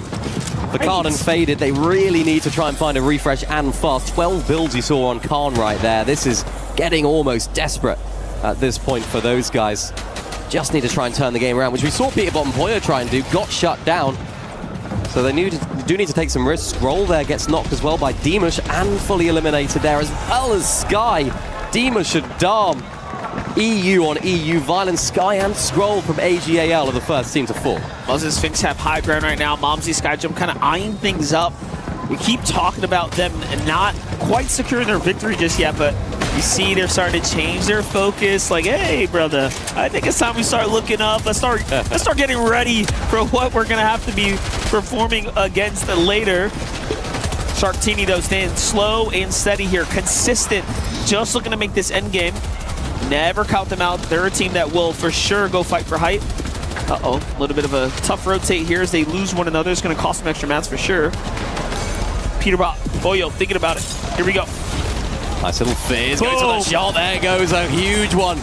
Once again, that was onto Sphinx on the front side of zone. Muzz there goes down as well. Malabuka picks up an elim in the process. Momsy and Skyjump all the way down here as well. Still in this game. Remember, this is our first place team at the very moment. They are looking to cross that threshold. 350 points is the amount that you need in order to then go on and get a win to take this tournament all for yourself. Izzy and Nosif yet again find themselves on high. They're looking to replicate what we saw from them earlier on and getting a big victory royale. The French fans erupt here in Paris. With those elims right there, Faded and Khan now fall in 6 once again. Izzy, though, gets contested by Peterbot. I was thinking there's no way they're not going to fight for it after taking down Muzz and Sphinx from the high ground. It was their doing, so surely they want to go for the win now. They've only got 6 builds right there. You saw it on Peterbot. Not tough. Ideal whatsoever. Who's going to take height? No one's on it right now. Peterbot decides to go on up, trying to look for an opportunity to spray on down to the teams down below. He's looking for a frag. He's looking for a refresh because he's only got 1 build now, as Poyo has to try and get nearby as well. And of course, he's right next to him. This is the danger, though. Peterbot and Poyo. No! Peterbot, full damage, disastrous. Kind of sprints off the edge there and then bolts waste no time in taking him down. Poyo here down to just 4 materials now on the heels of too many players' ramps there. The storm's too close either. It's just an unfortunate turn of events right there. Not even he understands how that happened, but it does occur. No one's perfect. Take a look here. Momsy, though, misses the shot here onto Malibu. They still have no idea he was there. Just got to clutch this one up. Shark and Teeny, though, opportunity presents itself. They just waste no time. They walk straight up and like taking candy from a baby, it's theirs. They have high ground. Yeah, no team were playing it this game. It was absolutely free for them. One of the easiest height takes they will ever have. And the favorites coming into the day have finally turned up again after having a really nice start. They've fallen off slightly. They've had a little bit of a rough patch, but now they're looking to recover their form. Pixie Swizzy down there as well entirely. Shark looking just to try and compress the rest of the lobby down as the zone goes all the way over towards a bridge. It's going to be very awkward for all of our teams down on the low ground. That's why Shari and Cammy are just playing a couple more higher layers, actually finding a Elim in the process there onto Mini Poyo. And Momsy understands the situation, needs to try and rack up as many points, even as a solo finds another medkit here as well, squeezing out all those placing points. Victor V and Kanata are turning up right now as well. They're still inside the top 10. This is 2 games now where they're doing it, but Momsy's got the solo clutch for himself to kind of remain in the lead here. 300 points. The first team now to go ahead and break that threshold. This is a big moment here in the tournament. The crowd is cheering for Momsy. What can he do with the crowd on his back? Pablo Ngu forced out of the layer here. Now, shots coming in from all angles. It's Kanata forced into scramble. He's on the run. Vico finds Rapid down low, and everything is coming to a close here. Look who's on height still. It's Shark and Teeny. Cammy looking to heal off back inside of the storm. Zone is actually pulling back over all of these old builds as well. So Shark and Teeny, although they don't have builds, they won't need them. Look at that, 5 builds onto Teeny. They're just trying to apply a lot of that pressure now down below. What that also means, all these teams down below are going to be running into each other, into old builds, into other people's edits. That's why Pablo and Chino just fall. And Shark and Teeny are looking to ride on out to a successful game right here and reignite their belief. With how many teams are down as well, this is going to close the leaderboards even more. Hari still in the game. Malibuca Vico earning points now. The second team to break 300 points. That's going to be an elim out to Victor V there. Shark, Teeny completely out of material now here up top. Forced to go down. The flow barrier fizzes in. Vico's trying to heal. Malibuca's there. It's a 2v2. Everyone's one shot here. It can go either way. Malibuca crash pads across the side. Vico's in a fight with Shark. Shark's very healthy.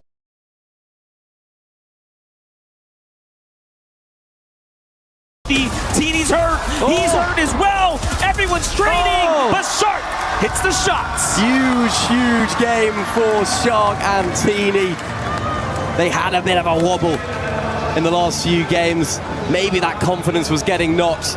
But Shark, there is no reason to look at your teammate with disappointment right now, because you've just managed to pick up a huge victory royale to put yourselves back in contention for the lead. Vico's just letting the energy flow through him at this point. I hope he's got music playing, because if not, I think that's just what he does. He could just dance and nothing. I think he makes his own music. He's making his own music. He's coming up with it in himself. He's drumming, he's doing the violin. Malibuca's trying to figure this out right now. He's like, dude, do I join in? Is this real life right now? Jokes aside, though, love when Vico, of course, is having fun. Just really living in the moment right now. Complete opposite, very stoic from Shark and Teeny here. Take a look from their perspective. I mean, we're just going to have to hear it from their perspective after this, but what a win here. Vico, Malibuca, didn't even keep count. I think it was like 10 or 11 elims. All about Shark and Teeny, though. They're going to choke up. I'm choking. 5-1 build. One is in storm. Under. Nice. I have height. 30 white, 30 white. Dead. I'm on. Nice, I'm dead. Dead. Nice. Ooh, they're feeling it now. They're feeling it. This is good. This is great. They're confident. They've got the belief back in them. They've got smiles. Listen, you know, day one, they won games and didn't say a word. Not a GG, not a thank you, not a single thing. Good job. We got a nice. You know, it means something to them now.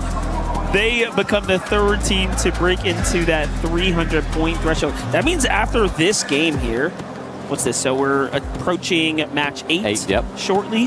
After match 8, we might have a team or two up there in that 350 range. And then winning a game will mean the tournament could end. So, hey guys, we're going to have to do some math here. We'll be crunching numbers. When we'll get back, we'll have more action for you.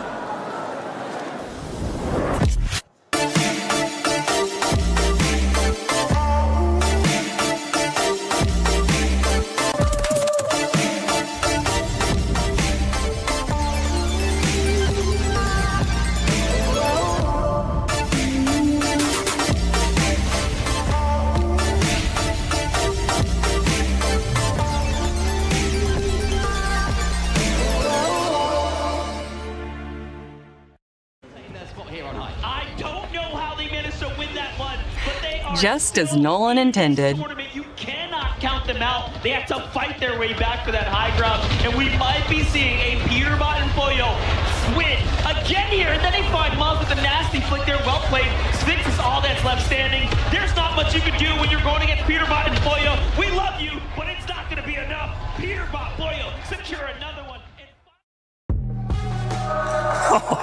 Man! It feels good to be at EWC right now. What an incredible game. Shark and Teeny showing up. I hope maybe Vico's gonna get there. Maybe it's gonna go one way, but it's time. Shark and Teeny's moment is right now. You have to expect as much. The fact that they were able to secure that victory royale, it's as close as ever. But Zeke, if we're gonna talk about Shark and Teeny, there's one person that we also had to make sure to get a little bit of insight from, a true shark connoisseur, some would even say, and that is the one and only Boop. His only comments, the one words that he wanted to make sure Shark knew was after their conversation, after how Summit went, and Boop telling me about how Shark felt something he never wanted to feel ever again. When Shark puts his mind to it, he is the best player in the world. Those are words of confidence out of Boop, and I think they're also words that the rest of the community would be very inclined to stand by, especially with the way that they're able to manifest these victory royale performances when they are this close in contention for that match point format. So it's time to be great because with the way that Vico and Malabuka are looking, they want that back-to-back. I know, and that's the thing, right? In that situation, the pressure was already at a certain level, but now we're at that match point status, right? So can Shark and Teeny be that team? Can they step up to the plate when the pressure is at its, like, the stage of the competition is at its most difficult?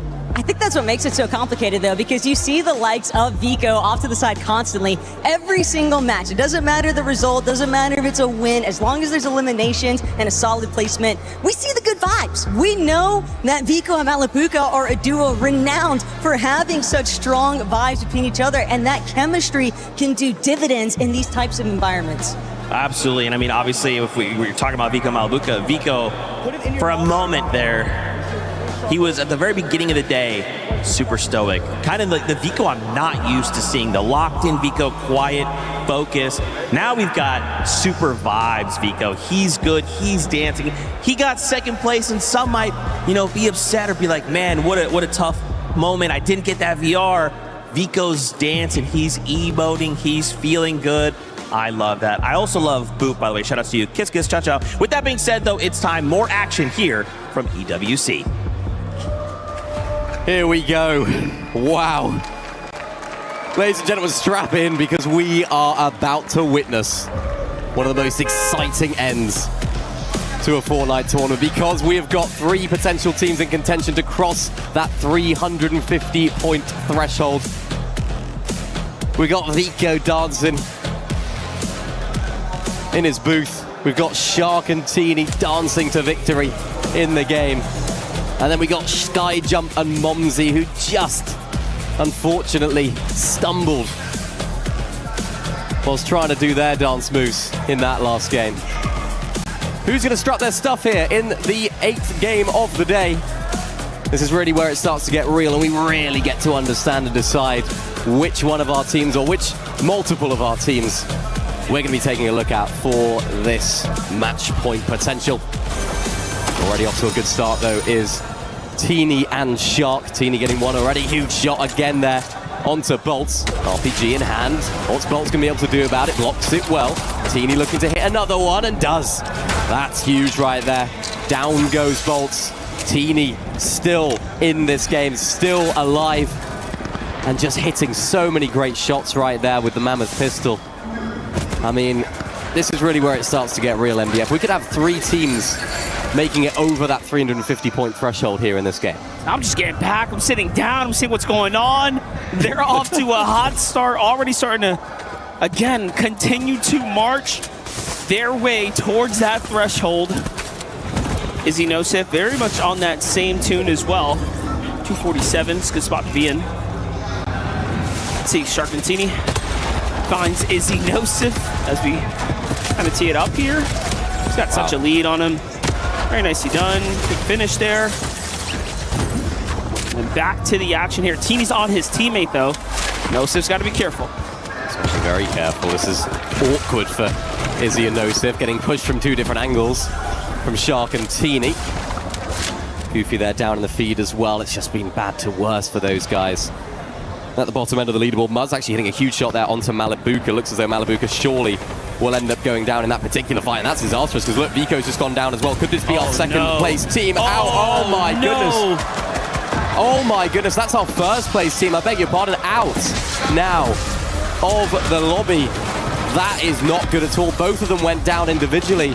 And Vico Malibuka, oh, Vico hasn't got much to dance about anymore.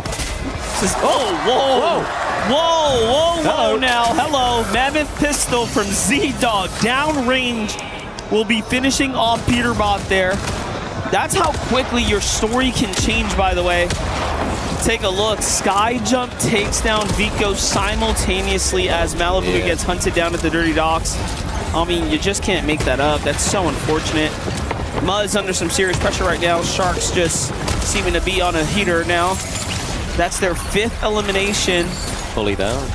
Now officially taking the lead here with Victor Royales and, of course, the point threshold. I mean, at this pace, they will be at 350, exiting match 8, gearing up to close out the tournament for the evening.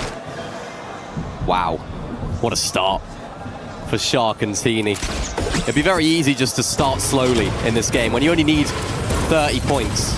Just an endgame? Yeah, and just play endgame, right? But, yeah, they're already getting off to a hot start. Peterbot and Poyo, hot and cold really today. I feel like we've seen what's underneath the Peterbot aura. We've seen them showing what they can do, what he can do individually as well. But then also we've seen some of the chinks in their armor, some of the weaknesses in their gameplay here on Reload as well. Yeah, I mean, last game they were definitely going for another win. They went for high ground. They were really putting it all out there. Not sure how, again, Peterbot misjudged, kind of sliding off. That momentum seemed to have carried him straight into fall damage, unfortunately.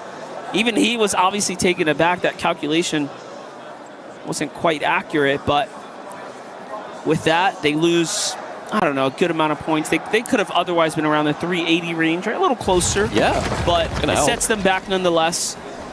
Sharkantini just full on offense though. 5 elims right now. And again, playing it as a duo. Not doing the safety strats like you see some of these other teams opting to split, but more so saying, hey, let's just land here. Let's push together. And they're taking fights very comfortably, very confidently, if you will, against duos on the map.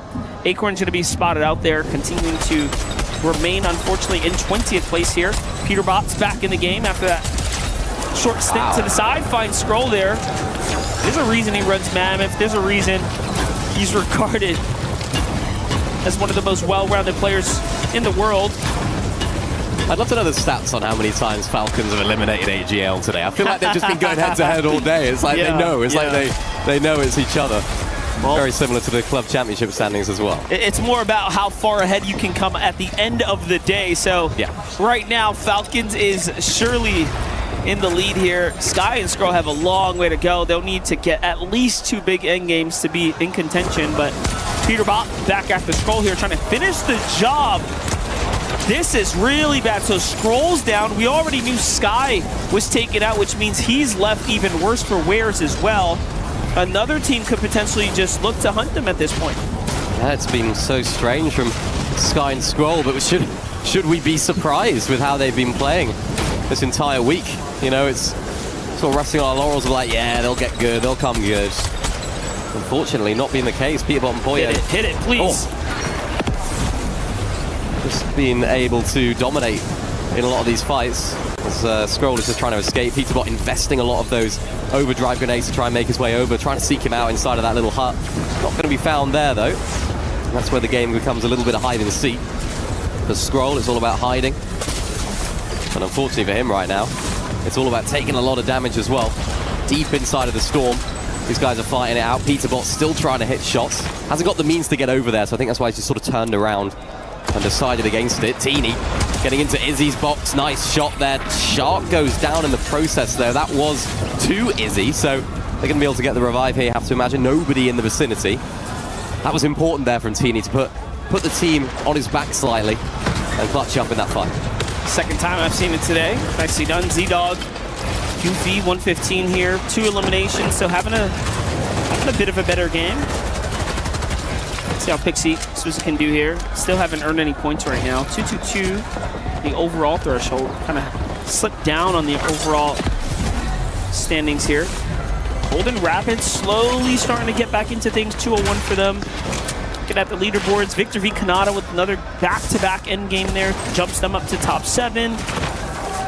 Swizzy and Pixie are close on their heels in 8th. So just a couple elims and they'll jump right over that team.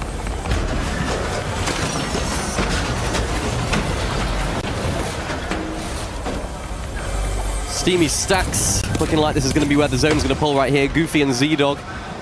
It's just been, mentally it must be really difficult for them because they started strongly, as you mentioned, 5th place at the beginning of the day, and just have been slowly slipping away as the day has gone on. Oh my goodness, look at that zone. It's like 70% of it is in the water. It's absolutely ridiculous.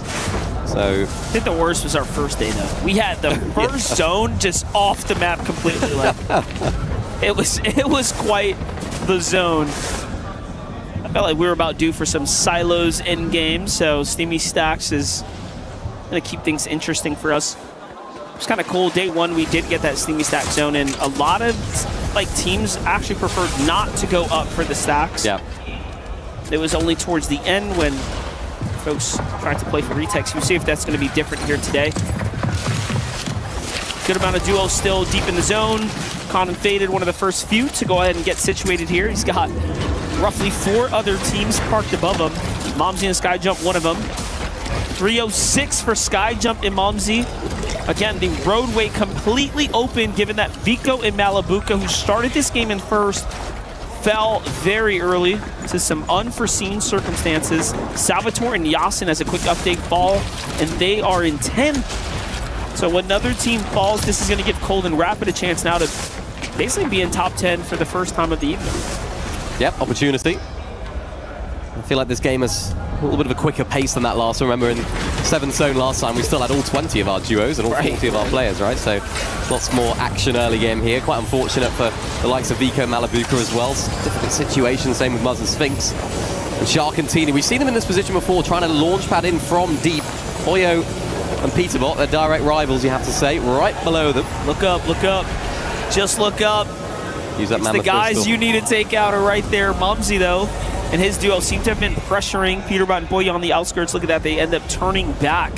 So they need to find a new angle. Remember that earlier on. They went deep inside of the storm. Shark went down. It set their game off completely in the wrong direction. This time, they don't want to take that big risk. Big change in how they're approaching this in terms of mentally as well. This is the sort of team you think, yeah, they're just going to go for height. They're going to put themselves in the best position. They put themselves in the safest position right there. They understand and respect the rest of the lobby. They understand their position as well.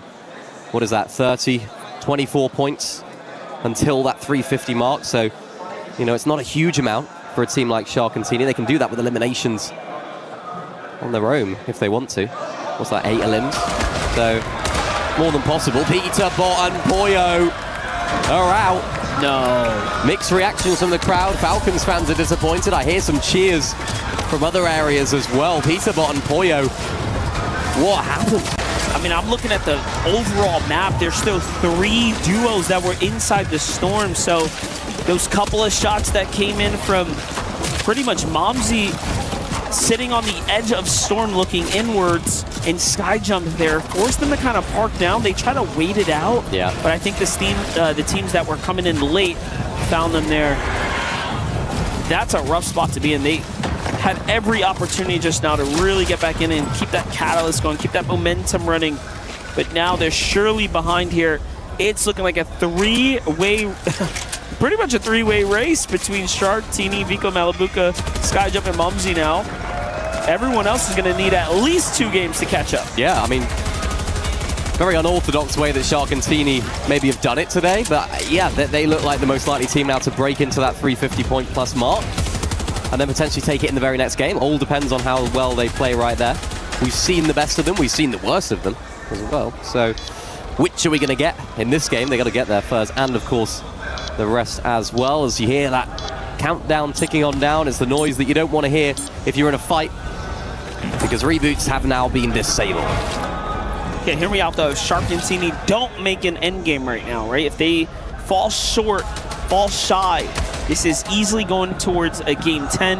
But what will happen is anyone from that 5th through 9th place, 5th through 11th even, we go as far as Romero and Lua, can jump up and at least be in contention for closing out game 10, and then everyone kind of being in the same threshold range. So really just depends on how well they play during this game, if whether or not we'll see a breakaway on the standings. Nosif, Izzy have a chance to do it, but Nosif is going to fall first, crashing and crumbling under the pressure of Darman Dennis. And now they're pushing in. Demas has already secured the loot from Nosif. Izzy greedily goes in for the med kits. We've seen you do it before, Izzy. We saw you do it yesterday. He's done it too much. Solo clutch, he's done it, but he's proved that he can do it. Albeit this is a lot earlier on. Let's see that magic. Oh. Called it too soon. They get caught out on the move there. I'm looking at Cold and Rapid, positioned by the silo. Shark and Teeny not too far from them. Acorn Bolt trying to make their desperate move inside. That's a good exchange of blows there. That could have gone either way had the Mammoth shot landed though. Eyeing up the surrounding areas again. This is all around the silo. Completely indestructible, mind you. Yep. Some early shockwaves from Shark and Teeny. They're really trying to position themselves as, again, leaders on the rotates, leaders on the high ground as well.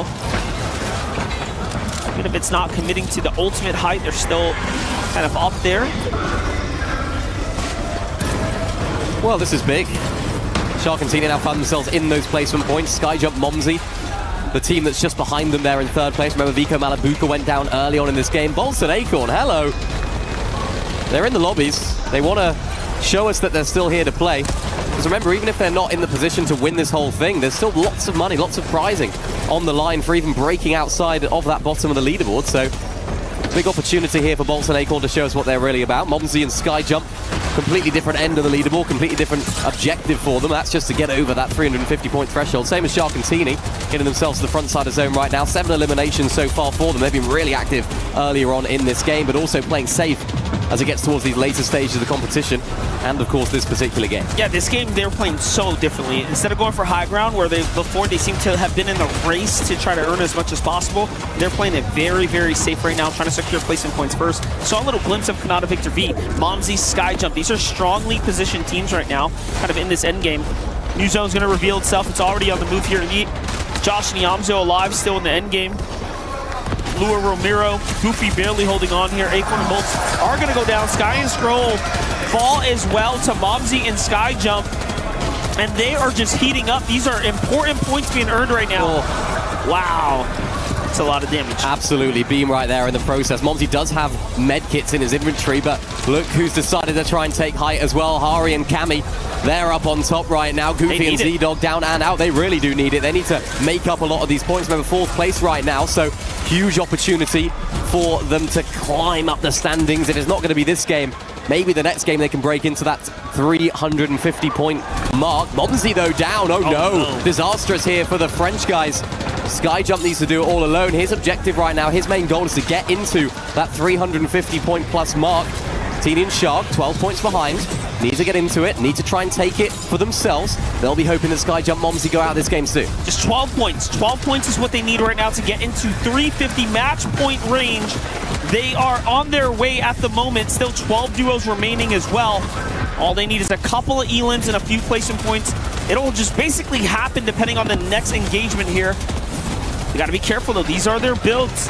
Skyjump on the other side knows and recognizes that he needs placement point as well. I love this play to stay in the storm a little bit longer. Cammy and Hari still have high ground. This is going back towards the silo on the outskirts here. Team's alive right now. Swizzy, Pixie, Kanata, Victor V, Cold and Rapid still in this game too. Shark has fallen. That's going to be because Iamzo was right above him. It's all up to Teeny. Teeny gets faded. 347, Mini. 3 more points for Teeny. And then a win in the next game. 3 more points is all you need, my friend. Minimal. Minimal. 1 placement, really. An elimination. Can he find it? Or are we going to go to yet another game? No. Getting pressure, though, from Victor V and Kanada on the same box. 200 wood. Trying to play out as much as possible. He needs other teams to fall on through.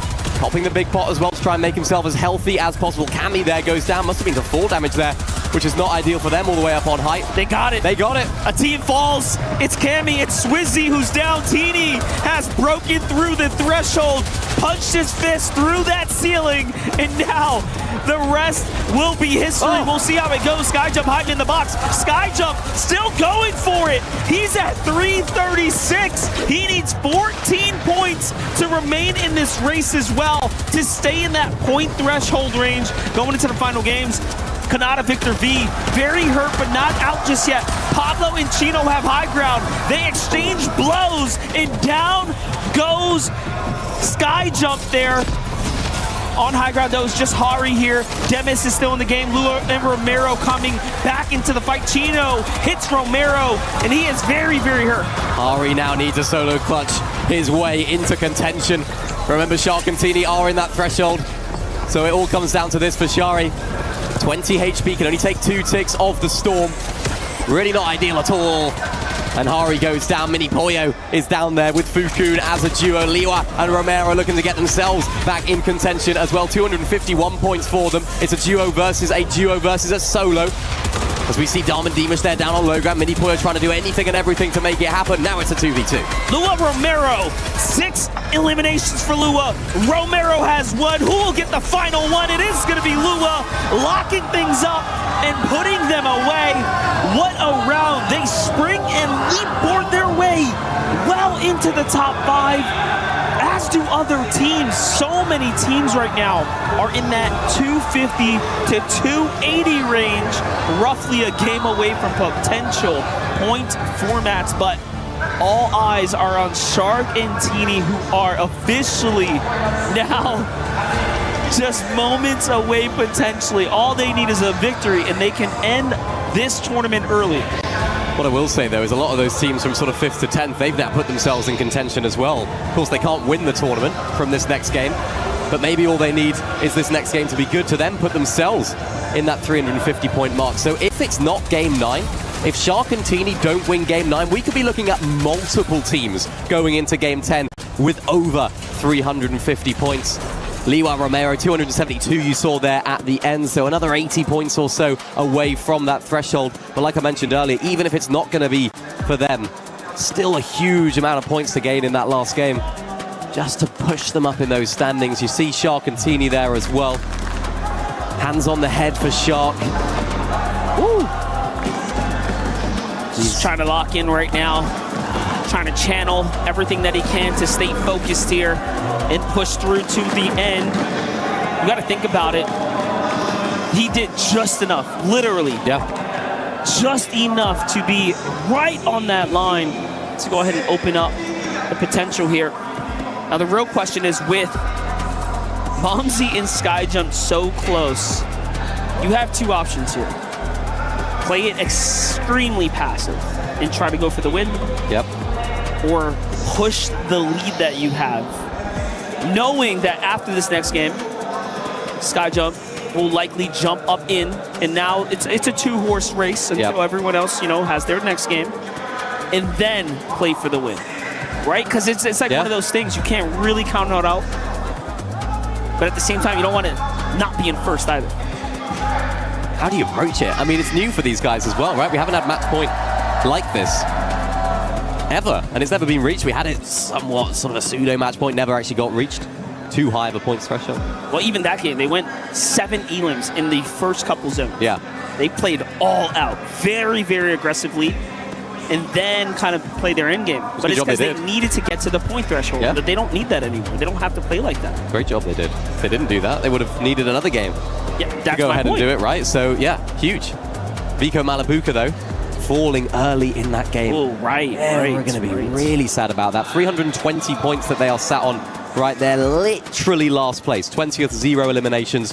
Might as well have gone and made a cup of tea and had a bite to eat instead of playing that game, because you would have got the same amount of points. So, can they step up to the plate? What will Shark and Tini do? Will they take out their immediate competition off spawn? Will they start to mess around a little bit? Because realistically, the most important thing for them is that Skyjump and Momsy don't get over that threshold. And Vico and Malabuka. The Vico Malabuka don't get over that threshold. Doesn't matter about points anymore. Well, they're really close. I know we got Zeke standing by to give us some more insight, and that's what I want to hear about. Thank you so much, Monster. You are right. We have Shark and Tini here. They just hit match point in that last game. Guys, here we are, finally on match point. You just need another win. Pretty easy. At this point, you guys have so many wins. Is it easy? Is it going to be easy to just go in? Are you going to win this next game right here, right now? I mean, I don't know. We'll see. What do you think? Is it going to happen, Shark? Are you going to win right here, right now? Or is it just a we'll see? We'll see. I love that. Farm the aura. Guys, obviously, you've heard a lot from Boop. You guys are pretty tight with him. Shark, I'd love you to just look into the camera and just say something very nice to Boop right here. Thank you for everything, bro. I love that. Heartwarming. TD, to win right here, right now, would that just be like everything? What would you feel if you won it now? I mean, it would be great, yeah. Amazing. I love that, guys. And obviously, now that you have hit match point, pressure's going to be on. Do you think teams are going to maybe look to land on you? Are you guys going to maybe do something different to make sure that doesn't happen? What was the question? Are you going to do something different? No. Keep it all the same. I love it. They're locked in. They are focused on this next win. They are on match point. We'll have to see how it all goes.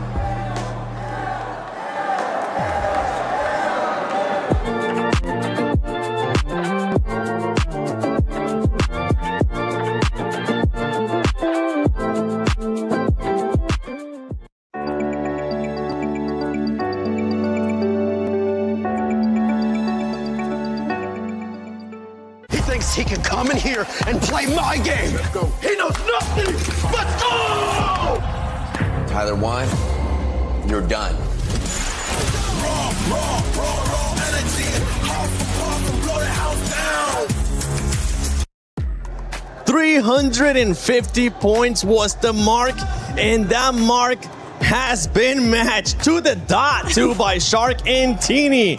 And they're looking confident. Remember, they told me 9 matches. Right now, we are going to be going to that 9th match. It could end up happening here, Vivid. 7. Oh my gosh, that game was like a nail biter for so many different reasons. Obviously, the most pertinent one was whether or not Shark and Tini were actually going to go ahead and cross the threshold that they need to kind of activate that match point. Me and Levin, we were getting mad. We're like, no way he doesn't get the 3 more points they need. But yes, they ended up hitting it perfectly. And it's crazy because if they're just 1 point off of that, you just subtract 1 point, it changes this next game. It changes the whole competition entirely. And we already saw some people changing their drop spots. We can expect that again for this game as well. But you're totally right. For Teeny to clutch out those extra 3 points in the final moment as a solo in the water, it was absolutely crazy. Cammy and Carrie also were really close to being able to get to that 350 point threshold, but just barely missing out. But Seven, we have so many teams that are going to be looking to possibly put a stop to the run of Shark and Teeny. But is the blood still in the water? Are they going to still keep going?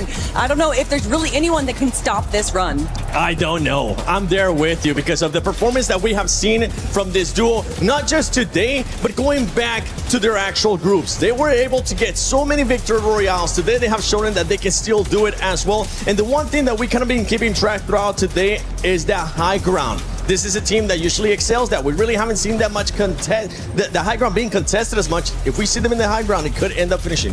Yeah, it could of course get crazy. I won't lie though, guys. I feel like Shark and Teeny have what I like to call a little bit of a freebie in this next game, right? They are the only team that can kind of win the game. And what I mean by a freebie, I mean, it's not going to be a lot of pressure on them, right? They can just kind of go out. They don't have to worry about any other team winning the game to kind of end the competition early. That being said, when we do take a look at the leaderboard, there are plenty of teams that are very, very close to 350 points now. So let's just say the Shark and Teeny don't win this next game. You got to imagine other teams are going to cross 350 points. And then the next game after this next one, then it's going to be pressure on. I mean, during that interview, I'm sorry. I was going to say, it is a bit of a freebie, but also it kind of leaves a big question mark, right? If they don't end up winning it in this next one, as we can see there on the overall with what you were alluding to, we do have Skyjob, Mamsi.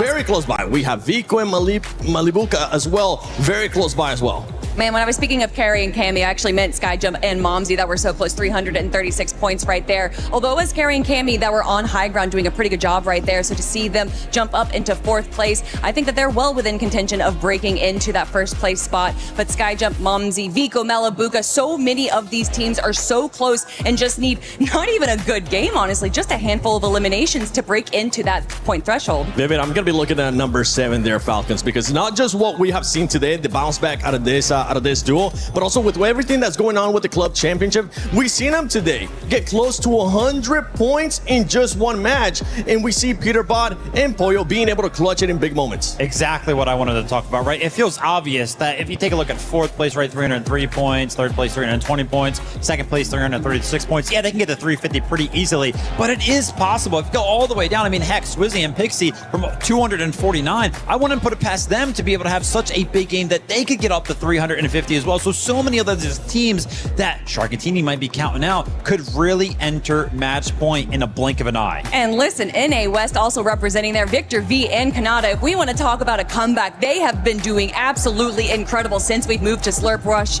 winning 2 games in game number 6, and now also coming out on top. To see them beating out the likes of Peterbot and Pollo, I don't know if that was necessarily going to be on anyone's bingo card right now, but just taking a look at the 2nd page right now, we do still have some big names there. Of course, we're starting to, I mean, we've definitely passed the halfway point now. I don't know necessarily if they're going to be able to do anything to climb up too much of the leaderboard, but still, we do have a lot of these teams that are still just trying to gain any amount of points for their club. Yeah, and for Shark and Teeny, you can see it right there. The threshold was 350 points, which has been met by that duel. The next thing they need to do is just get a victory royale and they'll be able to become champions. It could finish in this next one. Talking back about the club championship, AGL, just Sky and Scroll have not been able to perform. Something that we're also talking about is sometimes when you get to the later stages of the finals here, you tend to see teams that got absolutely nothing to lose do a little bit of BM to those teams that have everything to gain.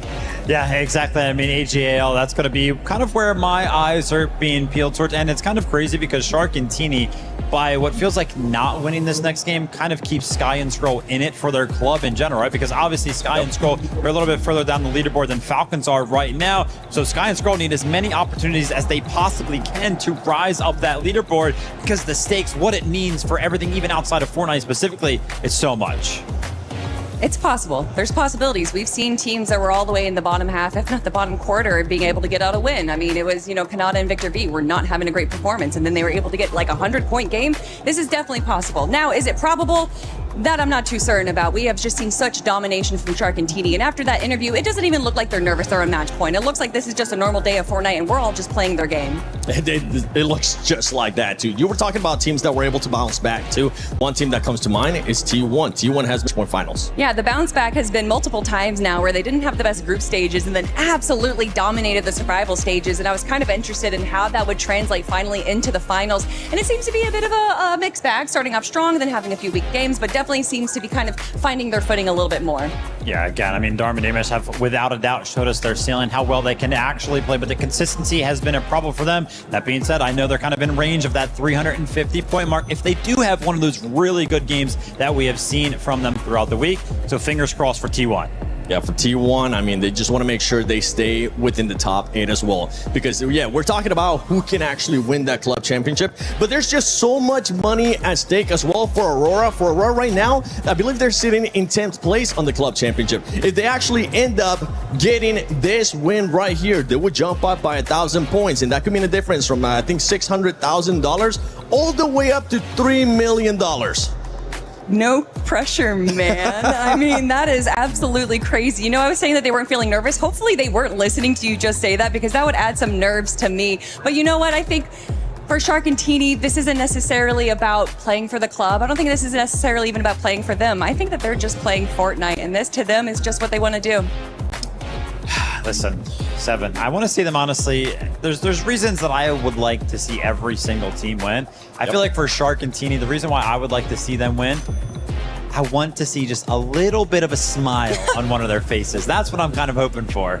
I think we have gotten a glimpse of it, right? We have gotten more emotion out of them in these last matches than we have seen in group stages. That's for sure, because remember what was happening within Shark and Teeny. Whenever Teeny was going out very early on, at least we were getting some kind of emotion there out of Shark, whether it was aggravated or not. And in this one, I'm hoping that if they do end up finishing here in the next match, those tears of joy might come out. Obviously, the emotions aren't the only thing that Shark and Teeny are going to have to continue to control. Whether or not teams are actually going to switch up their game plans. Obviously, Zeke had the opportunity to ask Shark and Teeny, hey, are you guys going to do anything to kind of combat anything that the other teams might be doing? They said no, they're going to stick to exactly what they have been doing. So technically speaking, there are possibilities for teams to kind of lean into what they already know about Shark and Teeny and just play against that.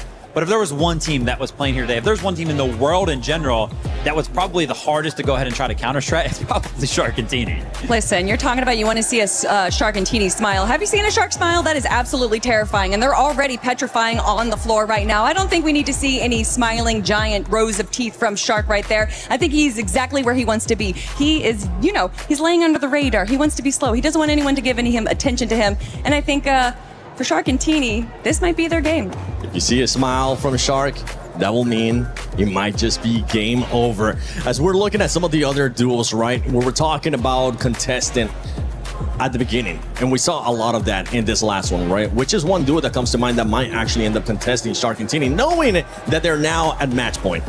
Yeah, listen, obviously we saw a bunch of all-spawn fights kind of going on that game. Usually it depends on the bus path, but for one of the teams that did end up going down early, we didn't get to specifically see it, Vico and Malibuca. They could have been on match point equally with Shark and Teeny this game, but because they went down early, 0-point game there for them, unfortunately, they are still on 320. So again, one of those teams that can cross the threshold now, but still a lot of work to do in denying Shark and Teeny that win. It could end here, or we could end up going one more match. Stay tuned, because it's about to get even spicier here at Fortnite Reload Championship at EWC 26.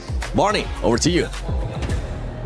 Ladies and gentlemen, the Gadia City Grid has been home to some of the most iconic moments at the 2026 Esports World Cup. I mean, it's been 7 weeks, so many games, so many stuff happened on this stage, and a lot of story to just remember. So many clutch, so many good memories here. It's gonna be weird to not be here tomorrow, you know? It is, isn't it? So let us take this moment to first of all say thank you to all of the incredible people who have put their blood, their sweat and tears into creating this, into turning this vision into a possibility. So first of all, thank you so much to all the people that built this incredible stage, to the production for putting on this amazing show, to the broadcast talent for telling the stories, and to the players for competing so fiercely week in, week out. Thank you. Mesdames et messieurs, est-ce qu'on peut applaudir toutes les personnes qui ont rendu ce spectacle possible depuis le début de ces 7 semaines, s'il vous plaît? La production, dont il vient de citer. But Barney, there is one other, like, thing, not really things, but one more thing we have to say thank you. We have to say thank you to you, to everyone who is watching esports, to everyone reaching us here in the Gilead City Grids. I mean, the fans was insane, and we are all doing it for you because you are watching it. So please make some noise for you, mesdames et messieurs. Faites du bruit pour vous. Merci beaucoup à tous les fans qui rendent cet événement possible. We are doing all of this for you as well. And so, as we approach the final moments here of the Fortnite Reload Championship, remember what you were part of here in Paris, and let's go out with a bang. Maybe it's the last game, so people, are you ready? I am here with two legends of the French scene. We got Leo the Crack, one of my favorite streamers. We got professional player Akira. Mumsy and Skyjump are the team right behind Teeny and Shark. They're the team that could catch them. Your former teammates, you've played with them. What do you have to say to them to motivate them? Ces gars-là, c'est des bosseurs. Ils ont travaillé très dur. Donc les gars, faut les encourager à max. Allez, allez, allez! You said they're grinders, they work hard, we have to get behind them. Leo, you know I like to hype a crowd up every once in a while, but these are your people. Every time Skyjump and Mumsy have done well, it's because this crowd has gotten behind them. So I want you to get this crowd ready for this next game. Ok. Déjà, merci à tous d'être venus, de soutenir la maison ou de soutenir d'ici. On a la chance d'avoir 4 joueurs exceptionnels. On a Mumsy, Skyjump qui sont à la 2e place. Ils sont à rien de pouvoir gagner. Je veux vraiment que vous donnez tout pour eux. Jusqu'au bout les mecs. Allez! It's time to see whether match point will be hit or whether Teeny and Shark will run away with it. Over to the casters.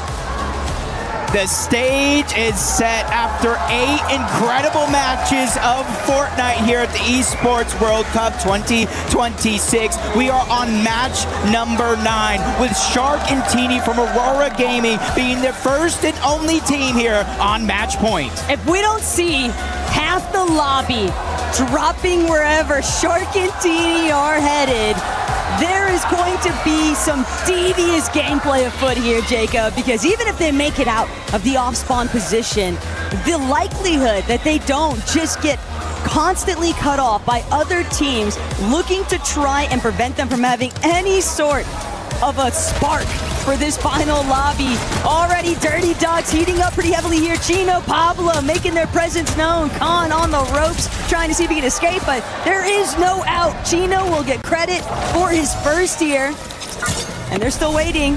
They want more.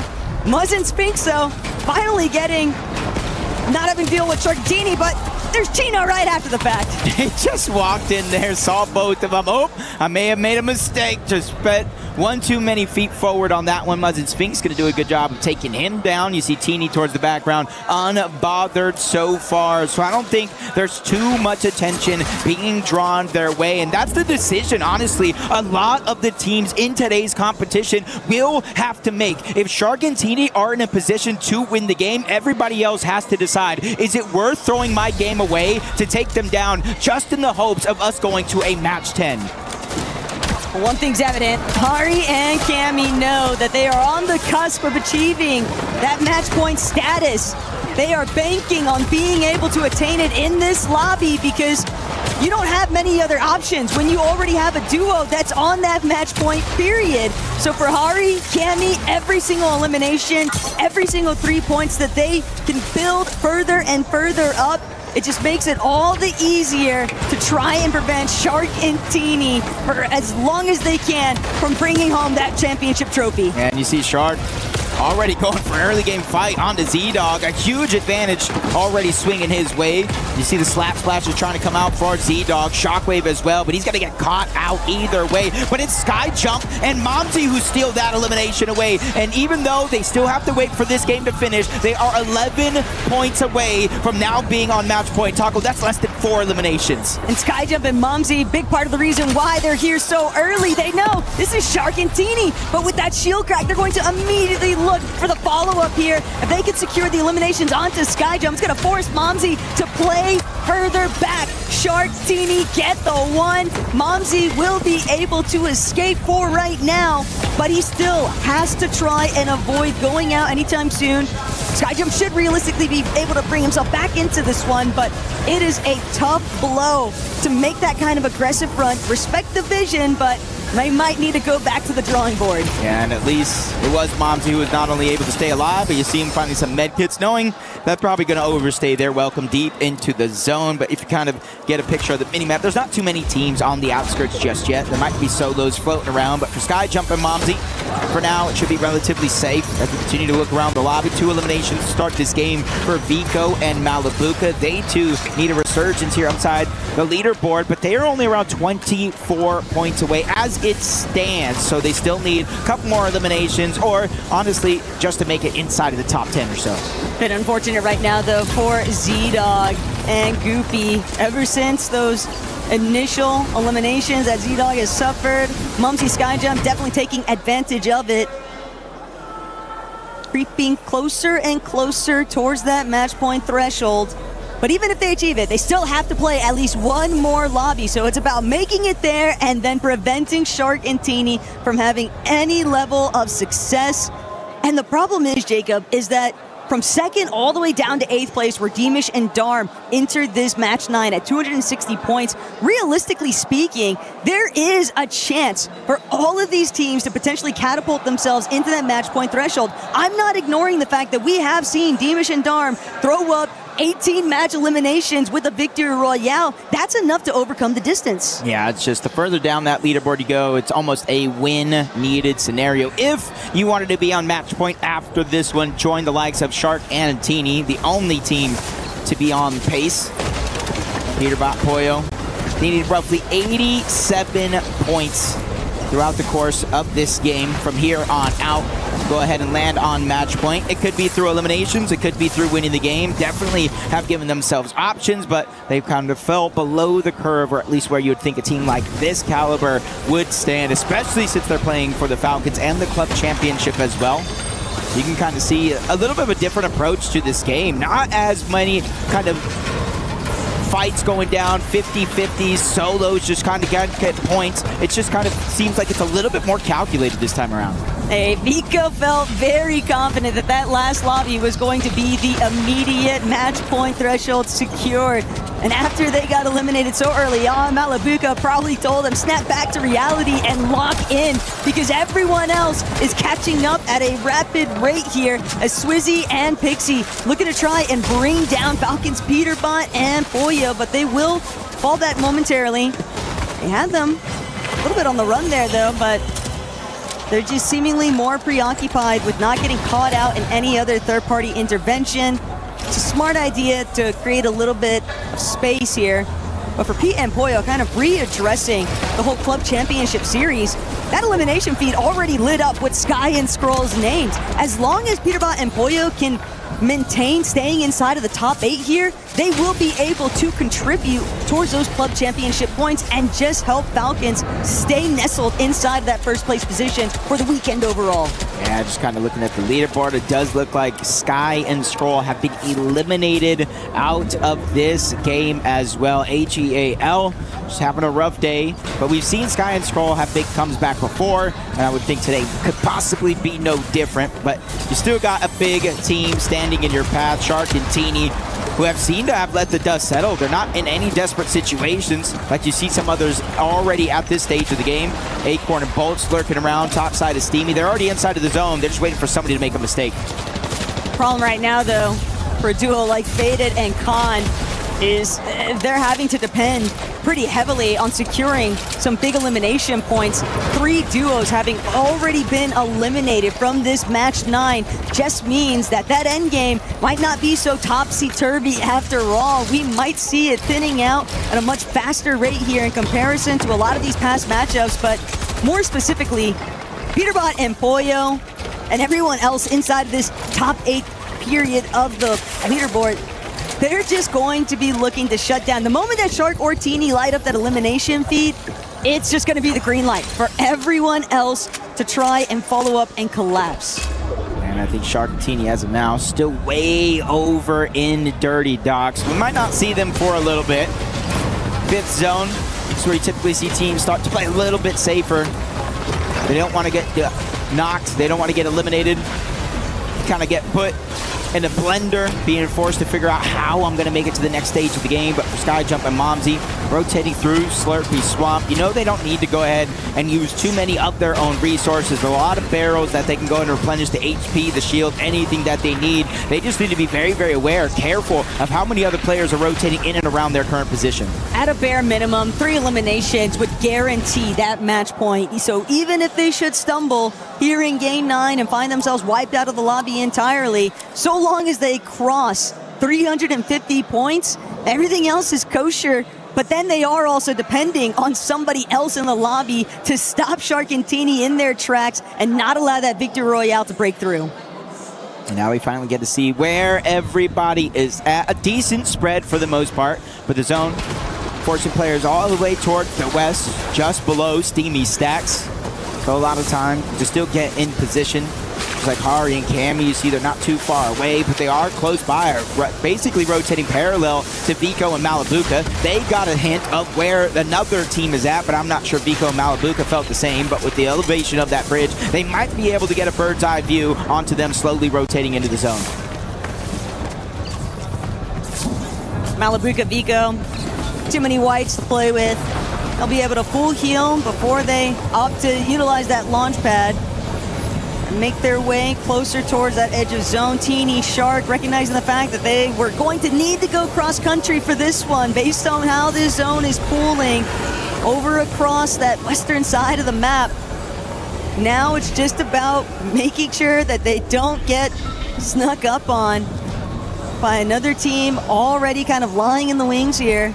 Salva, Yasin could be the ones to put them down potentially. Shot's not going to connect there onto Teeny just yet, but pressure's on.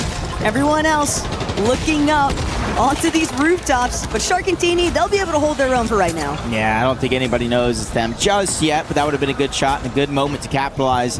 Kind of take the only match point team out of the game, guaranteeing we at least go to a match 10, but they're going to stay alive, so the threat is looming around every one of these corners still.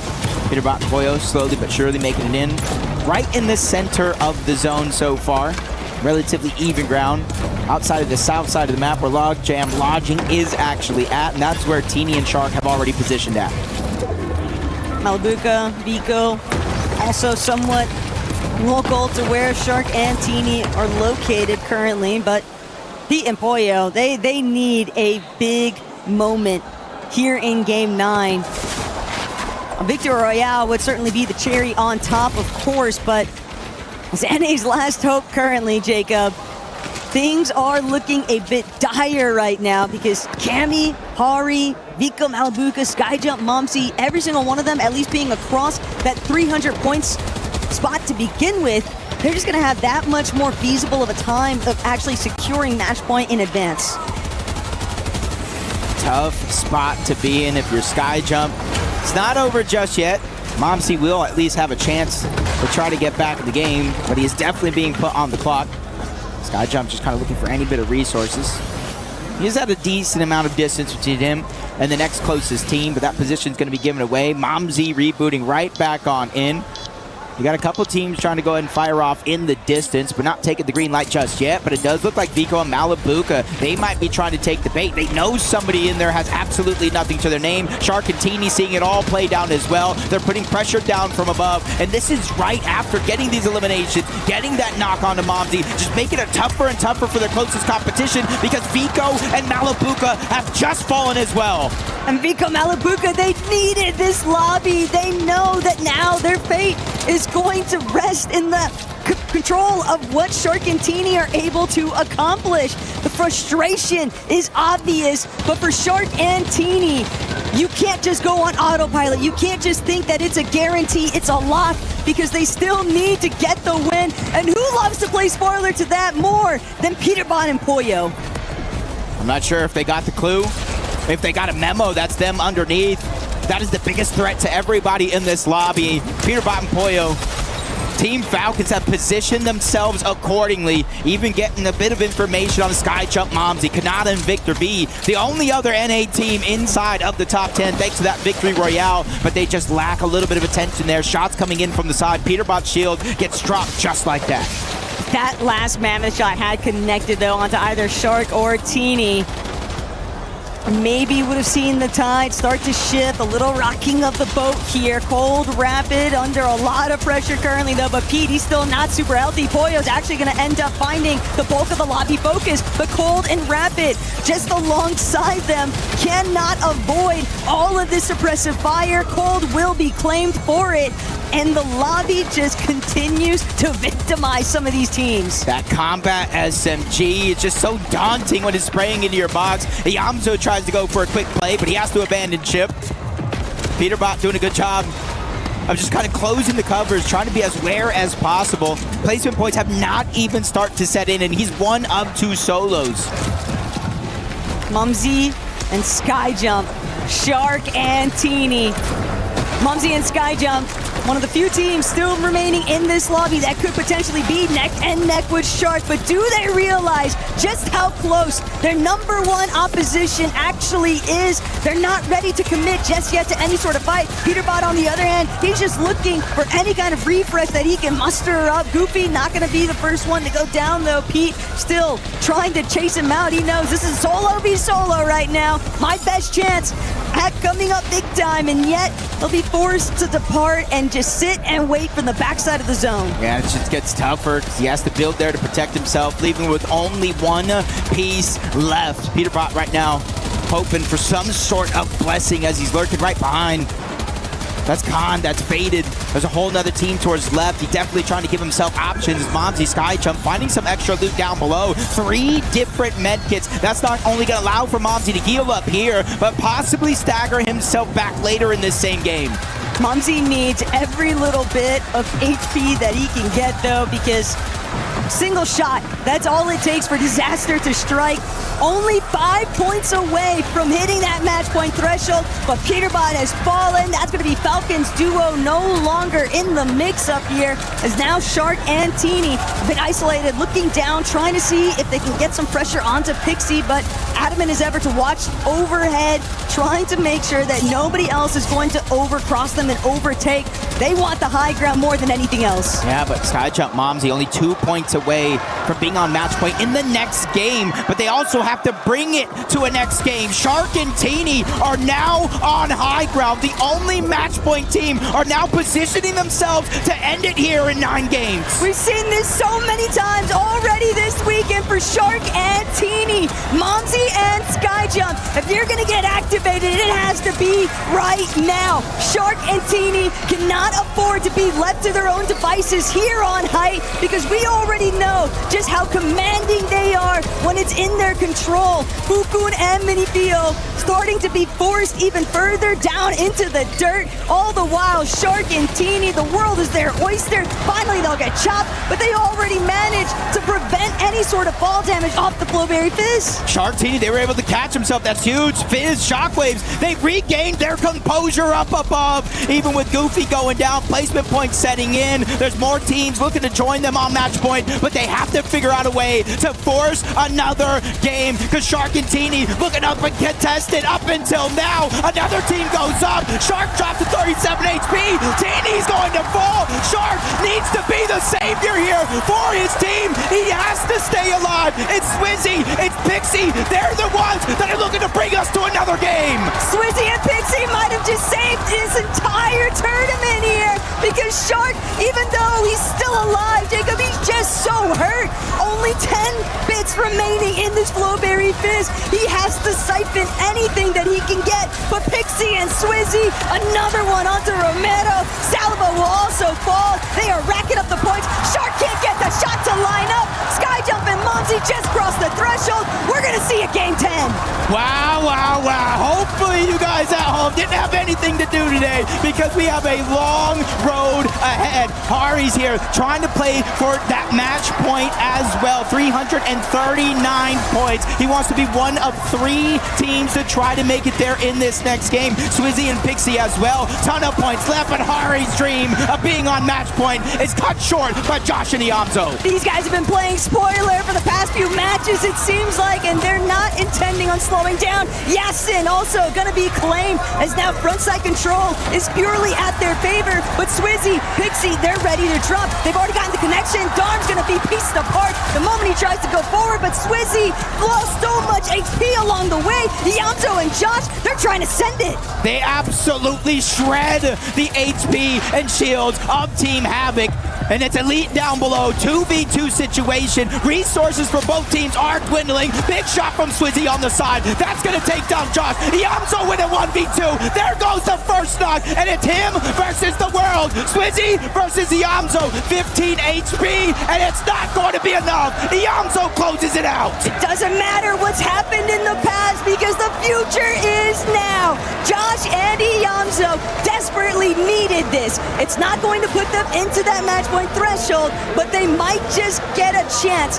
We saw everything crumble for Shark and Teeny, and I would anticipate a very similar fashion, Jacob, for everyone else that is currently sitting on match point, aka Skyjump and Momsy, two different duos, public enemy number one. We haven't seen too many teams go up and actually contest the high ground. We haven't seen too many fights in the last 4 days when it comes to Fortnite on the high ground. But Shark and Teeny on match point, the lobby felt the pressure that they were in and they executed to take them out. And now we have two teams on match point. But man, kudos to Pixie and Swizzy. They made it close. For a moment, it looked like that could have gone a different way entirely, but just getting a chance to even break through what Yamzo and Josh are going on. Then you're back, I'm going up. No, I died. 200? He has Siphon, I think.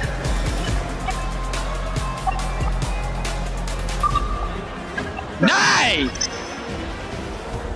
Calm, cool, collected. Good information. Say, hey, he might have Siphon, might have more HP than you would think in that situation, but Yamzo, nonetheless, with a huge HP and shield advantage, of course, closes that one out. He's a little bit of a distance away, but not only securing a little bit more prize money if the tournament ends now, but getting that much closer to hopefully being on match point. No, they definitely needed that because the Victor Royale points alone are going to really help swing them, have much more favorability in terms of just getting close towards that match point threshold, because at this stage, Hari, Cammy, they're also sitting right at 342 points.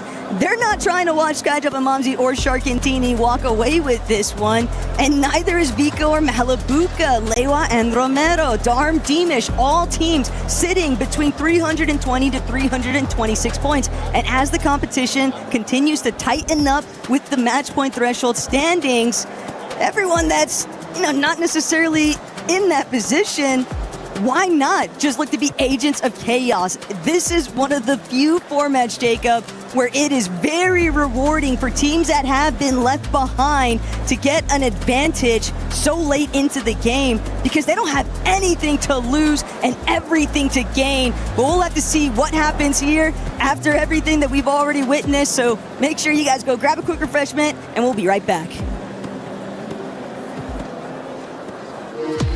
We were there. For every click, every clutch, every respawn. We were there for the years of grind, and we're here. Now, the proud founding partner of EWC, powering the biggest event in gaming, shoulder to shoulder with the world's best, making history. Greatness deserves a stage. Lenovo Legion, reach your impossible.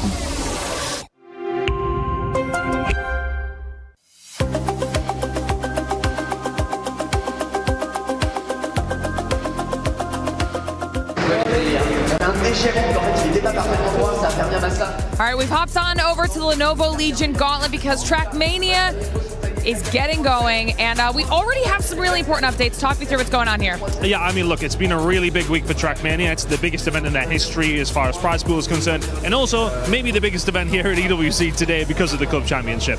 Falcons have the gold. Carl Jr., he is playing up later on, has a really tough group to get through into that top 8.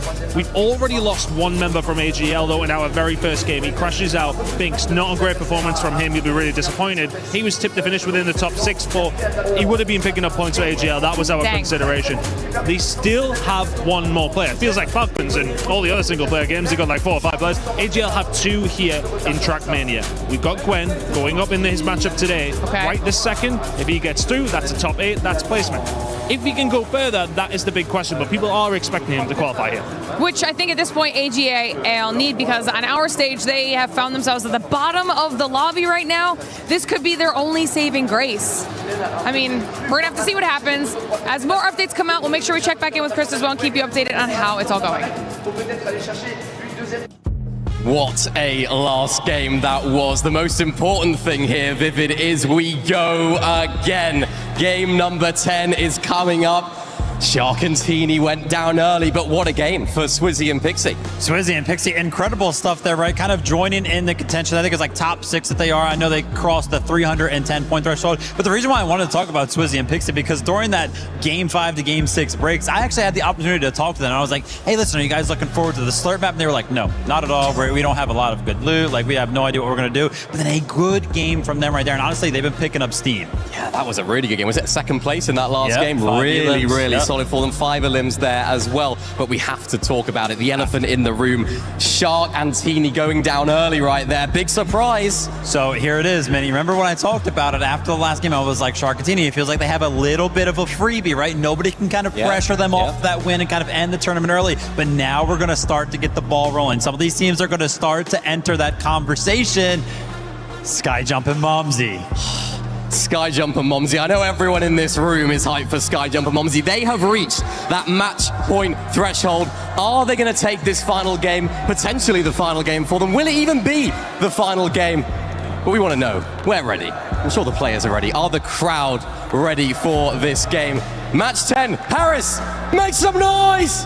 Skyjump and Momsy! Let's go to it.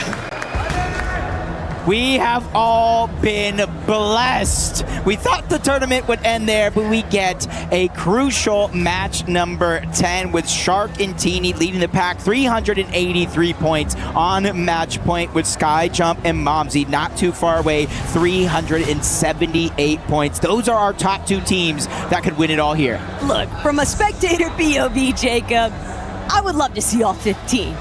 But with what's been unfolding before our very eyes, especially after that Game 9, and the way that Yamzo and Josh were even able to like kick it in to another level, everyone is doing their best to try and catch right back up to that match point threshold. And while the odds might be against many of our competitors, especially those who aren't within that match point security spot, you still need the victory royale. You still need one more good game in order to really seal the deal. And there are just so many competitors outside of that match point range that could hit it in this Game 10.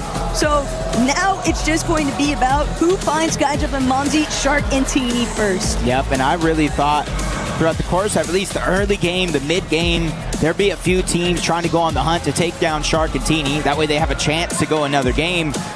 But Shark and Teeny land all the way in the back towards Dirty Docks. The zone max pulled far away. That allowed for Shark and Teeny to stay there for so long and trying to dodge dangerous moment after dangerous moment, so they didn't have to deal with a lot of these teams. Yamzo and Josh, though, not to worry about it too much, but first elimination highlight.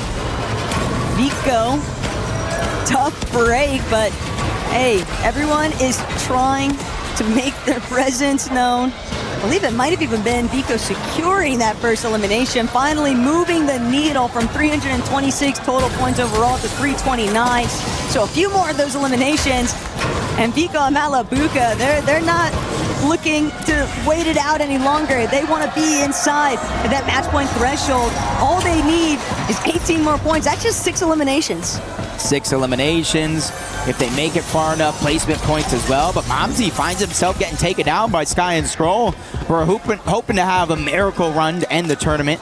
keep themselves in contention of that club championship. But our team in first place, the first one to meet match point over at Dirty Docks. They find their first elimination on to Muzz, and this is almost a repeat of what went down in that last game. It was Muzz and Sphinx kind of stuck in the blender, unable to really catch themselves a moment to get out of it. Feels like I'm in the Twilight Zone, though, watching Muzz just be eliminated in such stylish fashion by Shark there. Mammoth pistol shots are just so clean. It's normally Muzz that we're used to seeing have that kind of aim, but Shark and Teeny are really giving this entire lobby a run for their money. Skyjump and Mumsy, we know that they suffered an early elimination themselves, but Sky and Scroll, how long can they really keep Skyjump and Mumsy at bay before somebody else decides to intervene? Muzz just having that hard time we were talking about, goes down yet again. They spotted Sphinx out in the sky as well, so trying to give him a rough start. Skyjump and Mumsy, they get their get back, taking down Sky, making sure they get all the loot that was once theirs. And you can kind of see them already making their way on over towards the eastern side of the map. They are hunting to try to figure out where Sky is at, how they're going to get the elimination onto Reboot, but they're also inching themselves closer and closer to the area of Shark and Teeny. Look, they're already on the perimeter of this eastern side of the zone, and sure, while picking up this elimination onto Scroll would be a nice little addition, ultimately, they're just looking to be the cutoff point. They don't want Shark and Teeny to get by. They are hoping to shut them down and be the only match point team within capabilities of securing a victory royale. But Scroll, the moment that he goes for the finish, Skyjump there, immediately ready to pick his teammate back up, protect the loot, and hold things strong. But now, another player coming into the mix at a rapid rate. Skyjump, he's in heavy pressure by Shark. These are both our match point teams. They're going head to head right now. Shark and Teeny, they probably saw everything going down in the feed. They want to be the only ones with a chance to win it here. And it's Skyjump on the back foot. No shield, less HP because another shot is going to land. Momsy for certain has made it back into this game, but Skyjump has now been put on respawn. And this is where it starts to get really dicey now. While I respect the gall from Skyjump and Mumsy to try and shut down Shark and Teeny, instead they find themselves on the receiving end of a lot of aggression here. And Shark Teeny, they're already scanning the skies. They're ready to follow exactly where they know Skyjump and Mumsy's homing beacon is taking them to off that fresh reboot. Big rift in the sky. Well, if you didn't see that, it makes a loud noise, and they immediately are following it. They now know it's him, confirmed with that first elimination, but they hear more than just one player over there. A bit of noise. They don't want to continue rotating on over. Either way, Skyjump is going to go down again. The reason why Shark and Teeny didn't rotate is exactly because of that. The squad from Elite Esports was the one holding that mountain. Very smart pullback there from Shark and Teeny. Just no reason to overextend. They're going to leave it up to the rest of the lobby to continue just applying this steady pressure, and they'll loosely try to follow. Skyjump going to be forced to head a separate directions, and booming base was clearly not an option, but with Shark and Teeny still able to split Momsy and Skyjump cleanly down the middle, and now also recognizing Faded Khan right next to that supply drop, also going to be the ones just continuing to prevent Momsy from reuniting with Skyjump. Luckily for him, though, Khan and Faded don't actually push on over. So they work as a deterrent to stop Shark and Teeny from pushing on over, and they don't do it themselves, which is kind of giving Skyjump and Momsy a breath of fresh air here. And I say that kind of loosely because they are nowhere near each other at all. Skyjump, Momsy having to work as solos. Meanwhile, Muzz comes back in, trying to get a cheeky advantage onto Shark and Teeny, but he gets caught out once more, sent right back on over to the reboot. Jacob, I don't know if you just watched what's been taking place here, but Shark is just not human right now. This kid's aim is just on another level. Every single shot just connecting effortlessly. He is playing so smooth right now, and I think it's all because you've got to wipe that last game fumble out of your mind. You have to start getting, you have to act like none of those problems are going to reoccur, and at this rate, if they're able to maintain such a strong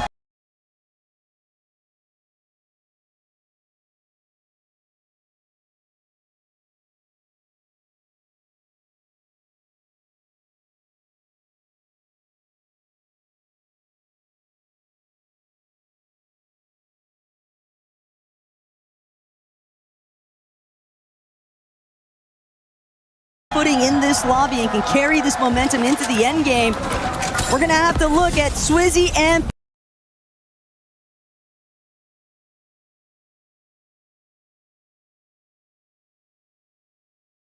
Pixie even more still to see whether or not they're going to be the main ones to challenge for the high ground later on.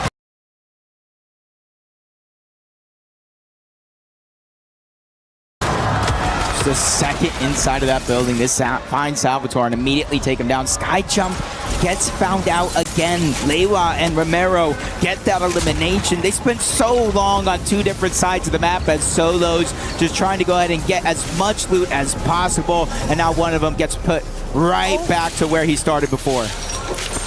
Pete and Pollo playing it safe with the bush. Ready to make their next move. Sky Jump and Momsy. That early game decision to aggress against Scroll. They had to have that time to elimination be at much faster than what it resulted in, because now they're just going through it time and time again. If it's not Sharkantini, it's somebody else. There are just so many choke points, and they can't find any sort of break. No one is allowing them to touch back down safely. Lewa and Romero also utilizing that opportunity to just get one bit closer towards that match point threshold. Cammy and Hadi only need 2 more eliminations. And the thing about that Team Falcons roster of Peterbot and Pollo, they will do what it takes to succeed, what it takes to give them a chance to win. If it means chasing down both of the teams on match point, it's something I feel like they do have it in them to do. It's just all about figuring out when and where those players are going to be found out. Momsy on the other side of the map, still trying to survive with the hopes of him and Sky Jump being able to pull themselves back into this game. And so far, he's been doing a good job of making that the case. But Sharkantini, they run into trouble. Leviathan's duo of Lewa and Ramiro. We saw them already take down Sky Jump, and now they're putting pain on the Teeny. Teeny will get an opportunity to at least pick a little bit of Bloodberry Fizz. Lewa and Romero, they don't want to keep that action rolling.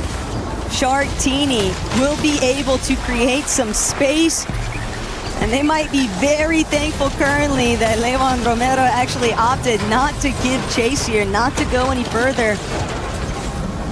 Love the fact that Sharkantini, they're just playing with a lot of discipline here. Yeah, and they kind of came from around this spot on the map. This is kind of where they've been kind of floating around since they left that Dirty Dock. So they know most of this location is uninhabited for the most part. So they're going to go back, double check, make sure they have enough heals because they are waiting for the zone to open. Another team just kind of closing the gap, trying to get on match point. 323 points. Darm and Demas just 27 points away. 9 eliminations, placement points as well. They have a combination of both. We could see a third team join them on match point. Feels so bad just seeing Muzz get bullied at this rate. They've really been going through it, but sometimes that's just the nature of Reload. Peterbot and Pollo, though, kind of shifting this direction.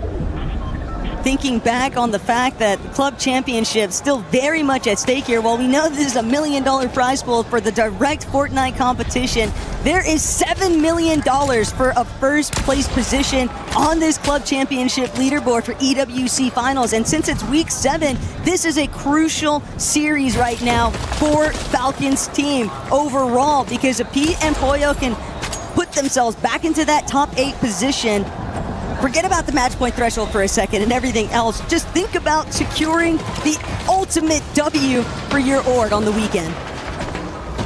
Win for yourself, win for the org. Everyone gets to celebrate, but you still have to go up against this team here, Shark and Teeny. They are on match point. They're one of the most dangerous teams that we do have in this lobby. They know how to fight their way out of almost every situation, but it's them here as well. Sky Jump and Momsy, match point, hometown favorites. Anytime you kind of see them do anything worth noting, the whole crowd lets you know. And now they're looking back on the Z-Dog and Goofy, trying to push them further and further. They have an isolated fight if they do want to take it, but we are in this 6th zone. Going down here would be disastrous because in 40 or so seconds, Taco reboots will be disabled. And given how the starting half of this lobby has already been for Skyjump and Momsy, they make the wise decision to just play it a little bit more passive, a little bit more safe. If they can get those shots in, then sure, they'll take them. But they don't need to risk anything else because placement is the focal point. You can't tunnel vision on what might seem like an easy fight because that's how the third-party mix-up comes into the play. Peterbot and Pollo, though, one more time. Pete trying to get a shot in on the Vico and Malabuka as they rotate on by. All these teams, though, able to benefit from some of the goodies surrounding Slurpy Swamp. And just like that, reboots have been disabled. Max pull for Vico and Malabuka, but they're going to go ahead and make sure they're full HP and shield. They're going to keep their toes in that slurp water, at least for now. Shark and Teeny see an opportunity for Lurk. Drop down, trying to get it for themselves, but a whole nother team steals it away. But no harm, no foul. They don't get caught out of position. And that's the interesting thing. Game after game, you see it Shark and Teeny. They're always elevating themselves above all the chaos that goes down below. Hari, Cammy, they're just trying to survive it. They need 5 points. Hari's going to go down. Cammy's going to go down. And again, back-to-back games, they fail to make it to match point. Those final few points just so elusive right now for Cammy and Hari. And knowing that every single chance that they've had just constantly like grabbing at smoke, it just keeps slipping right through their fingers. They just have to hope that neither Skyjump and Momsy or Shark and Teeny are able to win this match 10. But for Teamish and Darm, they are also still looking to try and secure that match point threshold. They've done an excellent job at getting a more isolated position. They're sticking towards that front side of zone. They've got to be wary, though. Vico Malabuka steadily pushing their way up closer and closer to where they're at. Shark Teeny, a bit elevated, not fully committing just yet towards the high ground, but they are in a position where they will have a substantially easier time rotating forward off one of these overdrive grenades, likely to use that Flowberry Fizz combo with it. Cold getting taken out. Just too much of a mess right now on the other half of things from where Shark and Teeny are at, but hey, when you see a team so injured, why not close in further? And just make it harder and harder for them to survive. Teeny actually getting credit for that rapid elimination. Almost even looked like they're going to go over for the loot as well, but the zone pulling back up over towards the north, creeping closer and closer towards Slurpy Swamp, but not quite there just yet. So everybody's going to have to rotate in unison, especially those that do got that max pull from the back. Salvatore just barely hanging on, 50 shield, even less HP, just hoping a teammate builds him a path that he can feel confident following up on. Oh. And man, that is not good for Malabuka or Vico because they still only need those 18 points before they hit that match point threshold. And knowing that it's only Malabuka left as a solo here, we are looking at our EWC champions. But fortunately for Skyjump and Momsy, Shark and Teeny, that simply wasn't the case. Sky and Scroll, though, definitely got to be feeling pretty happy with themselves because technically speaking, everyone's tourney lives are still on the line. That top 8 positioning for AGAL, it's not over just yet. Falcons still having a sweat watching what's taking place in this competition. And it was Falcons themselves, Peterbot and Pollo. It was looking so good at one point or another. They were on high ground, but Shark and Teeny take them down. It eventually leads to their demise. We had Skyjump and Momsy fall, all our match-pack teams out of the game, and then look at Scroll right now. Did you, wait, was that 21 eliminations? Was that over 20 eliminations for Sky and Scroll? Hey, better late than never. If that were to be the case, better late than never. There are so many teams that were just in dire need of some crazy big performances here, Jacob, to try and play catch up on that leaderboard. But even then, even if they did manifest every single one of those eliminations on top of a very strong placement in the end game, Swizzy and Pixie have got to be the talk of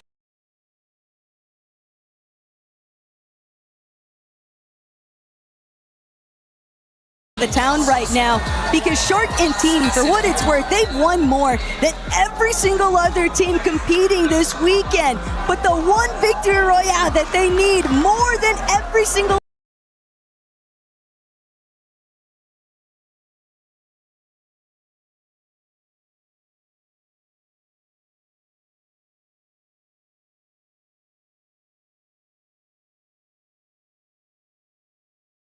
other one that they've gathered.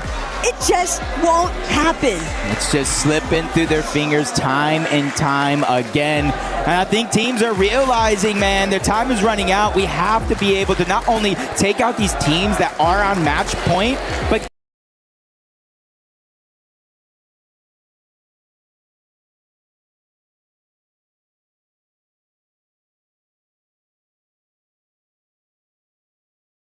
get to match point ourselves. That's why it was so huge for Havoc, Swizzy, and Pixie there to win the game, build that confidence, and join those top two teams that are already on match point, easing up a little pressure for themselves because now they get to play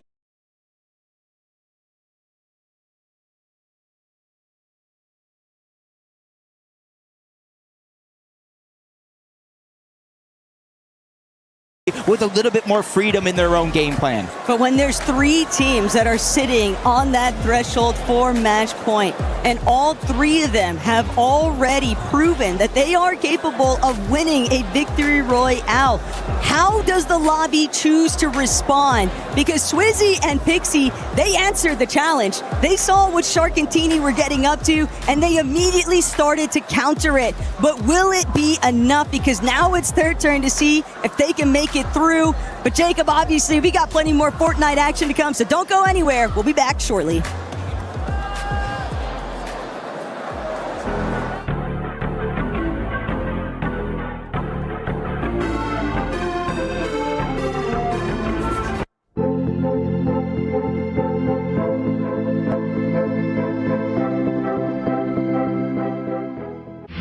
A lot of people are haunted by their past. I'm inspired by it. They're not just playing for themselves, they're really playing for their entire family. They have defeated their demons. They have crushed the curse. Welcome back to Fortnite Reload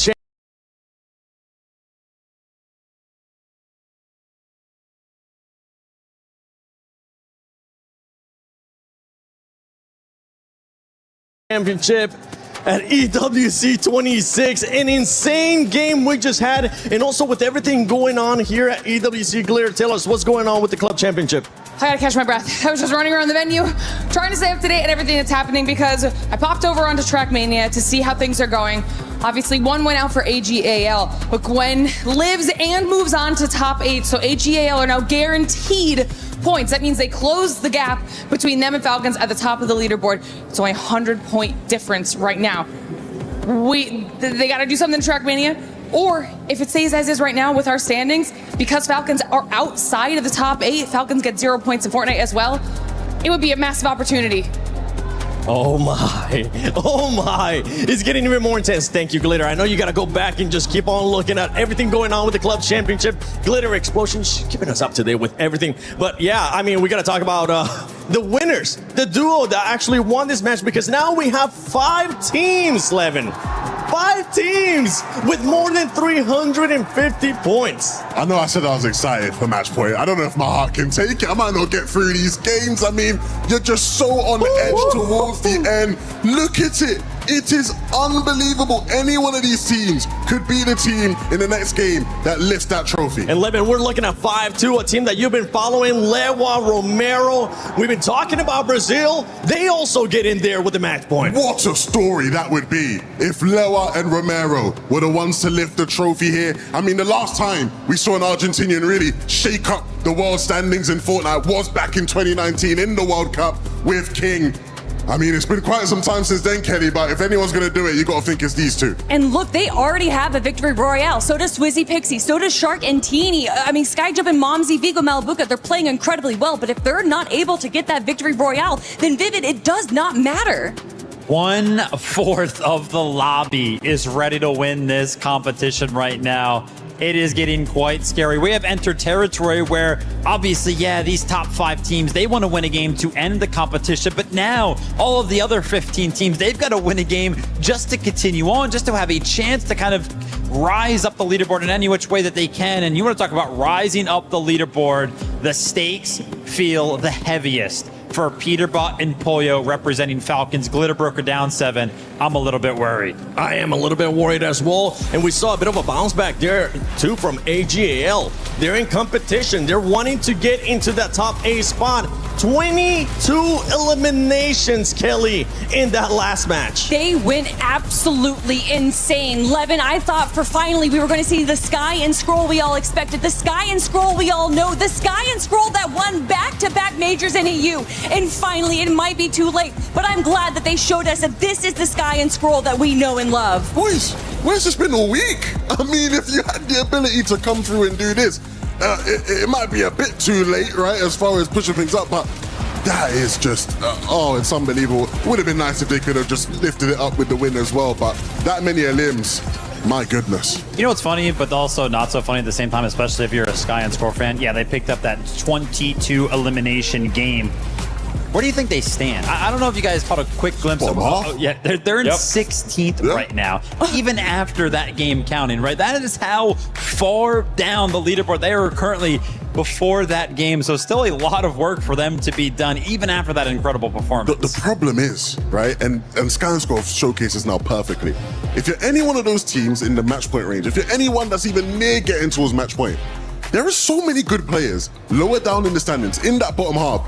If any one of them just has a pop-off game like Sky and Scroll just showed that they can do now, it can have massive effects on who actually has a chance to win one of these games. I mean, we've seen Salva, Tori, and Yasin being able to get a victory royale earlier on as well. And it was a bit poetic, too. At one point, we saw Peterbot and Pollo there with the high ground. And all of a sudden, out of nowhere, just a shark that's been stalking them, Kelly. I swear. Aurora just flies through and says, it's our high ground now. In the distance, I thought I heard the dun-dun, dun-dun. Done. And sure enough, Shark just flies through the air and it was absolutely incredible. A shame that it was onto Peterbot and Pollo, who I do seem a little bit, hoping that they kind of step up, bring themselves into the top 5, into the conversation. But Vivid, there's 5 teams up there to go in and to possibly qualify. Is this it? Is it going to go to game 11 and be done? Listen, my initial prediction was game 10, so we're kind of already past that point. I have no idea. We are in uncharted territories, even with this format alone. But yeah, going past game number 10 here, I feel like we have to talk about it.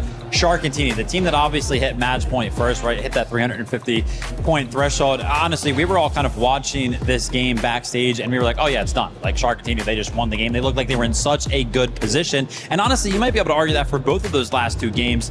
Just in a blink of an eye, though, it just something happens to them. An unsuspecting play. I mean, this time around it was Swizzy and Pixie.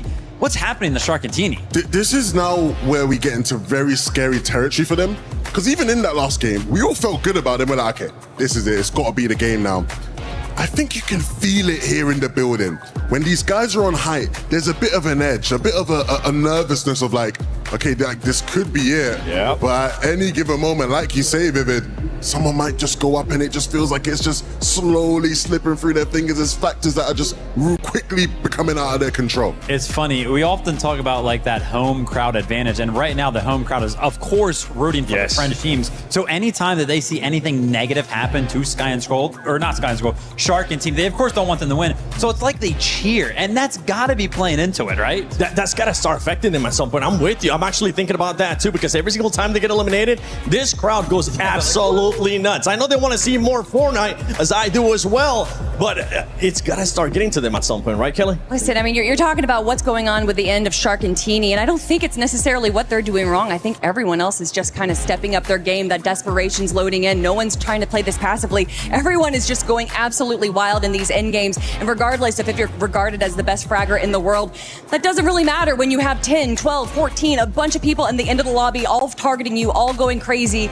But for Sharkantini, they've kept their cool. They've already gotten multiple wins, and I think they can do it again. And I think we're going to talk about what you were just being asked, which is it going to finish here?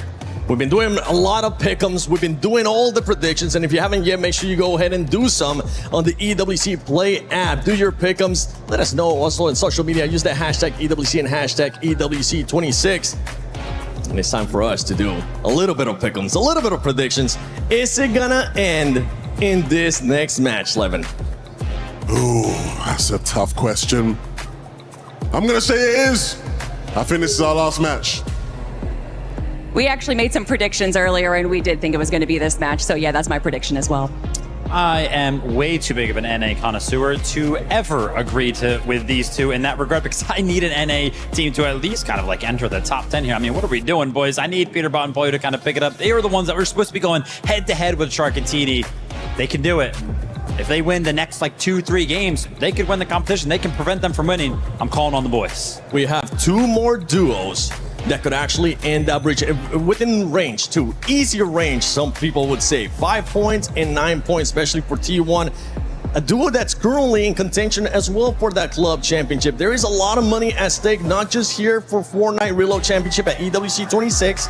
It is $1 million prize pool, but with everything going on there for the club championship, that is something that I'm going to be keeping a close eye on, because for T1, for Diamond Demas, I mean, they were doing absolutely awful at the beginning of the day, but it has been a wonderful turnaround.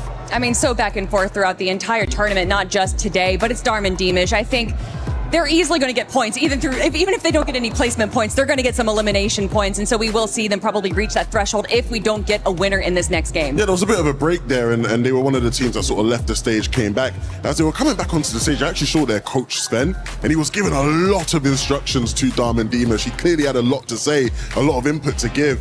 Again, they're going to be one of those teams that pushes in. But look, Seven, we're at the point now where there's so many teams on match point. There's going to be so many different teams we're having to track in this final endgame. You know, you might be a Darman Demas thinking, okay, let's do enough in this game to really solidify ourselves and get into match point and get into the fight. And the competition's passed you by, and it's already done. And there we have it right there. I mean, the top 5 teams that are currently in that match point, Vico and Malibuca. We've been seeing Vico being so happy, and I think he's going to be happy now that he's at match point as well. But for any of the other duos, Vivid, that are currently not in match point, which one are you going to be picking, or are you going to be keeping a close eye on that they could end up just causing a bit of a heartbreak here and sending us to another game? Listen, obviously, I kind of already talked about it. I wanted to see Peterbot and Pollo do well, right? Con and Victor V representing NA West over there with 322 points. It was a 5th place, 3 eliminations for them coming out of that game. So, hey, listen, 8th place right now. Maybe they can kind of cross that threshold with a win of their own here. You just got to hope for somebody NA.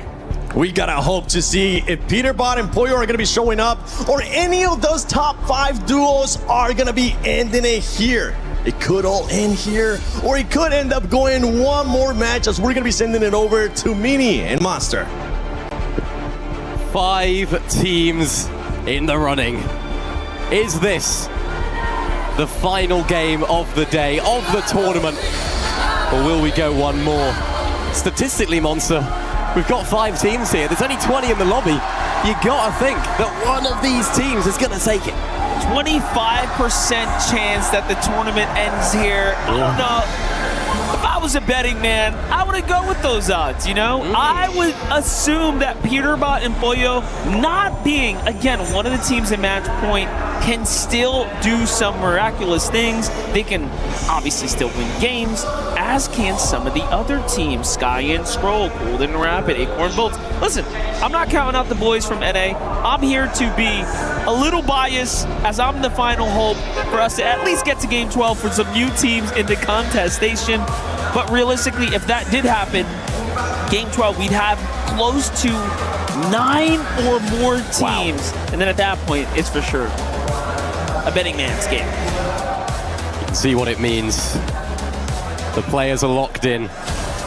There's 5 teams: Shark, Teeny, Skyjump, Momsy, Swizzy, Pixie, Vico, Malibuca, Liwa, Romero. Will it be any of them? If so, which team? Which team will be lifting that trophy at the end of the day? Which team will be crushing everyone else's key? And for which teams will be looking to break into that top 5? And that 350 points threshold, remember. One of those is, of course, Hari and Cammy.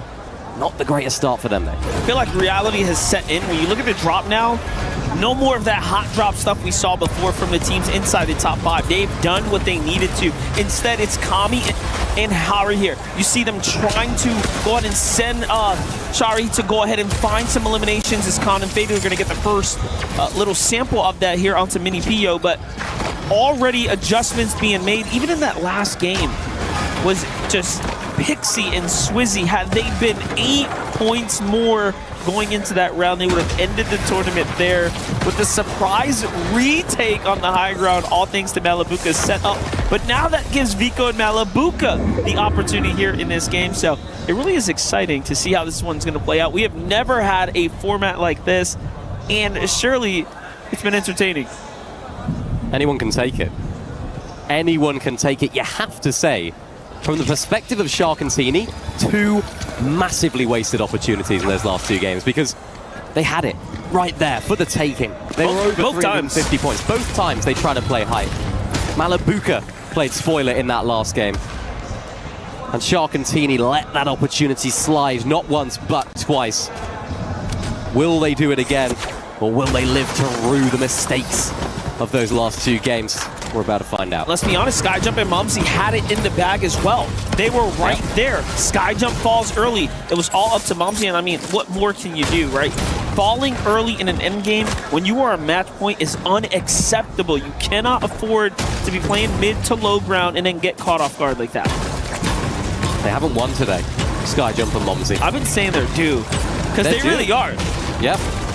They've been putting themselves in positions too. Yes. You know, they've been fragging out in endgame, a couple of solo clutches here and there. The crowd are absolutely loving every single moment that we get to see of this duo.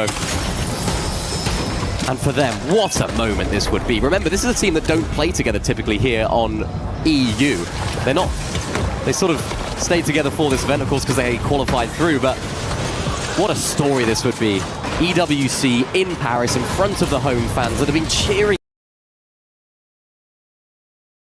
But I do not think they are going to have it all their own way in this match. This first round, they are very much having it all their own way. Those two upper bracket players out in front.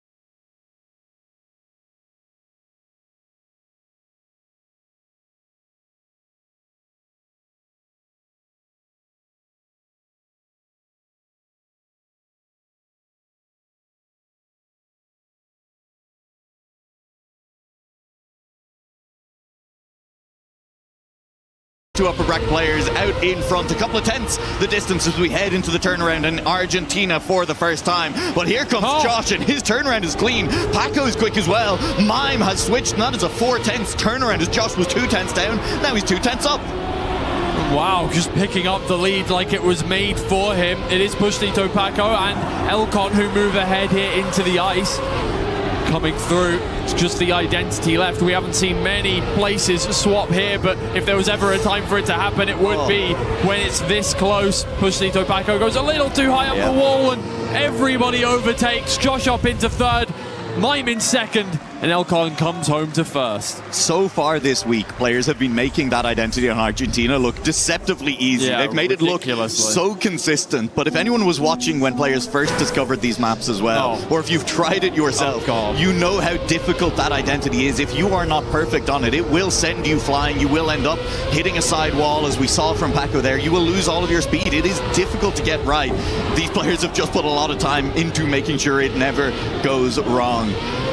Went a little bit wrong for Paco that last round. Unfortunately drops to 4th place in round 1 on the map. Elcon walks away with 10 points, Mime with 6. This time around though, Josh out to a better start, but great speed from Elcon until he got a little bit too much airtime. It's Mime with the lead as we head into the turnaround. Oh, but it isn't anymore. Slams into the wall, he's gone. Oh, and Elcon almost flips the car there on the side of the bobsleigh. We've seen a lot of players get things wrong here. Paco especially has many times crashed into that championship points. For some reason, somehow, there's a narrative brewing there outside of the championship.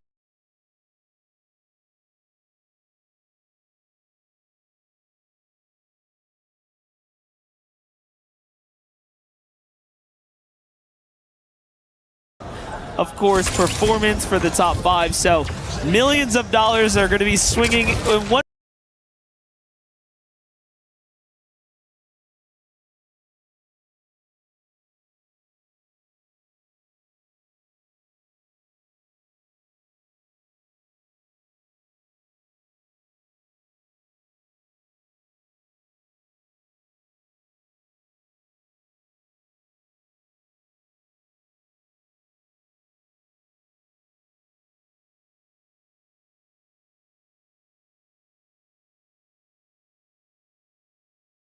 Way or the other. The pendulum has a lot at stake. Muzz and Sphinx already off to quite the start there, finding themselves a nice little elim. Remember, this is Shark and Teeny, who tend to land also at the Dirty Docks right now. They're in the vicinity. Remember Muzz and Sphinx earlier on, they played spoiler for Vico Malabuka, taking them out. No strangers to an upsetting situation for their opponents, so they'll be hoping that they can do the same for Shark and Teeny. They want to take them out. This is so interesting that Shark and Teeny, because they don't need points, they're not farming Muzz the way they did games and games before, right? All of a sudden, they're playing this like some kind of grand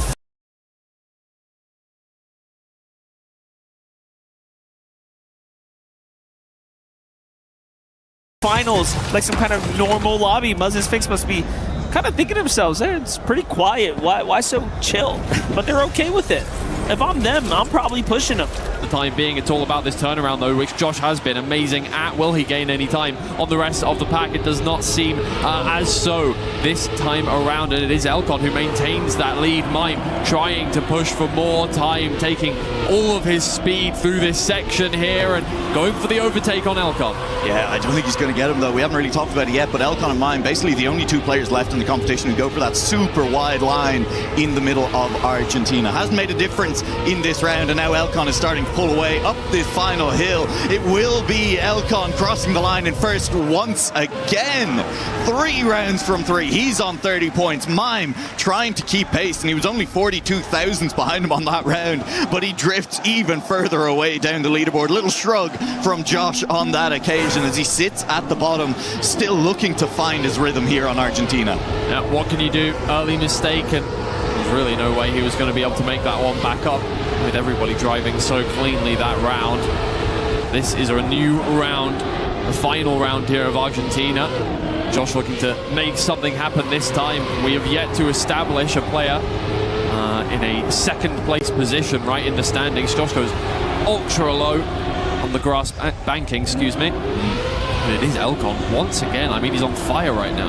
Yeah, this is only our second time seeing Elcon on Argentina in this competition, and he is looking absolutely fantastic this time around. Looked okay the last time, but definitely not this good. The turnaround isn't ideal, as you say, Twiggy, a little bit much there from Elcon. Went a little too deep on the turnaround. And so Mime, maybe a chance at the 10 points here. Elcon has managed to climb back into second position. Again, that wide line from both Mime and Elcon, who should appear now past Bushtito Paco, sliding into view on screen. And as we enter the identity, it's a large lead for Mime. As long as there's no mistakes, should be able to take home 10 points. Elcon, though, will settle for 36 points out of 40 on map 1. That is a huge performance, and exactly how he would have wanted to start this match off. And that will push ourselves into a situation where we do have a second place player finally. Only took 4 rounds to get there. Yeah. But obviously there's still plenty of time left to go, and usually by the end everybody's on about 140 anyway. It doesn't seem to matter how many points you get right at the start of the series. No, it doesn't.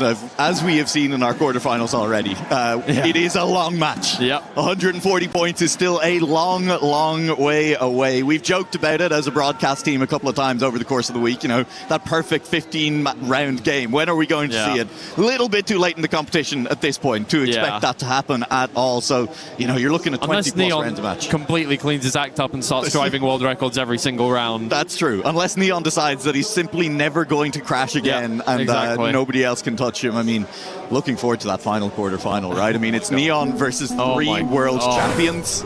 Players who have all won a world championship at some point, and you somehow still can't discount his still got to rate Neon in that one at the very least. It's I mean, every game from here on out, the semi-finals are going to be ridiculous, the finals are going to be ridiculous. You cannot pick a player out of this group of 16 that you're like, don't feel too strongly about them, honestly. Not my, you know, it's all right, I guess. Oh, Josh is going to fall out of contention there, going a little wide.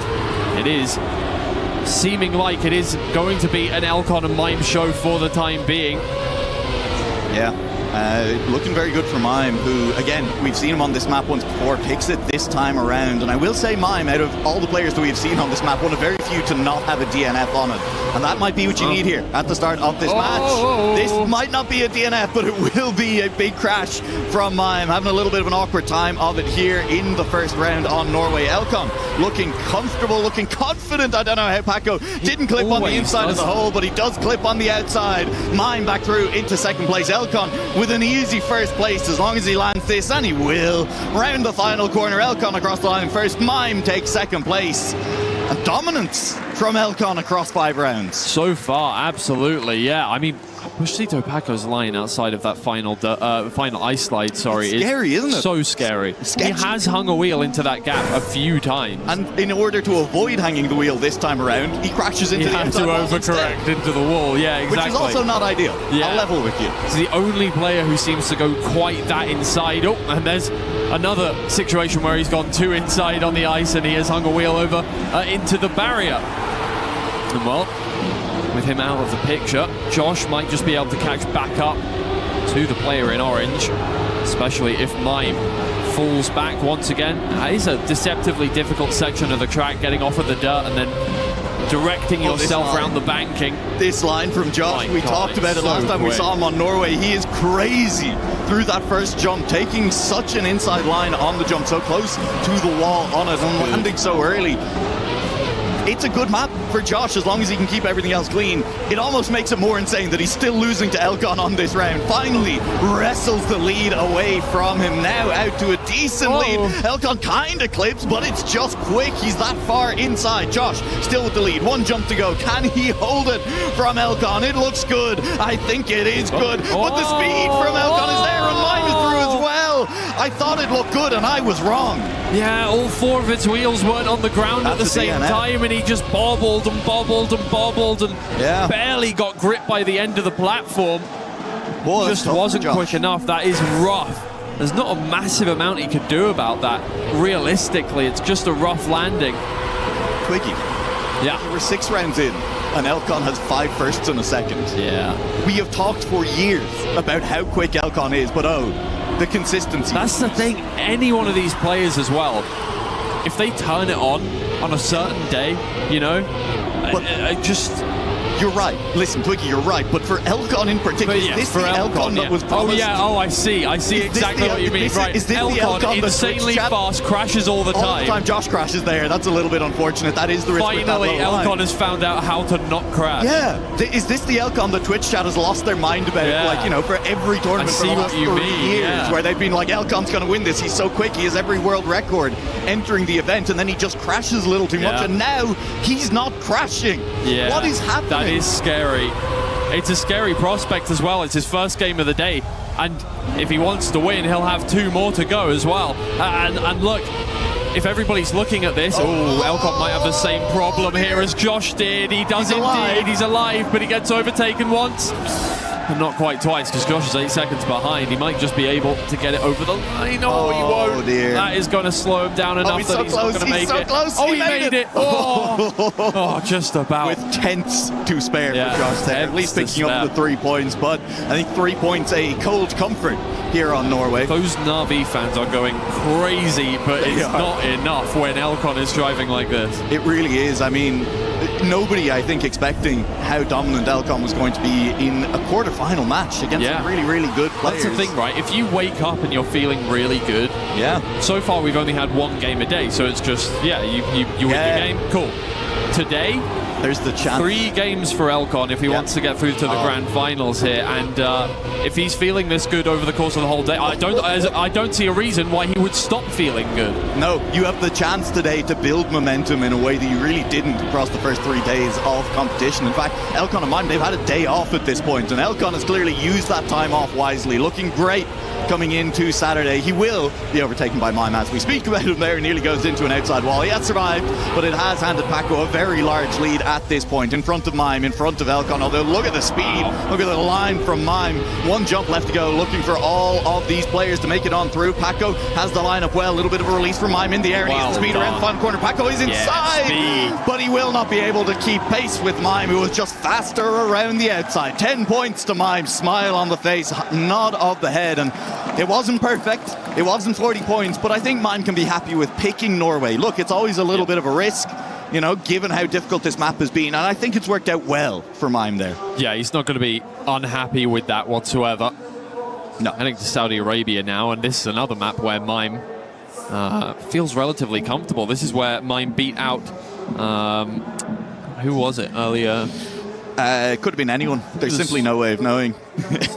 Oh man, I got you, Twiggy. I can't remember exactly what the result of that one was. All of the games have started blurring together. Grenadi was it? He beat Grenadi? Yes, he beat out Grenadi here on Saudi Arabia. Yeah, I mean, all the games. We've seen the same players playing against different players over and over again now, and it's all blurring together. But I mean, what a blur it has been, because it's just all been action, right? There's not been a forgettable game. That's why it's so confusing in my mind right now, is because every single one of them has been exciting, has been memorable.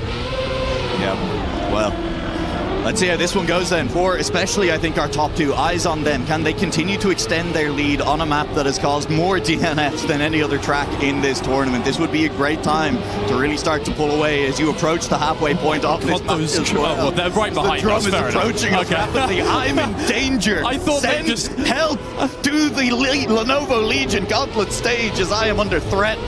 Twiggy, I don't care so much about. Twiggy, I'm sure we'll be fine. Yeah, I'll be okay. I can fight. Josh on out. Yeah, I thought they just got louder. I was like, what has happened that you're getting so excited about? We're between maps. Yeah. But look, Mime, they just be able to make something happen here. Very awkward. Split the difference between that kind of keeping wheels grounded and jump line we have seen. So Mime dropping away. Paco in the lead, leading from Elcon. But Elcon maybe a chance to snipe at the ender. We've seen it before. It is good from all of Mime. Came flying in just to crash. She will be out of this round. Should still maybe be able to finish, but I think it's going to be a relatively close run thing. Will he make it up the hill in time? 3, 2, 1, 0. He just about makes it across the line before that cut off. And so Mime will at least get his 3 points, but not the round he would have wanted. Elcon, though, is now at exactly half the points needed for finalist. Yes, indeed. And yeah, this is starting to fall away from Paco and from Josh here. This is the thing. You get caught up in the whirlwind of a player doing incredibly well, feeling themselves on a day like Elcon, and to a certain extent now, as we've warmed up into the series, Mime, and can start to fall away from you very quickly. However, usually we'll see by the end, by the time somebody gets to about 100 points, these people at the back start to wake up a little bit, and hopefully for Josh and for Paco, that is the case, because things are looking rough for them so far. Yeah, I mean, we heard it said yesterday, but I believe it was Pac, that there are certain players in this competition who kind of wake up once someone else in the match hits finalist, and I think that's definitely a worry here with especially Postito Paco, who has taken scalps already this tournament, has beaten Mutta twice. Part of the reason that Mutta, pre-tournament, one of the pre-tournament favorites for a lot of people, not here in the playoffs. Hang on a second though, as Mime is overtaking Josh. That's a snipe. Beautiful on that last jump through the tiny gap, and so Mime will take second place. It's another round win for Elcon, though, who is looking unstoppable, frankly. Completely. I am gobsmacked by Elcon right now. We genuinely could be seeing one of the most dominant performances in the tournament. I mean, right up there alongside Carl Jr.'s first game. This is a playoffs game. This is not a, this is not a first round, just, you're up against whoever, right? This is a playoffs game. Every one of these players has ground grinded. Yeah, grinded. Sure. I mean, both past tense of the same word. Look, has grinded their way here so much and have proven themselves. Oh dear, Mime. And to still pull off a performance like this at this stage, that would be unbelievable. The job is not yet done. He has to get more rounds than this, and Josh is looking to stand in his way. Yeah, this will be big for Josh, who's only on 35 points after nearly not 3 full anymore. maps, and he's not going to get a huge amount in this round. Elcon, I think, a little bit of a release just to keep it out of the far wall there. Is, though, in a clear first place, nearly about half a second down to Bushido Paco in second, and the other two out of sight in the drone shot just there. Nowhere near. Hang on Nowhere a second. near. Bushido Paco through into first place. That's 10 points for him. He's still gonna Elcon, get second. He's still going to get second. There's nobody near. He will make that jump cleanly. Second time of asking. And Josh and Mime, DNF from Josh. He's not even going to attempt it. Mime is going to DNF. Just a timeout on track. So, someone check Elcon's outgoing bank statements. I mean, look, Elcon, he still extends the lead. It's unbelievable. Unbelievable how he's still that far ahead. I mean, look, we've seen leads that look amazing. Turns out they're tenuous in the end. Yes. Obviously, 10 points around can really start to stack up very quickly if you drop the ball for just a second. Look, this one seems ridiculous right now. I don't know. Something about it. Paco is there within arm's reach. Mime is obviously right there, but of course we're checking for the cutoff point, the second player really, and you know, if you are in first, you have a cushion. You're not safe, but you feel a lot safer up there than you do when you have a player right behind you, as Mime does. Well, 3 players right behind him. And now in one the player, round, maybe even right in front of him in this round. Elcon through into first place, and Mime sitting just behind him. This time around, no mistakes from all 4 players as we head into this tiny gap. Will there be the mistake? Elcon leading the way, and that is perfect once again. There is the mistake. It's Where's Paco Josh? who's made it. It's another round win from Elcon, and it is going to be Paco and Josh trying to at least finish. The timeout will be there, but Paco, I think, the only player to get caught by it, as Josh will get through. No, he was way up ahead. Yeah, okay, there you go. And here's a stat for you, Twiggy. Go on. Across 14 rounds now played on that map, on Saudi Arabia. Yeah. Elcon is the only player remaining in competition to have neither DNF'd nor ever even come last on a round in Saudi Arabia. That's pretty amazing. On a map, given how the much we've stats, talked about how difficult that map is, how many DNFs there have been and the rest of it, Elcon seems to be having no problems with it. That is interesting. Isn't it wild? Yeah. Isn't that just a little bit of fun? Yeah. I mean, look, sometimes, look, maybe, you know, obviously, if you're a football player, you'll do penalty drills. If you know you're a penalty taker, you'll do, you know, corner kicks over and over again. Sure. If you know that you're going to be taking corners. If he knows he's going to be playing Saudi Arabia, maybe he's just redoing the tiny gap jump over and over again. Practice that one bit, that little section at the end. We do know that part maps exist, but like these players make part maps before big events so that they can practice specific sections of the track. Problem points, there may just be one just for the jump. It seems like a lot of the players haven't found it though. Yeah, exactly. Yeah, Elcon's been keeping it safe and secret at the moment. The thing is, I believe Elcon and Mime training partners coming into this event as well. You know, we've talked about the fact they were ex-teammates. I do think that they were training together pre-event as well. So, you know, I mean, it's why we see them taking similar lines through, for example, Argentina. The drop down. Saudi Arabia. And hey, hand in hand in this match too, right? I mean, not quite as close as maybe Mime would like it to be. He is now 24 points behind Elcon, but maybe a chance to close the gap here as Elcon has fallen off the lead just a little bit here in our first round on South Korea. And of all maps in this map pack, South Korea may be one where there isn't as much room to gain that time back here at the end. Josh looking for something here. He's had a very, very quiet series as well. Let's see if he can make something happen on the identity. Does seem like British players very good at this identity somehow. Epos always makes up a hell of a lot of time, and Josh has done the exact same thing. Finally, welcome to the stage, Josh. How'd it feel under those lights? Mine was only 2,000s behind you, apparently, but... Yeah, you can see it. Sigh of relief from Josh, I think, as you said, welcome to the stage, welcome to the match. Maybe now you can start to settle in. You've proved to yourself that you are capable of winning rounds here in what is a difficult quarterfinal match where there is a lot of pressure on the shoulders of all of these players. I think maybe especially for Bushido, Paco, and for Mime, they may know each other well, but both of them representing teams who are still vying potentially for top 3 here at EWC. Navi and VP, both with a chance still. Indeed. I mean, yeah, exactly. Look, obviously, we are keeping our attention at the top with Team Falcons and AGAL. Yeah. It's hard not to be looking at that when it really could come down to where the track Trackmania players placed. The one remaining AGAL player and Carl Jr. up for Team Falcons. But there is a lot of money to be gained down below first and second place. Obviously, you want to be winning the event, but if you can't, you might as well go home with lined pockets. And Na'Vi and Virtus Pro can both be doing exactly that. So they're cheering on their players with the exact same kind of fervency that I think AGAL and Team Falcons are. But it's Josh once again to take the most speed out through the identity of South Korea, and he's on a comeback. Well, don't call it a comeback, Twiggy. Oh, never call it a comeback. Don't call it a comeback. He was always here. He wasn't really, is the thing. This has been now 2 round wins in a row. And you called it before we even got into the identity the first time that the British players have looked quick here. For whatever reason. And Josh now has found a couple of tenths in the identity both times to pick up clean round wins against the rest of this field. So that'll be more than a few tenths over Mime for all three of the other players. Touch on the wall early on this one, and Mime starting to fall back towards both Paco and Josh. Elcon still with a commanding lead out in front of the rest of the field, but Josh is really starting to squash this field. A 3rd round win in a row on South Korea would be huge for him. Well, indeed. I mean, yeah, what is it about that identity that Josh and Epos know that nobody else seems to? I mean, look, same thing with Elcon in Saudi Arabia, right?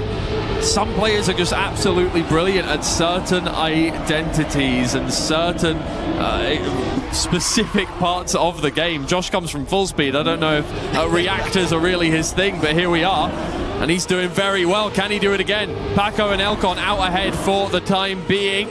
Is he going to gain any speed on them? He's gaining speed on Elcon. He's gaining speed on Paco. Can he do it again? Can he get the overtake? No, the final turn isn't quite there.